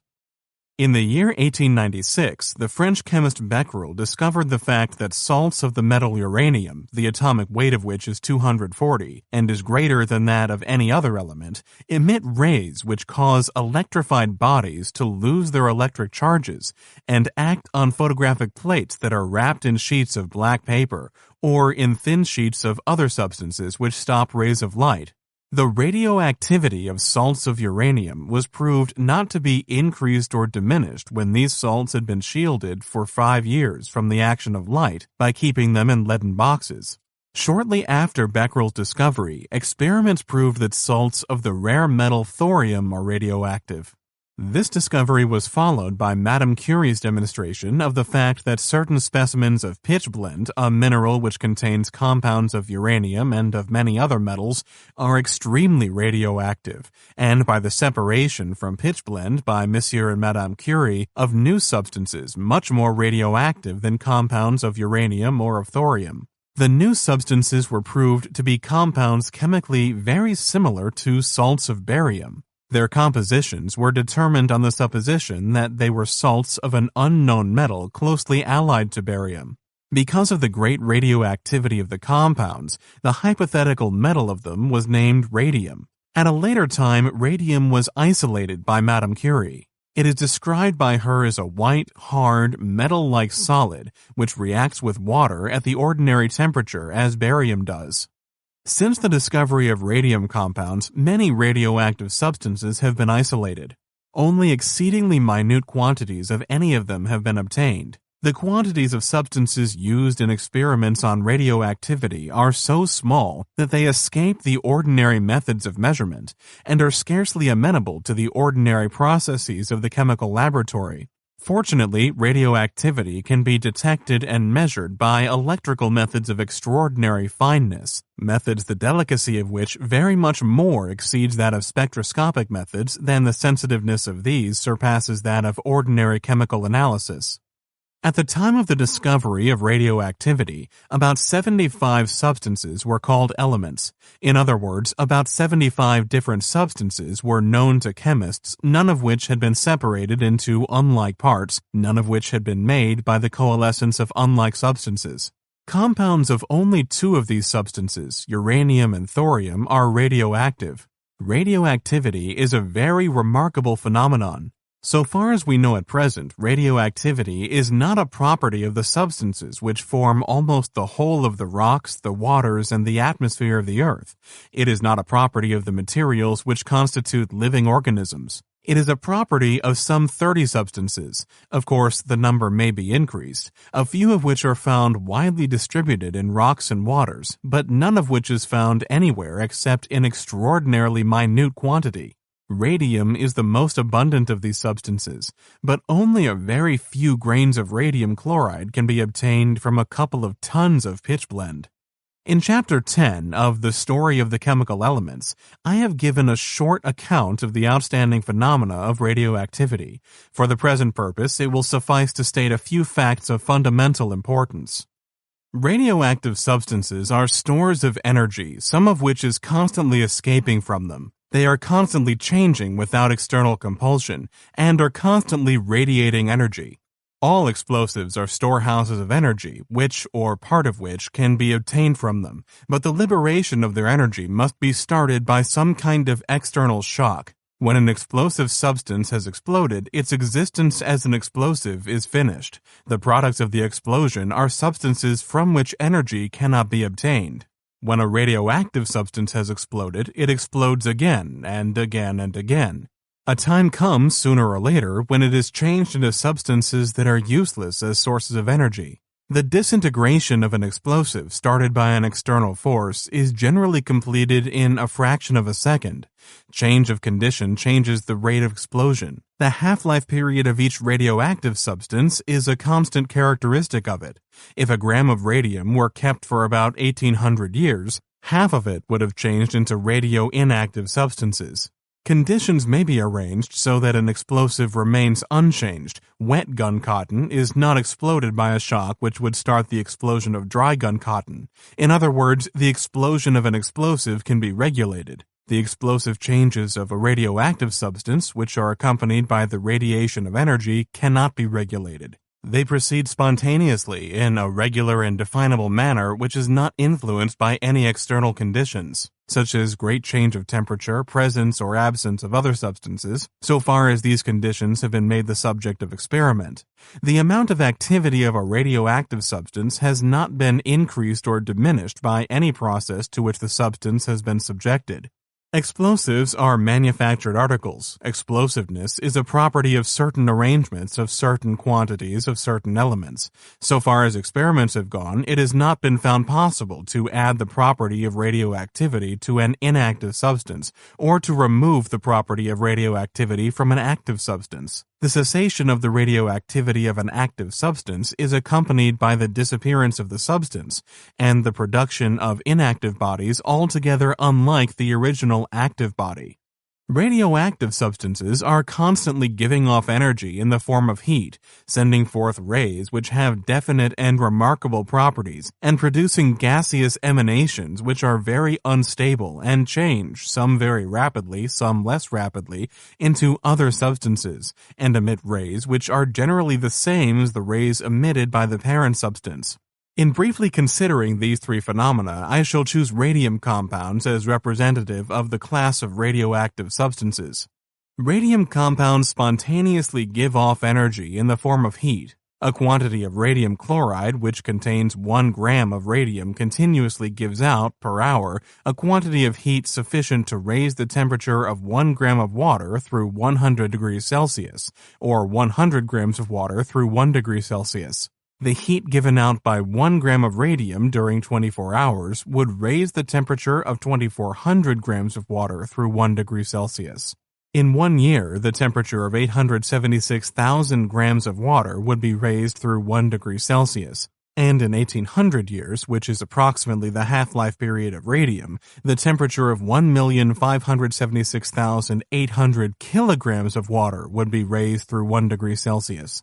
These results may be expressed by saying that if 1 gram, about 15 grains of radium, were kept until half of it had changed into inactive substances, and if the heat spontaneously produced during the changes which occurred were caused to act on water, that quantity of heat would raise the temperature of about 15.5 tons of water from its freezing point to its boiling point.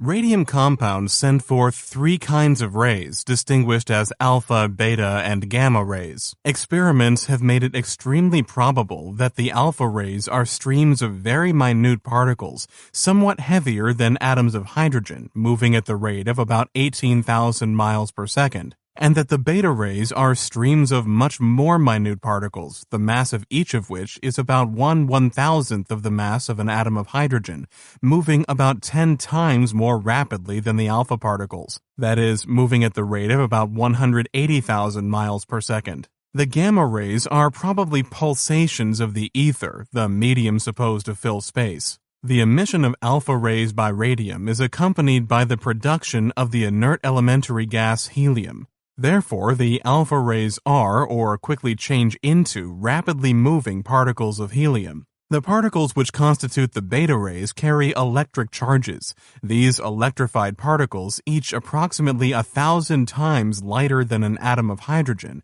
moving nearly as rapidly as the pulsations of the ether which we call light, are named electrons. The rays from radium compounds discharge electrified bodies, ionize gases, that is, cause them to conduct electricity, act on photographic plates, and produce profound changes in living organisms. The radium emanation is a gas about 111 times heavier than hydrogen. To this gas, Sir William Ramsay has given the name niton. The gas has been condensed to a colorless liquid and frozen to an opaque solid which glows like a minute arc light. Radium emanation gives off alpha particles, that is, very rapidly moving atoms of helium, and deposits exceedingly minute quantities of a solid radioactive substance known as radium A. The change of the emanation into helium and radium A proceeds fairly rapidly. The half-life period of the emanation is a little less than 4 days. This change is attended by the liberation of much energy. The only satisfactory mental picture which the facts allow us to form at present of the emission of beta rays from radium compounds is that which represents these rays as streams of electrons, that is, particles each about 1,000 times lighter than an atom of hydrogen, each carrying an electric charge and moving at the rate of about 180,000 miles per second, that is, nearly as rapidly as light. When an electric discharge is passed from a plate of metal arranged as the cathode to a metallic wire arranged as the anode, both sealed through the walls of a glass tube or bulb from which almost the whole of the air has been extracted, rays proceed from the cathode in a direction at right angles thereto, and striking the glass in the neighborhood of the anode produce a green phosphorescence. Facts have been gradually accumulated which force us to think of these cathode rays as streams of very rapidly moving electrons, that is, as streams of extraordinarily minute electrically charged particles identical with the particles which form the beta rays emitted by compounds of radium. The phenomena of radioactivity and also the phenomena of the cathode rays have obliged us to refine our machinery of minute particles by including therein particles at least 1,000 times lighter than atoms of hydrogen. The term electron was suggested a good many years ago by Dr. Johnstone Stoney for the unit charge of electricity which is carried by an atom of hydrogen when hydrogen atoms move in a liquid or gas under the directing influence of the electric current. Some chemists speak of the electrons, which are the beta rays from radium, and the cathode rays produced in almost vacuous tubes, as non-material particles of electricity. Non-material means devoid of mass. The method by which approximate determinations have been made of the charges on electrons consists in measuring the ratio between the charges and the masses of these particles. If the results of the determinations are accepted, electrons are not devoid of mass. Electrons must be thought of as material particles differing from other minute material particles in the extraordinary smallness of their masses, in the identity of their properties, including their mass, in their always carrying electric charges, and in the vast velocity of their motion. We must think of an electron either as a unit charge of electricity, one property of which is its minute mass, or as a material particle having an extremely small mass and carrying a unit charge of electricity. The two mental pictures are almost, if not quite, identical. Electrons are produced by sending an electric discharge through a glass bulb containing a minute quantity of air or other gas, using metallic plates or wires as cathode and anode. Experiments have shown that the electrons are identical in all their properties, whatever metal is used to form the cathode and anode, and of whatever gas there is a minute quantity in the bulb. The conclusion must be drawn that identical electrons are constituents of, or are produced from, very different kinds of chemical elements. As the facts about cathode rays and the facts of radioactivity are, at present, inexplicable except on the supposition that these phenomena are exhibited by particles of extraordinary minuteness, and as the smallest particles with which chemists are concerned in their everyday work are the atoms of the elements, we seem obliged to think of many kinds of atoms as structures, not as homogeneous bodies. We seem obliged to think of atoms as very minute material particles, which either normally are or, under definite conditions, may be associated with electrically charged particles very much lighter than themselves, all of which are identical, whatever be the atoms with which they are associated or from which they are produced. In their study of different kinds of matter, chemists have found it very helpful to place in one class those substances which they have not been able to separate into unlike parts. They have distinguished this class of substances from other substances and have named them elements. The expression chemical elements is merely a summary of certain observed facts. For many centuries, chemists have worked with a conceptual machinery based on the notion that matter has a grain structure. For more than 100 years, they have been accustomed to think of atoms as the ultimate particles with which they have had to deal. Working with this order-producing instrument, they have regarded the properties of elements as properties of the atoms, or of groups of a few of the atoms of these substances. That they might think clearly and suggestively about the properties of elements and connect these with other chemical facts, they have translated the language of sense perceptions into the language of thought, and, for properties of those substances which have not been decomposed, have used the more fertile expression atomic properties. When a chemist thinks of an atom, he thinks of the minutest particle of one of the substances which have the class mark have not been decomposed and the class name element. The chemist does not call these substances elements because he has been forced to regard the minute particles of them as undivided, much less because he thinks of these particles as indivisible. His mental picture of their structure as an atomic structure formed itself from the fact that they had not been decomposed. The formation of the class element followed necessarily from observed facts and has been justified by the usefulness of it as an instrument for forwarding accurate knowledge. The conception of the elementary atom as a particle which had not been decomposed followed from many observed facts besides those concerning elements, and has been justified by the usefulness of it as an instrument for forwarding accurate knowledge. Investigations proved radioactivity to be a property of the very minute particles of certain substances, and each radioactive substance to have characteristic properties, among which were certain of those that belong to elements, and to some extent are characteristic of elements. Evidently, the simplest way for a chemist to think about radioactivity was to think of it as an atomic property. Hence, as atomic properties had always been regarded in the last analysis as properties of elements, it was natural to place the radioactive substances in the class elements, provided that one forgot for the time that these substances have not the class mark have not been decomposed. As the facts of radioactivity led to the conclusion that some of the minute particles of radioactive substances are constantly disintegrating, and as these substances had been labeled elements, it seemed probable, or at least possible, that the other bodies which chemists have long called elements are not true elements, but are merely more stable collocations of particles than the substances which are classed as compounds.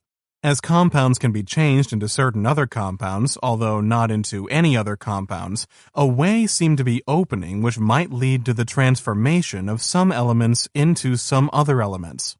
The probability that one element might be changed into another was increased by the demonstration of the connections between uranium and radium. The metal uranium has been classed with the elements since it was isolated in 1840. In 1896, Becquerel found that compounds of uranium and also the metal itself are radioactive. In the light of what is now known about radioactivity, it is necessary to suppose that some of the minute particles of uranium emit particles lighter than themselves, and change into some substance or substances different from uranium. In other words, it is necessary to suppose that some particles of uranium are spontaneously disintegrating. This supposition is confirmed by the fact experimentally proved that uranium emits alpha rays, that is, atoms of helium, and produces a substance known as uranium X. Uranium X is itself radioactive. It emits beta rays, that is, it gives off electrons. Inasmuch as all minerals which contain compounds of uranium contain compounds of radium also, it is probable that radium is one of the disintegration products of uranium. The rate of decay of radium may be roughly expressed by saying that if a quantity of radium were kept for 10,000 years, only about 1% of the original quantity would then remain unchanged. Even if it were assumed that at a remote time the Earth's crust contained considerable quantities of radium compounds, it is certain that they would have completely disappeared long ago had not compounds of radium been reproduced from other materials. Again, the most likely hypothesis is that compounds of radium are being produced from compounds of uranium. Uranium is a substance which, after being rightly classed with the elements for more than half a century, because it had not been separated into unlike parts, must now be classed with the radium-like substances which disintegrate spontaneously, although it differs from other radioactive substances in that its rate of change is almost infinitively slower than that of any of them except thorium. Thorium, a very rare metal, is the second of the 75 or 80 elements known when radioactivity was discovered, which has been found to undergo spontaneous disintegration with the emission of rays. The rate of change of thorium is considerably slower than that of uranium. None of the other substances placed in the class of elements is radioactive. On page 192, I said that when the radioactive substances had been labeled elements, the facts of radioactivity led some chemists to the conclusion that the other bodies which had for long been called by this class name, or at any rate some of these bodies, are perhaps not true elements, but are merely more stable collocations of particles than the substances called compounds. It seems to me that this reasoning rests on an unscientific use of the term element. It rests on giving to that class name the meaning substances asserted to be undecomposable. A line of demarcation is drawn between elements, meaning thereby forms of matter said to be undecomposable but probably capable of separation into unlike parts, and true elements, meaning thereby groups of identical undecomposable particles. If one names the radioactive substances elements, one is placing in this class substances which are specially characterized by a property the direct opposite of that the possession of which by other substances was the reason for the formation of the class. To do this may be ingenious, it is certainly not scientific. Since the time of Lavoisier, since the last decade of the 18th century, careful chemists have meant by an element a substance which has not been separated into unlike parts, and they have not meant more than that. The term element has been used by accurate thinkers as a useful class mark which connotes a property, the property of not having been decomposed, common to all substances placed in the class, and differentiating them from all other substances. Whenever chemists have thought of elements as the ultimate kinds of matter with which the physical world is constructed, and they have occasionally so thought and written, they have fallen into quagmires of confusion. Of course, the elements may someday be separated into unlike parts. The facts of radioactivity certainly suggest some kind of inorganic evolution. Whether the elements are decomposed is to be determined by experimental inquiry, remembering always that no number of failures to simplify them will justify the assertion that they cannot be simplified. Chemistry neither asserts or denies the decomposability of the elements. At present, we have to recognize the existence of extremely small quantities, widely distributed in rocks and waters, of some 30 substances, the minute particles of which are constantly emitting streams of more minute identical particles that carry with them very large quantities of energy, all of which 30 substances are characterized and are differentiated from all other classes of substances wherewith chemistry is concerned by their spontaneous mutability, and each is characterized by its special rate of change and by the nature of the products of its mutations. We have now to think of the minute particles of 2 of the 75 or 80 substances which, until the other day, had not been decomposed and were therefore justly called elements as very slowly emitting streams of minuter particles and producing characteristic products of their disintegration. And we have to think of some 80 substances as particular kinds of matter, at present properly called elements because they are characterized and differentiated from all other substances by the fact that none of them has been separated into unlike parts. The study of radioactivity has introduced into chemistry and physics a new order of minute particles. Dalton made the atom a beacon light which revealed to chemists paths that led them to wider and more accurate knowledge. Avogadro illuminated chemical and also physical ways by his conception of the molecule as a stable, although separable, group of atoms with particular properties different from those of the atoms which constituted it. The work of many investigators has made the old paths clearer and has shown to chemists and physicists ways they had not seen before by forcing them to think of and make use of a third kind of material particles that are endowed with the extraordinary property of radioactivity. Dalton often said, "Thou knowest thou canst not cut an atom," but the fact that he applied the term atom to the small particles of compounds proves that he had escaped the danger of logically defining the atom, the danger of thinking of it as a particle which never can be cut. The molecule of Avogadro has always been a decomposable particle. The peculiarity of the new kind of particles, the particles of radioactive bodies, is not that they can be separated into unlike parts by the action of external forces, but that they are constantly separating of their own accord into unlike parts, and that their spontaneous disintegration is accompanied by the production of energy, the quantity of which is enormous in comparison with the minuteness of the material specks which are the carriers of it. The continued study of the properties of the minute particles of radioactive substances, a new name is needed for those most mutable of material grains, must lead to discoveries of great moment for chemistry and physics. That study has already thrown much light on the phenomena of electric conductivity. It has given us the electron, a particle at least 1,000 times lighter than an atom of hydrogen. It has shown us that identical electrons are given off by or are separated from different kinds of elementary atoms under definable conditions. It has revealed unlooked-for sources of energy. It has opened and begun the elucidation of a new department of physical science. It has suggested a new way of attacking the old problem of the alchemists, the problem of the transmutation of the elements. The minute particles of two of the substances for many years classed as elements give off electrons. Uranium and thorium are radioactive. Electrons are produced by sending an electric discharge through very small traces of different gases using electrodes of different metals. Electrons are also produced by exposing various metals to the action of ultraviolet light and by raising the temperature of various metals to incandescence. Electrons are always identical, whatever be their source. Three questions suggest themselves.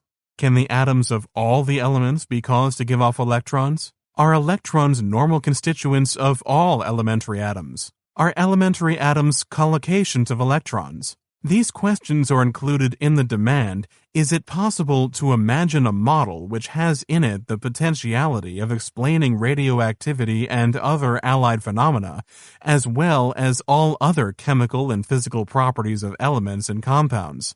These questions are answerable by experimental investigation and only by experimental investigation. If experimental inquiry leads to affirmative answers to the questions, we shall have to think of atoms as structures of particles much lighter than themselves.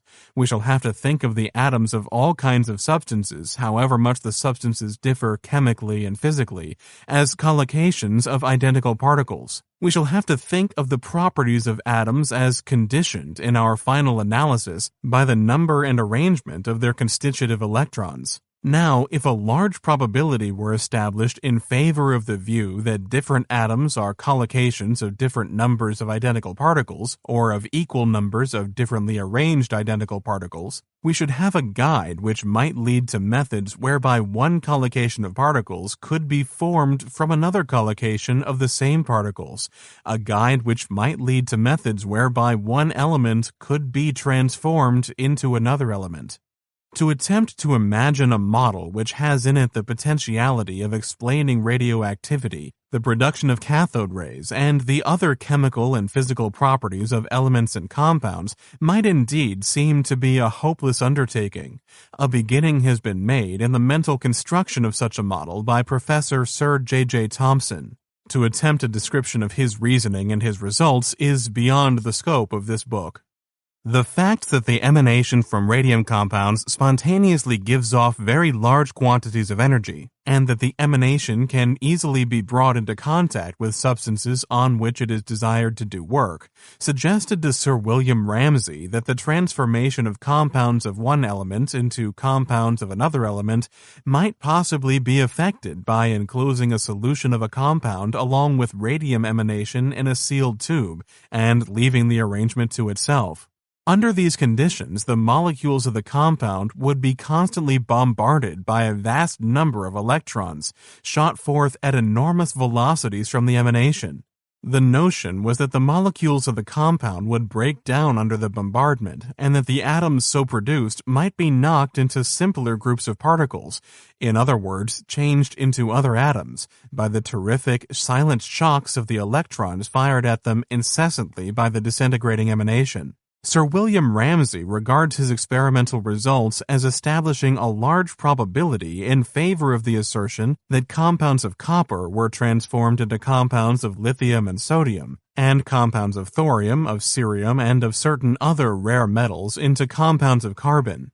The experimental evidence in favor of this statement has not been accepted by chemists as conclusive.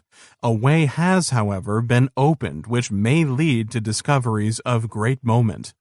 Let us suppose that the transformation of one element into another element or into other elements has been accomplished. Let us suppose that the conception of elementary atoms as very stable arrangements of many identical particles, from about 1,000 to about 250,000 times lighter than the atoms, has been justified by crucial experiments.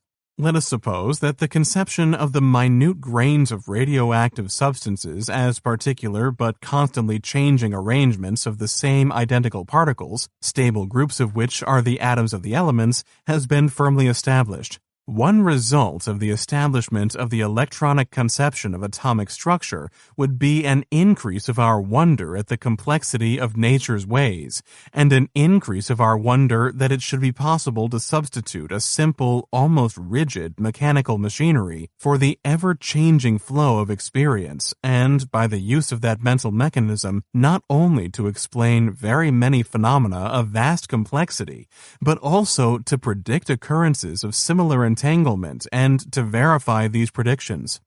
The results which have been obtained in the examination of radioactivity, of cathode rays, of spectra at different temperatures, and of phenomena allied to these, bring again into prominence the ancient problem of the structure of what we call matter. Is matter fundamentally homogeneous or heterogeneous? Chemistry studies the relations between the changes of composition and the changes of properties which happen simultaneously in material systems. The burning fire of wood, coal, or gas, the preparation of food to excite and to satisfy the appetite, the change of minerals into the iron, steel, copper, brass, lead, tin, lighting, burning, and lubricating oils, dyestuffs, and drugs of commerce, the change of the skins, wool, and hair of animals, and of the seeds and fibers of plants into clothing for human beings, the manufacture from rags, grass, or wood of a material fitted to receive and to preserve the symbols of human hopes, fears, aspirations, love and hate, pity and aversion, the strange and most delicate processes which, happening without cessation in plants and animals and men, maintain that balanced equilibrium which we call life, and when the silver cord is being loosed and the bowl broken at the cistern, the awful changes which herald the approach of death, not only the growing grass in midsummer meadows, not only the coming of autumn in dyed garments traveling in the glory of his apparel, but also in the opening buds, the pleasant scents, the tender colors which stir our hearts in the springtime, the only pretty ring-time when birds do sing, ding-a-dong-ding, these and 1,000 other changes have all their aspects which it is the business of the chemist to investigate. Confronted with so vast a multitude of never-ceasing changes, and bidden to find order there if he can, bidden, rather compelled by that imperious command which forces the human mind to seek unity and variety, and, if need be, to create a cosmos from a chaos, no wonder that the early chemists jumped at the notion that there must be, that there is, some one thing, some universal essence which binds into an orderly whole the perplexing phenomena of nature, some water of paradise which is for the healing of all disorder, some well at the world's end, a draught whereof shall bring peace and calm security. The alchemists set forth on the quest. Their quest was barren. They made the great mistake of fashioning the one thing, the essence, the water of paradise, from their own imaginings of what nature ought to be. In their own likeness, they created their goal and the road to it. If we are to understand nature, they cried, her ways must be simple. Therefore, her ways are simple. Chemists are people of a humbler heart. Their reward has been greater than the alchemists dreamed. By selecting a few instances of material changes and studying these with painful care, they have gradually elaborated a general conception of all those transformations wherein substances are produced unlike those by the interaction of which they are formed. That general conception is now both widening and becoming more definite. Today, chemists see a way opening before them which they reasonably hope will lead them to a finer, a more far-reaching, a more suggestive, at once a more complex and a simpler conception of material changes than any of those which have guided them in the past.